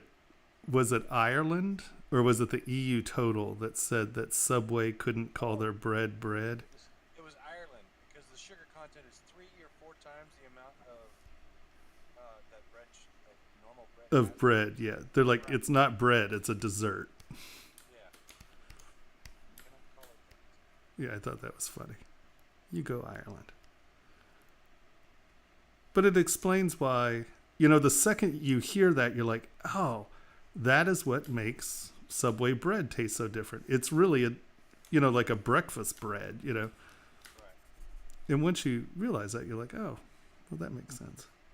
Well, it's funny, because I was a baker for years, like an artisanal baker, So Oh, yeah. Who knew that? there's a difference. But yeah, everyone knows that. But yeah, me and my dad, I taught him how to bake. He took over his position, but we can like, you just when we're eating bread, we're going, oh wow, that's got too much sugar, or you know, it's Yeah. you can tell a lot of things about it real quick. Yeah. Shit, we just need to buy you a bread oven. Oh man, I love baking bread. That was awesome. It's funny, I used to bake bread on the weekends. So every Sunday I would make bread. And a friend of mine worked at the San Francisco sourdough company. And I guess their starter, their actual starter has been there since like the 1880s or something. Oh, right. And they sell their starter, but I guess it's not actually the actual starter. It's one of their starters, but it's not the... It's not their family starter that they've had. Right. Right. And he gave me some of that. Oh, it made the best sourdough bread in the world. It was so great. And then my ex, Kate, she was adorable. She was in England for a while teaching, and she came back. And I had this ceramic thing, that has the little clamp, and it has the silicone, And she opened it up. It was rotting. She looked at it, and she threw it away. And I went in. I was looking for my sourdough starter. I was like, where's my starter? And she's like, what are you talking about? I was like, it was in the ceramic thing. She was like, oh my God, that was rotting. I was like, it's a sourdough starter. And she was like, oh. I'm like, oh. There's nothing worse than going back and asking for a second batch of pilfered sourdough starter from the 1800s. You're just like, well, Kate thought it was rotting and threw it away. It's like, well, it is rotting. Right. Yeah. I mean, that's the definition. It is eating itself. Yeah. Technically, it's, yeah. Ours was, our starter came from France. And it was like over 100 years old. Yeah. Good stuff. Man. Can't believe you. No. Oh, I would. But this is also the woman who I used to have a huge collection of wool gabardine shirts from the 20s and 30s. I mean, I was working at the vintage clothing store. I was rebuilding suits and stuff for him. But it was probably like $25,000 worth of wool gabardine. And Kate decided she was going to do me a favor, and she got, what do you call it? It was basically dry cleaner fluid that you can hand wash your dry cleaning. God, what was the stuff called? Whatever. So she got that. She thought she was being nice, but she used warm water or hot water. She destroyed all of my clothes. I was just like, oh my God, Kate, you're killing me. And you can't be mad at her because she was trying to be nice. It's like, oh, there we go again. We're being too fancy. I go in every once in a while, like when the baker that's there now is having a kid or something, and help him out. And all the customers, I can hear them from behind the counter. Mike's back. They're like, yay. Well, they can tell a difference between, my bread and somebody else's bread. Sure. Yeah, there's a few customers. Mike's baking today. It's got to suck if you're the other person. They're all like, oh. That's no, really, I try. He doesn't care. He does it for production, and I No. still have to, Artisanal. Yeah, even you can still have speed and still make good bread. Just give a damn as busted mine or not. See, there it is. Yeah. So it's. Can you not hear me? I can They hear can you. hear, they can hear you. It's Mike and I are kind of low. If you have in OBS a slider for desktop, I think desktop audio, that's that how better? they're hearing us through Discord. They'll Well- have to let us know, did that make us louder or not? Ah, And do you want us louder? Not particularly. Yeah. I mean, they didn't pay to hear us. right. Someone said much better. Oh. Thanks for wanting to hear us. Yeah. Yeah. Yeah, not like they have anything positive to say. All they do is Right. crab. So, Yeah. Well, the funny thing is, you were talking about Ireland and that judgment. That's a Supreme Court judgment. well, that's also because they have real dietary labeling, and they're like, it has to be, or it can't be more than 3% sugar. You know, that's, Right. you know, that was a real decision. You Oh can't gosh, those hide- evil regulators. You can't hide the word sugar in a different term, like Right. rice syrup, brown rice syrup, Yeah. fructose corn. Nope. Yeah. You have to use actual. Yeah.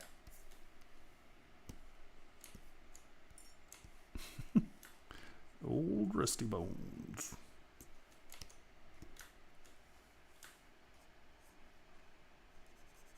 I remember when I was a kid.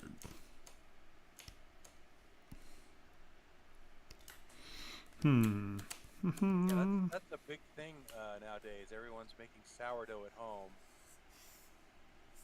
Good sourdough is just awesome sauce. We went to when we were doing a disabled American Veterans Convention. We had to drive back through Louisiana, and my dad had to stop in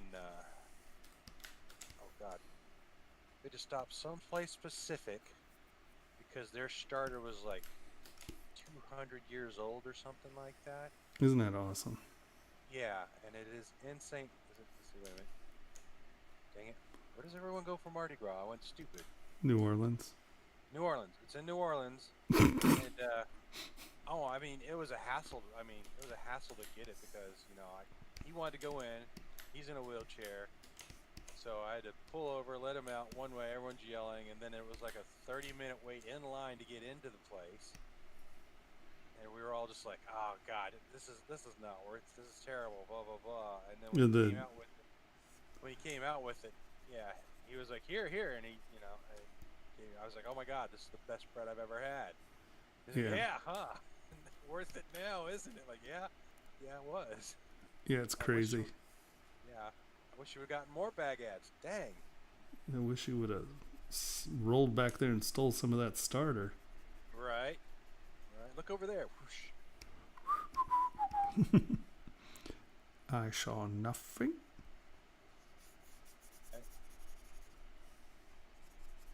Sourdough's awesome. Oh man, yeah, we made all kinds of. It was. That was sort of my Sunday therapy. I would make bread.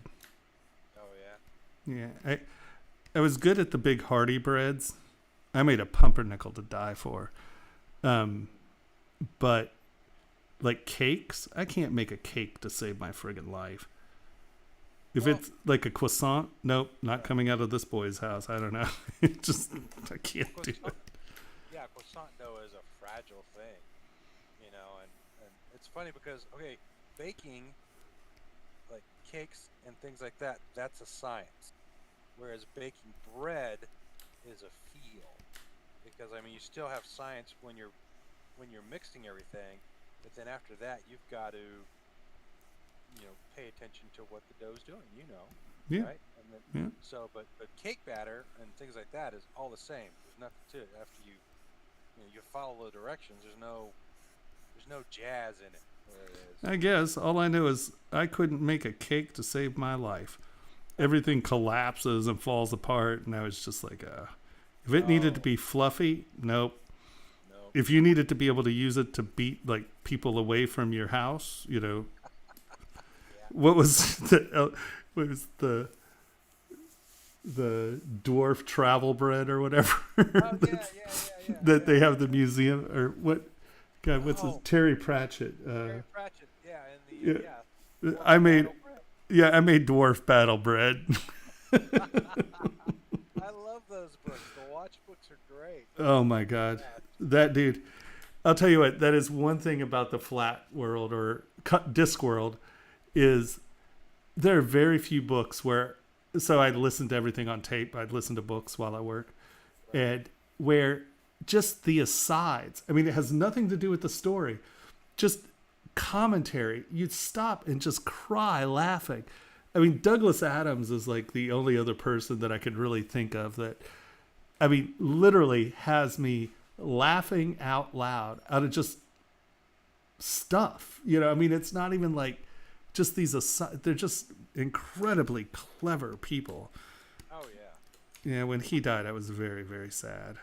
Oh, me too. Did you hear that the BBC was doing a live action of the Watch series?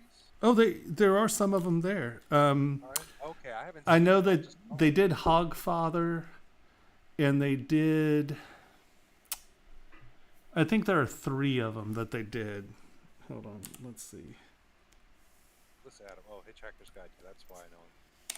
Yeah. No, I saw this little thing, and I didn't even know that they were out yet because I'm like, now that I want to see. Discworld show.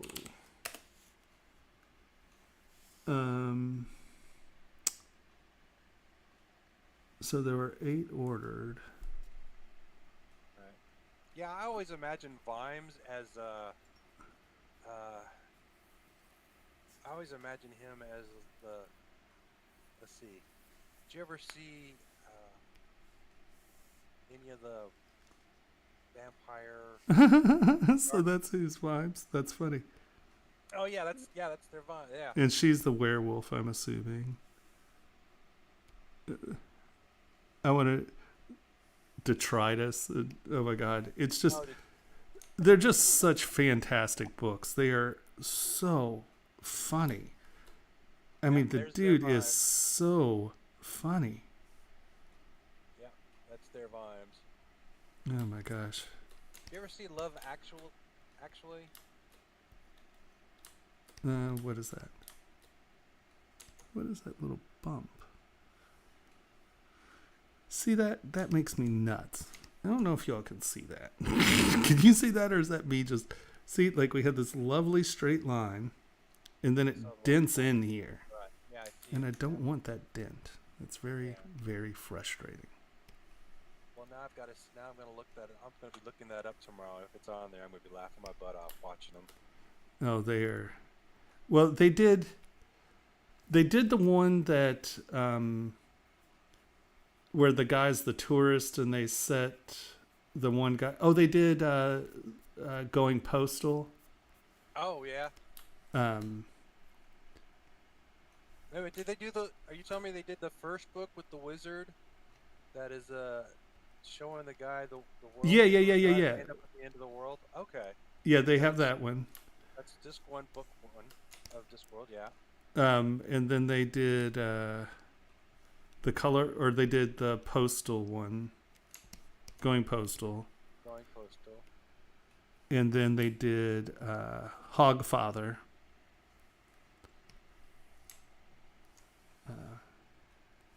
There are a few of them.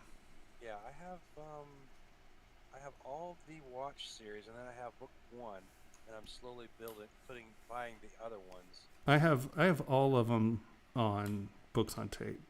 Yeah, on Audible. Yeah, on Audible. Yeah. Yeah, that's where I've got all mine too. Yeah, they're great, and the guy who reads them is so good. I mean, it's just. Oh, absolutely. They're a good thing. Right. So I see we've been at 126 for a while here. Hey, Tuck Tack. Anybody have anything? Any questions? Anything like that? Anything? Anyone? Bueller. All right. Duplicate. Yeah, I was very sad when Terry Pratchett died. I was Yeah. Oh man. That was a great loss to us all. Yes. Because that dude is funny. Let me just... Holy Hannah.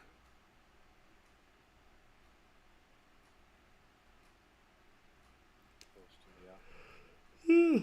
You don't have to do a ring with every one of those. No? What if you did a bass band with a square booleaned out of it for them to... Drop those in? Yeah, drop the heads in. Ooh, that's pretty tough. I don't know. Hold on. Let me see if we can work that one out. I'm kind of scared. It's a little bit intimidating. Isn't that a thing that Yes. I mean real jewelers do at this point? They just have their Yep. waxes with Oh yeah, handles no, or you can whatever? buy, because a lot of times, they want to buy, label your folders. Everyone label your folders. Don't do that. What I just did. That's very bad.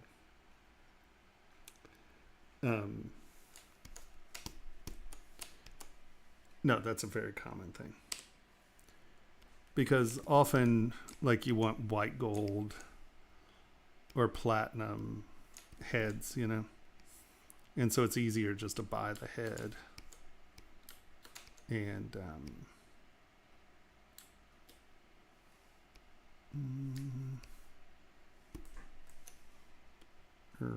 oops.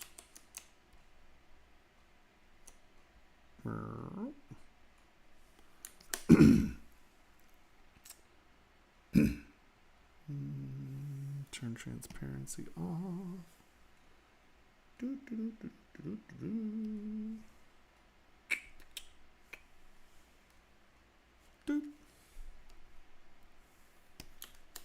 Ta-da! And we'll give that a little bit of a flat, so there's at least an attachable place or something.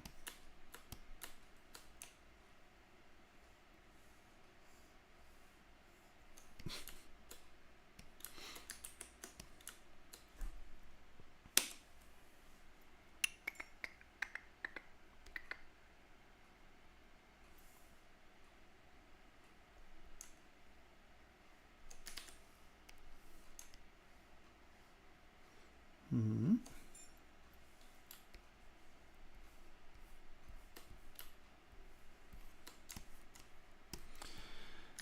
Okay, so everyone, remember that next week is crit week. So if anyone has any models that they want looked at, they should upload them. I think that is in the description down there somewhere, or one of these kind gentlemen will push a button before the other one does and give you I the did it. link. Exactly. Just gonna say, somebody has an advantage in this war. Just say. Thank you, Stream Deck. Shots fired. I gotta spend $300 just to keep up with Henry. Or you could just get better, my dude. $300 a piece here. Right? Wow. Wow. Is it Aditya? I'm not sure it matters what it is. Or is it just Yep. spam? Yeah. Yeah. Well, fine. If you're just going to spam me, I don't care how to say your name. I see. I spam you.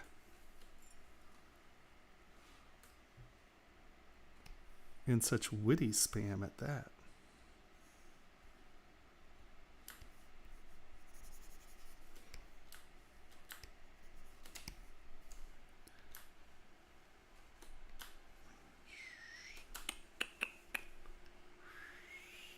All right. There we go. That's something. Haha. Oh, someone just wanted to say hello on the other side of the globe. Hey, how's it going? Did I pronounce your name right? Probably not. Aditya? He's like, no.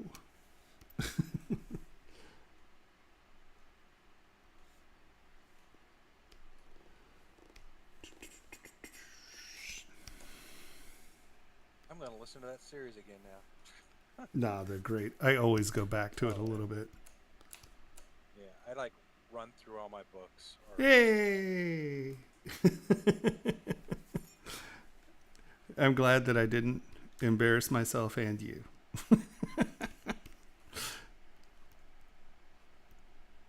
This time.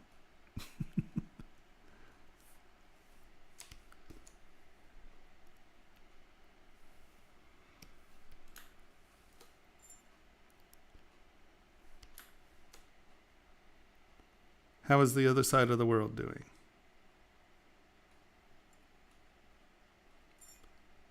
Much love to India.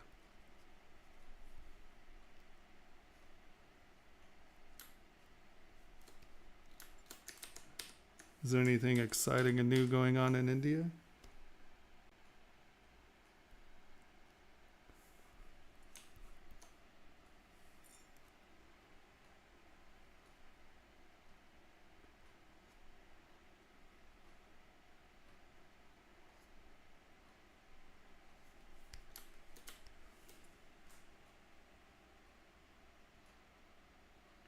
Awesome. You know what? That makes the other side of the world a better place, I assure you. You just can't go wrong sitting at home ZBrushing.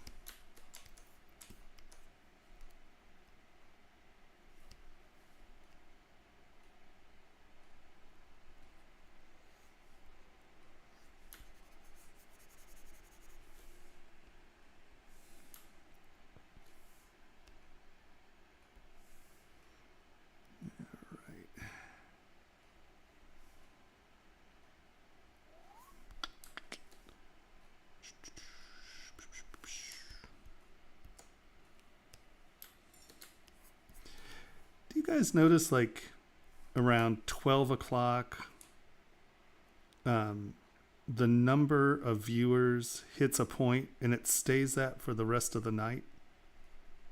Yeah. I find that odd. Really? Because, like, we're at 126, but we've been at 126 for hours, it feels like.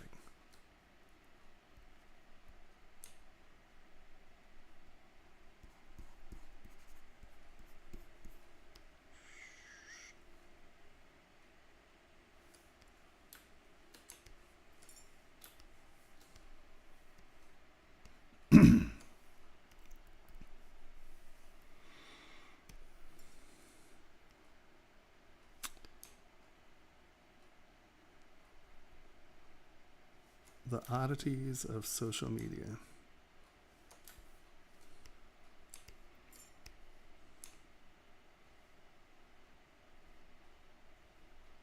Huh, yeah, there's 8 episodes too. Alright. Are they actually launched?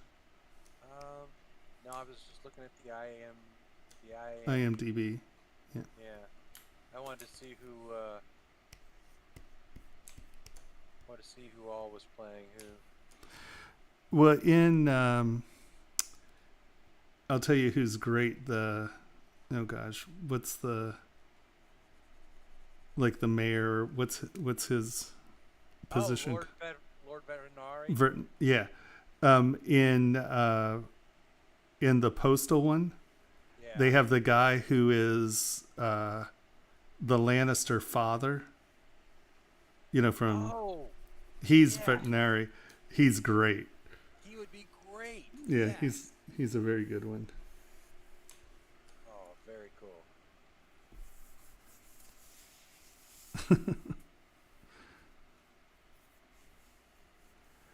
No, you're not really spamming, as we get people who spam from YouTube, and there's nothing we could do about it. I'm not supposed to say that, am I? It's difficult to deal with.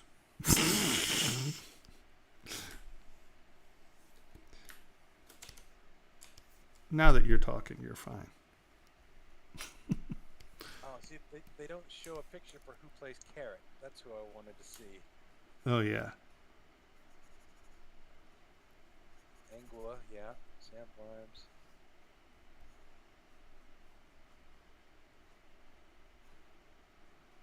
They're just such good. Oh yeah, I laughed my butt off all the way through those. They're so good. Do you want to super chat me? Well, I mean, if you have questions, feel free to ask them. If you just want to blast me, that's not very helpful. You know what super chat is, Tomas? No, I have no idea. Obviously, is that something that I should know? Yeah, about? super chat's a thing. It means give you money with like a comment attached. How Oh, does that work? wow. I don't even know what that is. Don't assume Pixologic has it set up. Yeah, I think that this is a company. This is actually ZBrush's stream, not mine. You know, I mean, they own the stream, so I seriously doubt they have any kind of monetary exchange set up.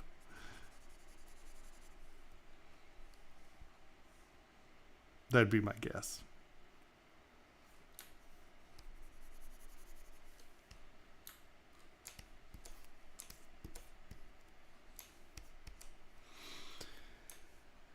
Lady Sybil Rampkin. Who they got for her? What? Okay.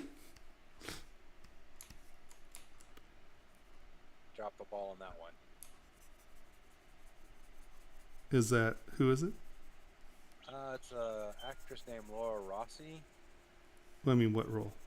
Oh, for Lady Sybil Rampkin. Oh, Because, you know, she's described as a hardy woman. right. And this is not a hardy woman. This is a fit little Right. lady. I'm like, no. Half You know, of half that of the fun is who she is and how she is. Right, the Victorian marm sort of thing, you know. It's like- Yeah. Yeah. Oh, those just bring such joy. They really do. He's a fabulous writer. Was a fabulous writer. He's not doing much writing anymore. There. Where should I find your work and your Patreon page? Well, is Henry gonna beat me to it? I knew it. Oh, my dude, really?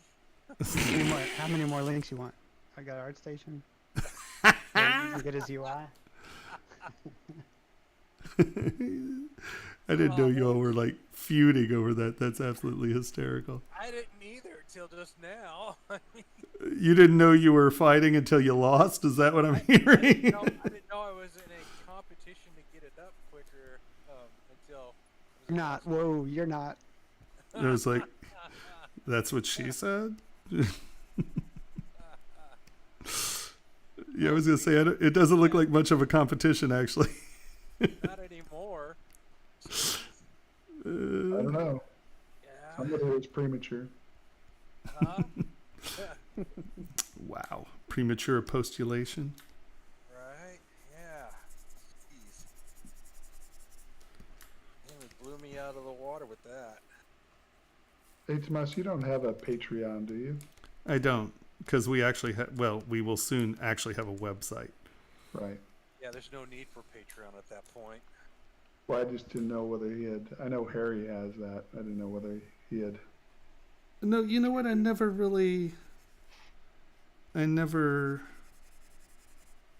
I mean, I didn't get it. I mean, I guess, you know, it would have meant I would have had to make videos. No, you don't have to for Patreon. No. No. No. No? That's my business plan as a Patreon when I get started. Well, isn't that the whole point where, like, No. they give you money for something? We No. talked about this, Thomas. Yeah. Oh, they, my God. They give you money to sort of keep doing what you're doing. And it's nice to go on there and post extra things that nobody else can see, and actually like engage with them sort of one-on-one. But the point is that, say someone can't afford to take to enroll in ZBrush Jewelry Workshop, but they want to give you $1 a month because they watch these streams every Monday for 9 hours and aren't paying anything for that. It's a completely free thing that entertains them. Right. They can sign up to give you $1, $5. So are you telling me whatever. this is one more thing that we've got to do? Could be. I mean, I patron a lot of people. Well, I'm just saying that's just. I'm already getting social media taxation, and I don't Oh, participate in social media very well. yeah. I guess with your setup, you would. I mean, they would. Yeah, they would have to have a video or something because they're not getting an STL out of you. So, yeah, your plan would definitely be, I don't know what you're saying, Mike, but it would be for people that just watch the streams or just watch you on YouTube and aren't in.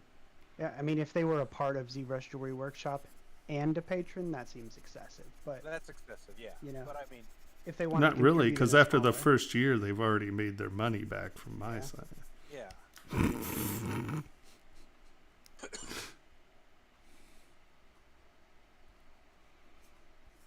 I have no idea. I so suck at this social media thing. Oh well. Luckily, we got a young guy over there that knows it all. Yeah. With his whatever that gizmo is he's got. Stream Deck. Stream Deck, yes. I just wanted to know geezer mode because it was fun. Hey, I have one, and I'm so older we have a than you. question. That's Yep. Skyola wants to know, I have a question. If I start to learn ZBrush, what should I do first thing? So what's the first thing they should do in ZBrush? First thing you should do in ZBrush is go to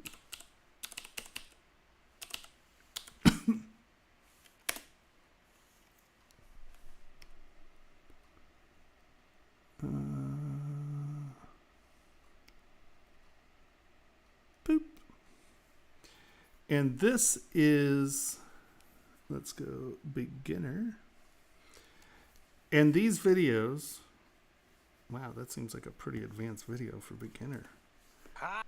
In here, there are some, here you go. Project sculpting, setup, and sculpting. There are some very, very, very basic videos in this basic video section. And look for the ones that, like Z-Sphere over. These are all things that are for ZModeler. Here's how to review of the UI. So if you go getting started, here we go. These are the getting started. ZBrush introduction, getting started with Sculptress. This goes over the UI. How to start in ZBrush. And these are a bunch of lessons.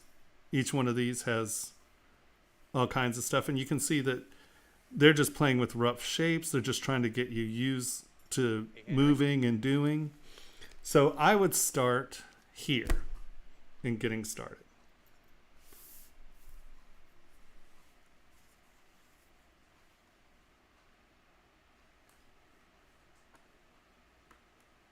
No, don't read the manual. That is definitely not the way you want to start ZBrush.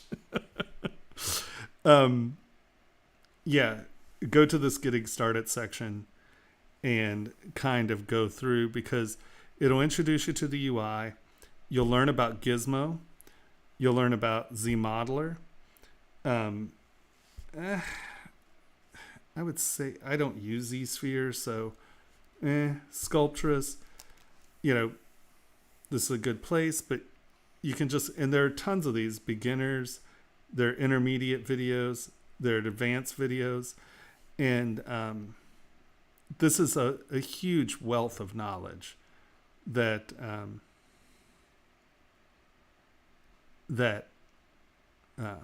panel loops.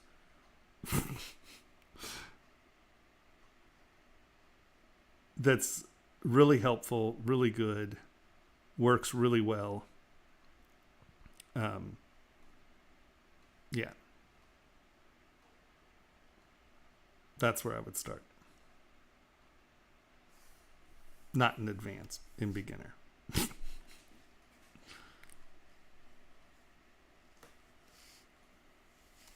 Hello, Eric.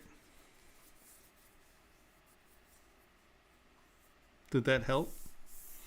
I mean, finding lessons, you know, taking a course, it depends on what you want to do. You know, Shane has a really good course that goes from pretty beginner stuff.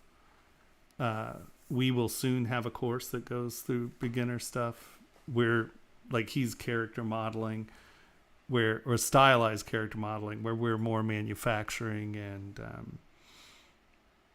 printing and, you know, trying to actually develop objects that work. But I mean, you know, you can use all of that knowledge for every, I mean, what I teach isn't something that is, you know, like a character modeler can learn from what I teach as well. So it's, you know, it really depends on, you know, what you're trying to learn and what you want to do. But I would say that that's a really good place to start because it's free. And also there, like, browse Ask ZBrush, because they're very concise, good, I mean, little tidbits of stuff. Anytime you have a question, go to the Ask ZBrush stuff. Someone probably answered the question already. It's a very good resource. Watch the streams and ask questions. Oh, sorry.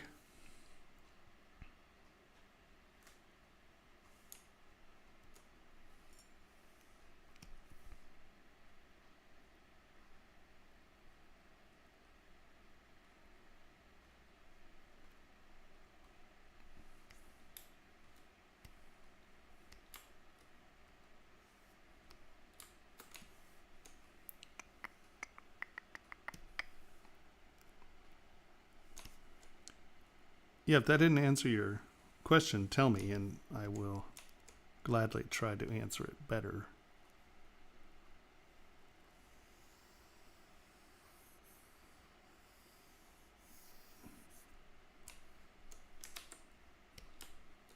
What?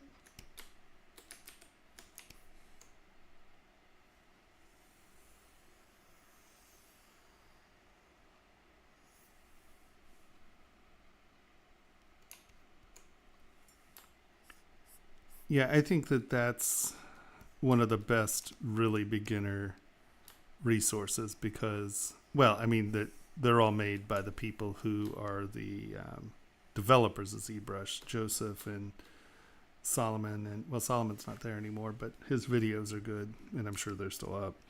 Paul, it's a really good set of videos as far as I'm concerned.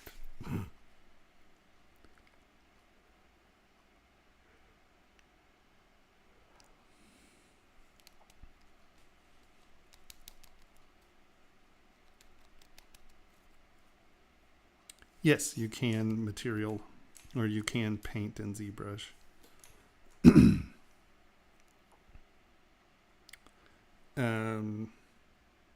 I honestly don't know what painting like League of Legends. You mean just like animated character stuff? Yeah, hold on. Let me see if I can. Let's see. Poly paint.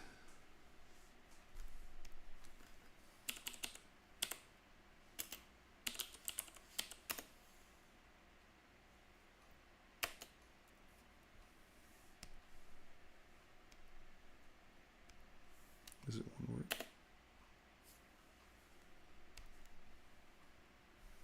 Let's see. I think Riot Games makes League of Legends, and they're a ZBrush shop. So But I it would bet doesn't League of mean that they Legends poly characters- paint. Yeah, I don't know if they painted them there, but Because, I mean, like, hold on. Let's do this. ZBrush poly paint.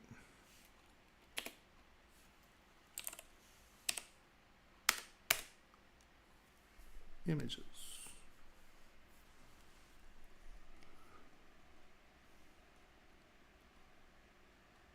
So, I mean, you know, there are people who do really tight painting in ZBrush. I don't know what League of Legends guys look like, but, you know, I mean, that's a poly painted figure.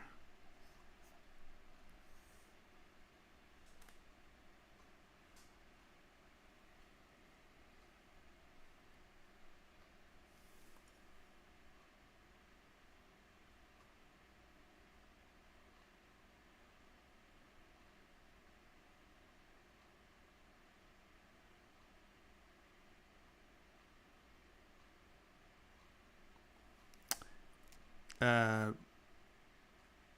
don't do character work. I have no clue. I mean, obviously enough to be able to sculpt the characters.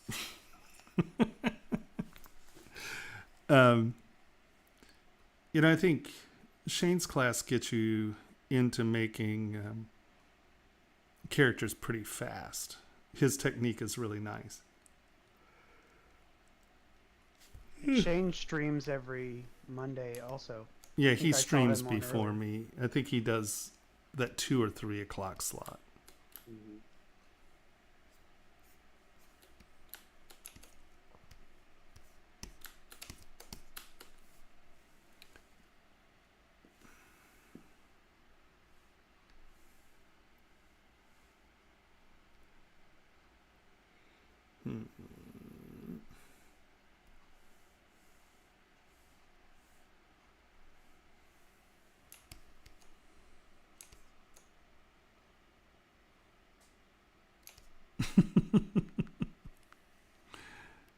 Oh boy, here we go.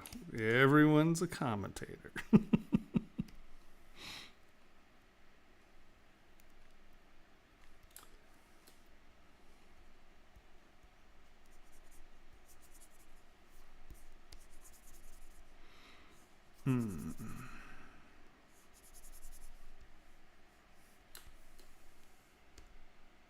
No, no.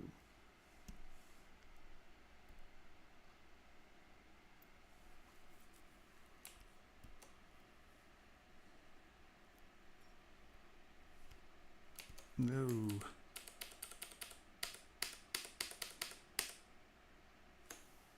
Boop.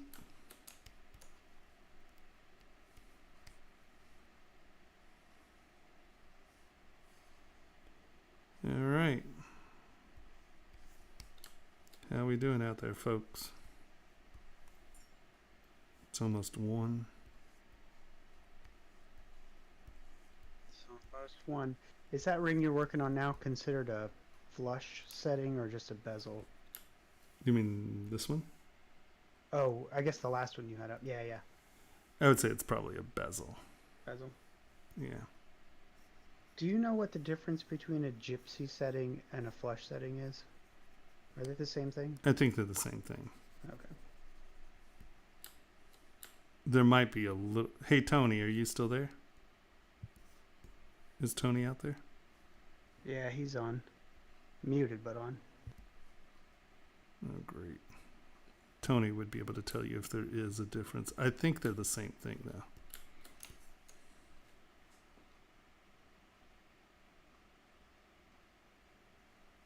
Yeah, I mean, if you can use a tablet, then yeah, of course. My problem is I'm dyslexic. I'm really, really bad dyslexic. So, the Cintiq's the only way for me to work. I can't do the whole work over here and have something going on over here. My poor brain doesn't deal with that very well.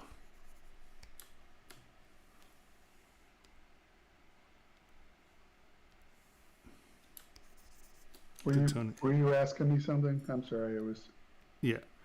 What's Is the it- difference between a flush setting and a gypsy setting? they're the same. Okay. Yeah. That's what I said, but I was like, you know what? There might be some weird little, oh, you do it from the left side or something, you know? But I think they're the same thing. No, they're the same. And on that note, I'm going to say goodnight, guys. Yeah, I think Night, I'm going guys. to call it fairly soon. Oh, I think Mike is also calling it right now because he can't get back online. He can't hear us or talk to us. His buttons are too slow. I think Henry pushed some button that Exactly. He was like, Disconnect I disconnected. mean, I do have that power. I have the power. Through Discord, though, not with the Stream Deck. Right. Don't be a stream deck.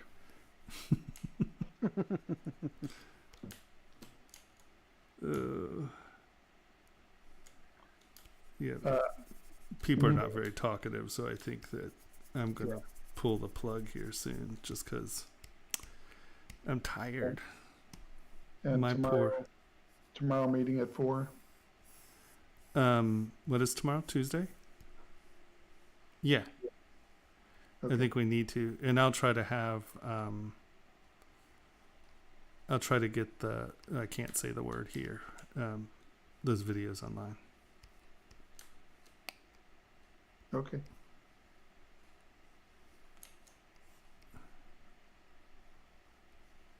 Yeah. I think I have everything set up to do them now. Sweet. Jesus, everything just.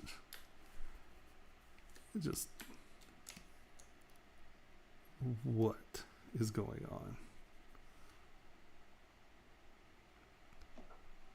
Pain in the butt. Pain in the butt.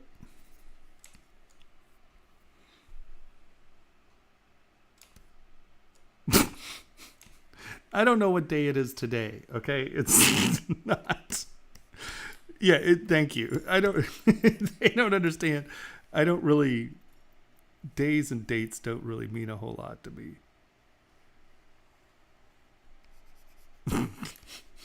He's like he's 50. He doesn't know that Tuesday comes after Monday. Nope.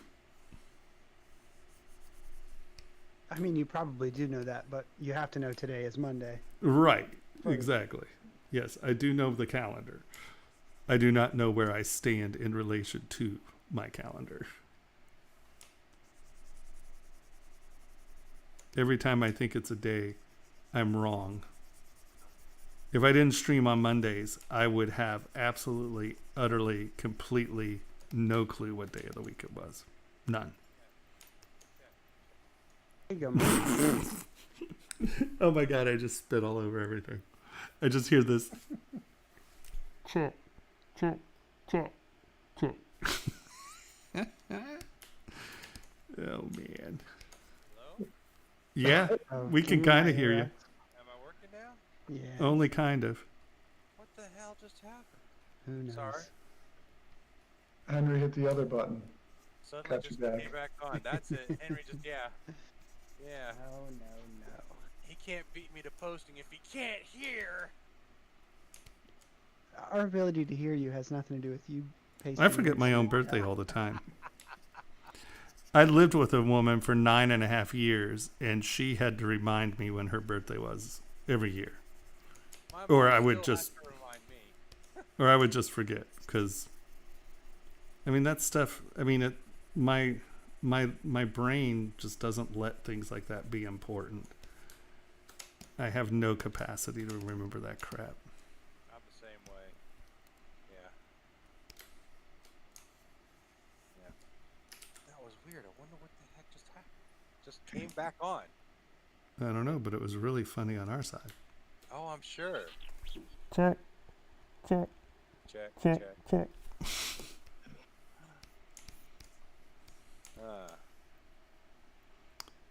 Alrighty.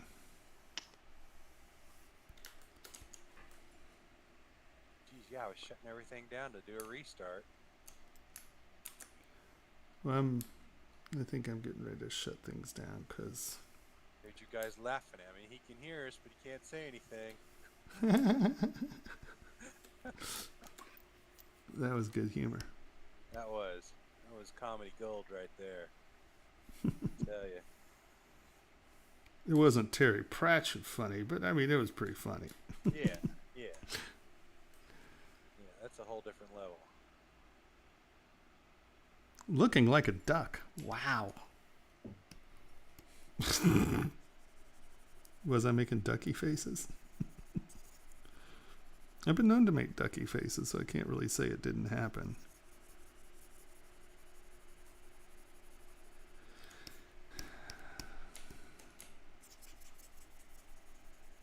An amazing evening of really uninspiring sculpting.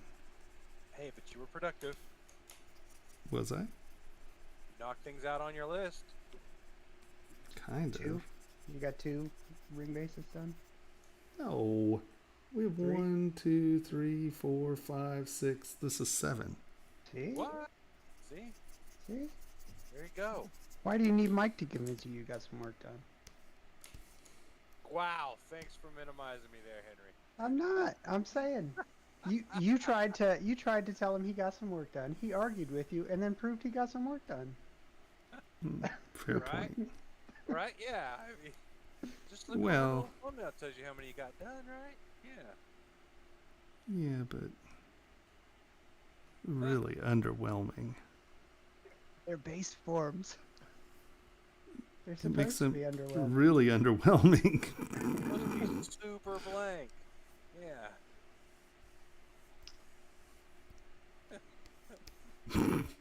Like, these aren't very exciting at all. Oh no. I think it's Sadly. the definition of base. Isn't it all about me? This doesn't make me this isn't compelling to me. It's your most saleable work, though. Wow. Wow. It's a hard crowd today, man. That's a friend right there. That was a friend.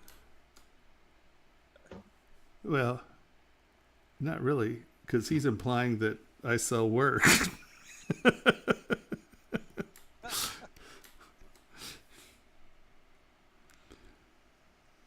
Oh. I'm so glad I'm part of this club.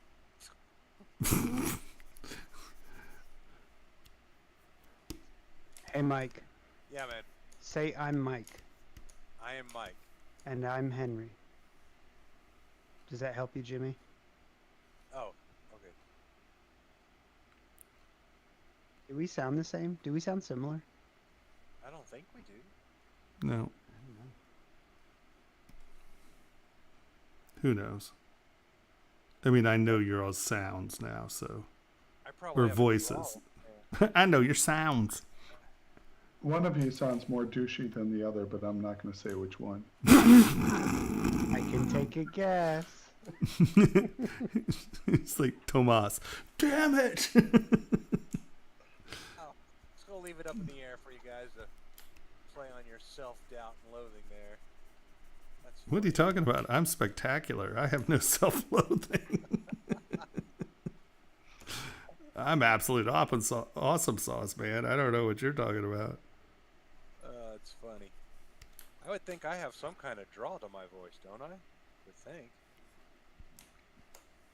Frickin' Oklahoma. You got a little accent. I didn't Oklahoma. used to. I worked hard at it. When I moved to Vegas and lived in Vegas, I worked hard at getting rid of that. And then I lived here back in Oklahoma for so dang long. Yeah, it's all the same to me. Thomas is awesome sauce. I don't know what you're thinking. That was good.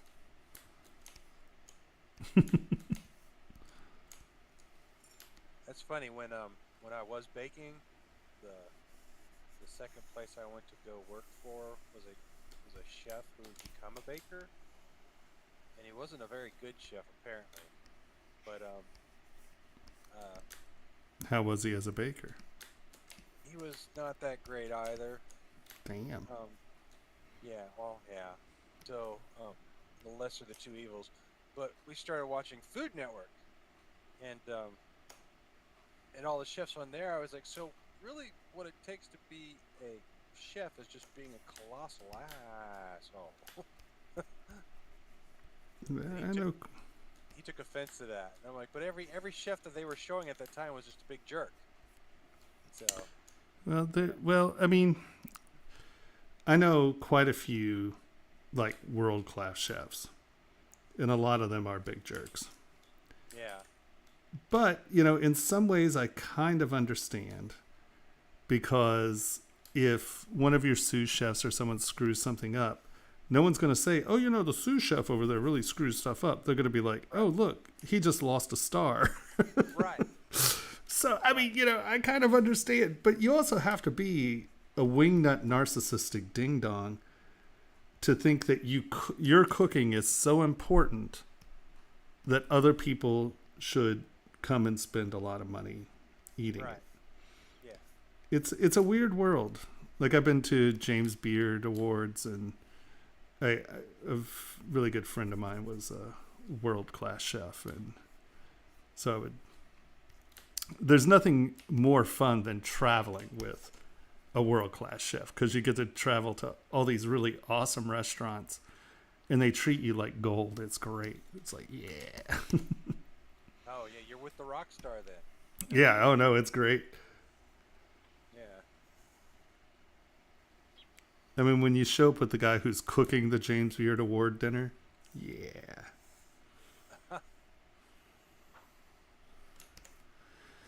Yeah, this is distorted, but whatever. That's kind of what we were shooting for. I'll cut it out later, but I have to remesh that. I'm just not in the mood for that right now. Yeah, what am I talking about? This is such a plain shape. Who cares?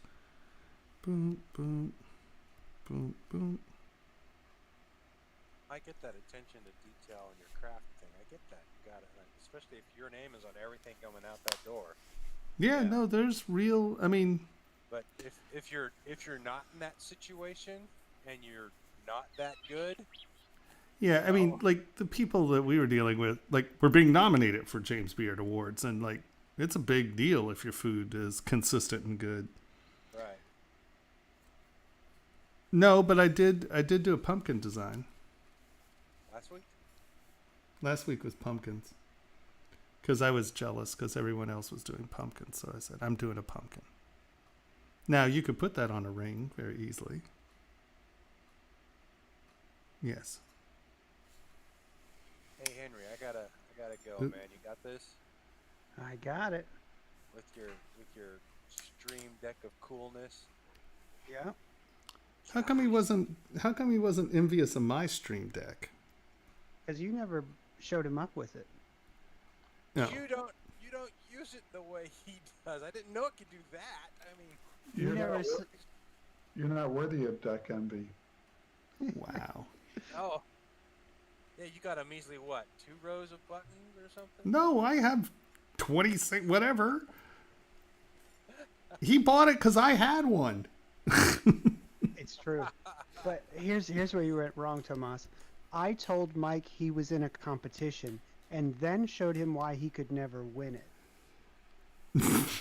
all, all in the same 5 minutes. There you go. Oh, I see. That's why he's envious. I got it now. No, you Makes You sense. showed me the potential of what it can do, and it's a cool piece of equipment for Photoshop, for ZBrush, for just putting freaking links up.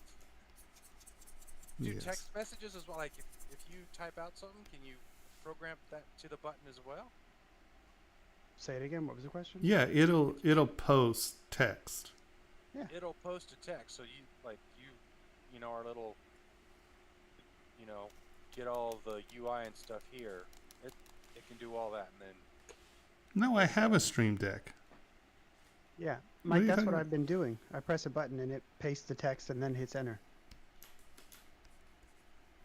My stream deck's awesome. I love my stream deck. What's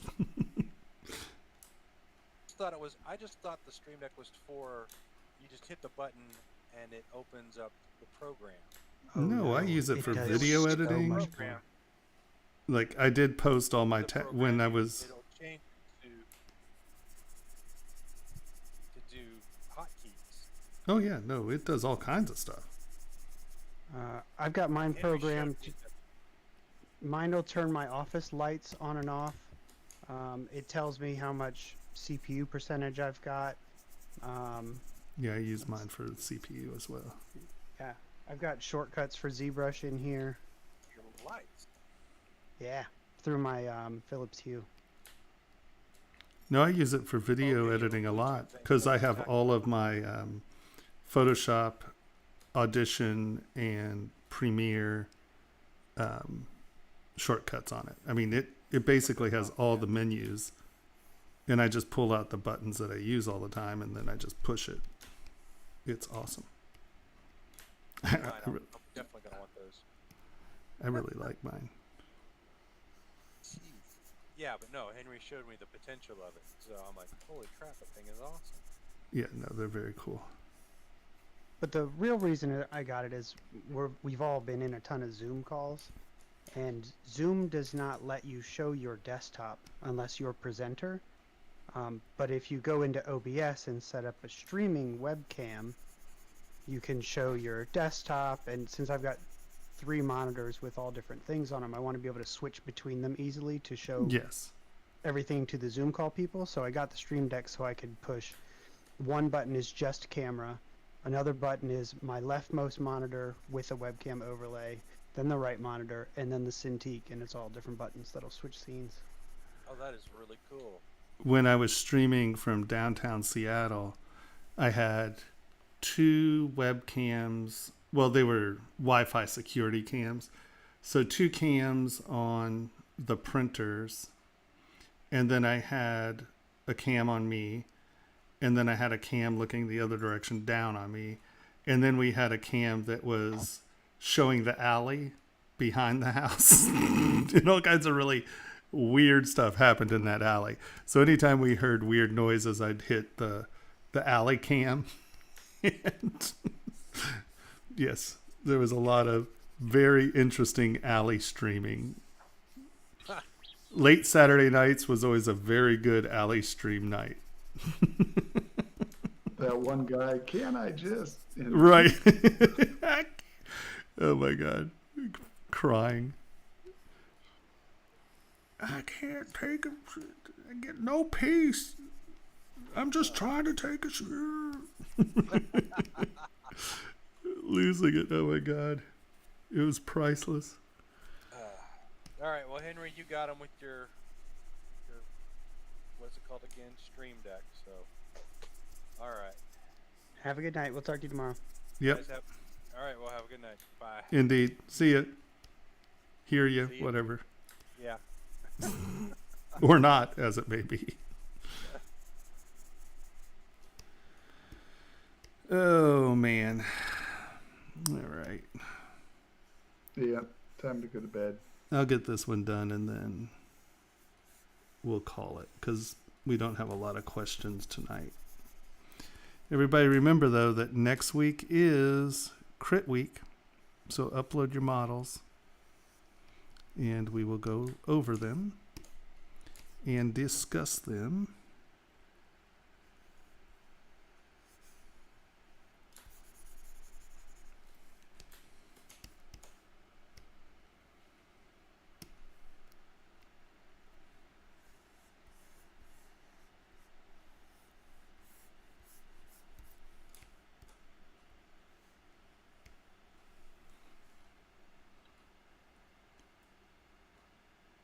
You going to be at the house tomorrow, or you coming in?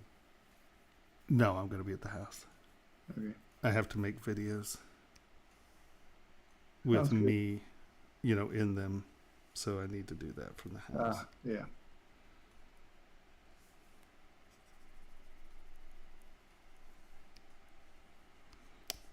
So Sounds since we're kind of quitting this early, I'll be home and in bed before 3 a.m. today, which is lovely. Good. And then, yeah, so, yeah. Well, you So I'll guys be have- home. Just give me a yell, and I'll be there. Sounds good, brother. All right, my brother. Have a good one. Sleep well. Good night, Be Henry. safe going up those stairs. They're dangerous. Oh, they can be. No, what's going on here? You never sent that email? What are you talking? Oh my God, I totally did. All right, let me. Jesus. I know I said, okay. Let me double check my email and see what happened. Oh my God. Because it was just Dave's connection. I'll double check it again tomorrow and make sure that I get it out tomorrow because I know I sent it. See, you have to understand that at home, I literally get well below dial-up speed sometimes. And I push send and I assume things send. So I am sorry. We will jump on that tomorrow, make sure that happens. You can ask Henry last night. Was it last night? Yeah, it was last night. Yeah, it was late last night. That I was showing him my file transfer speed. And my file transfer speed was 1.6 bytes. Not kilobytes. Not megabytes. Bytes. So often when I push send and then go on and do other things, my assumption that things sent, yeah, it can be tough.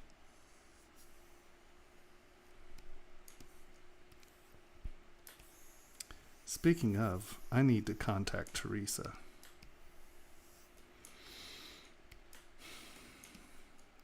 Because I have not heard from her in a while.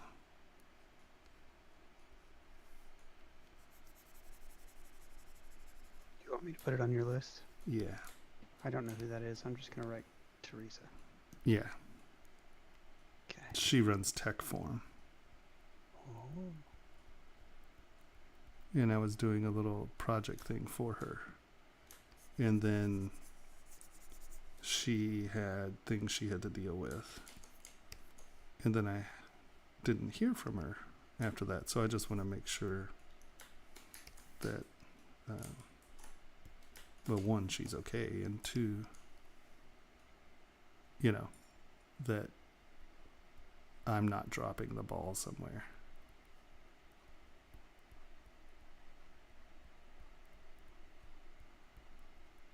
Well, for her. I'm surprised she didn't inform me that I was definitely dropping the ball somewhere.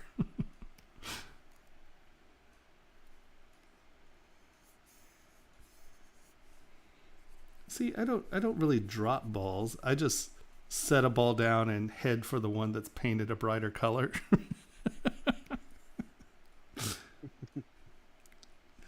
I have shiny penny syndrome. Shiny penny. All right.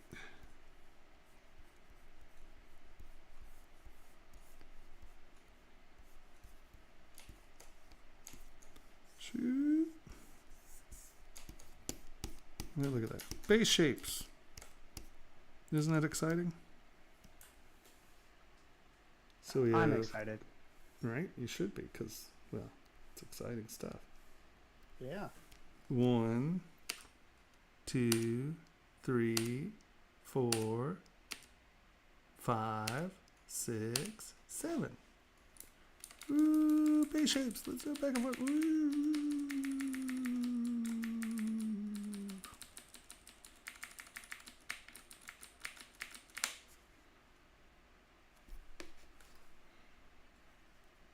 Yay! Base shapes. All right, kind and gentle folks. I think we're going to call it because there aren't a lot of questions, and namely, I actually need to get some sleep. I know that was incredibly compelling sculpting for everyone, but I keep getting asked how to make base shapes. There you go. That's how we make base shapes. I mean, honestly, it's one of the #1 questions we see. I Where know. do I start? I know. Wait, there you go. That's where you start.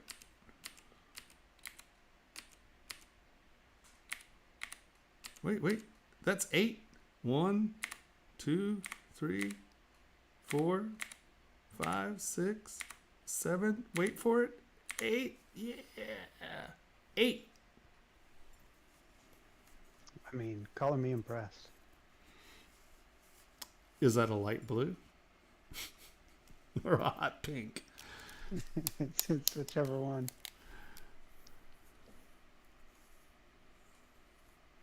When I uploaded the basic tutorial video, I will come back to YouTube channel.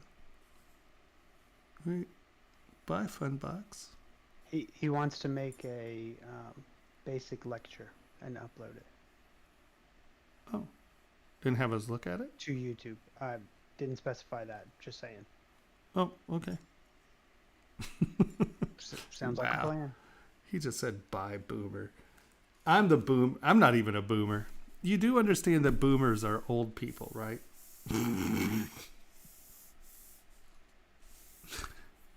I'm quite a few years off being a boomer. Actually, I'm a few decades off of being a boomer. I might be old. All right, Zoomer. Right, isn't that what it is now? Generation Zoom. Zoomer. Zoomy, zoom, zoom. Zoom, zoom. Zoom. All right. That was too much fun. I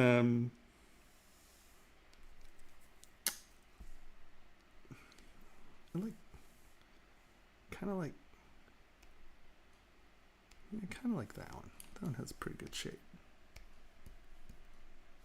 All right. That was all fine and dandy. Let me figure out how to turn this sucker off. All right. Next week, critiques. Upload your critiques. If you don't have ZBrush, you can download a sample. You can also try Minicore or Sculptress. And Not yeah. Sculptress. Isn't Sculptress free? Sculptress is not a thing anymore. I mean, you can still download it, I guess. But it's not in their catalog of things that we should probably be recommending. All right, ignore me on that one. Core Mini, Core, and ZBrush. Yeah, those are the ones. You can download, I think is it 45-day trial again of ZBrush? That's what I'm hearing, but I haven't checked. I remember it was 45 and then I thought it went to 30 and maybe it's back to 45. I don't know. Haven't downloaded a trial version in 16 years, so not real informed on that one. But you can always download a trial and it's more than like 4 days. So watch ZBrush Live. There are tons of wonderful streamers. Anything else I'm forgetting?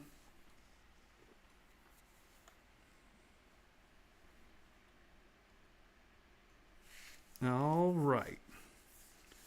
I'm going to try to figure out how to shut this thing down. Where's OBS? Ba-doo. Have a great one. Always a joy. I'll see you next Monday and Crit Week. All right. Ciao, ciao. Everybody.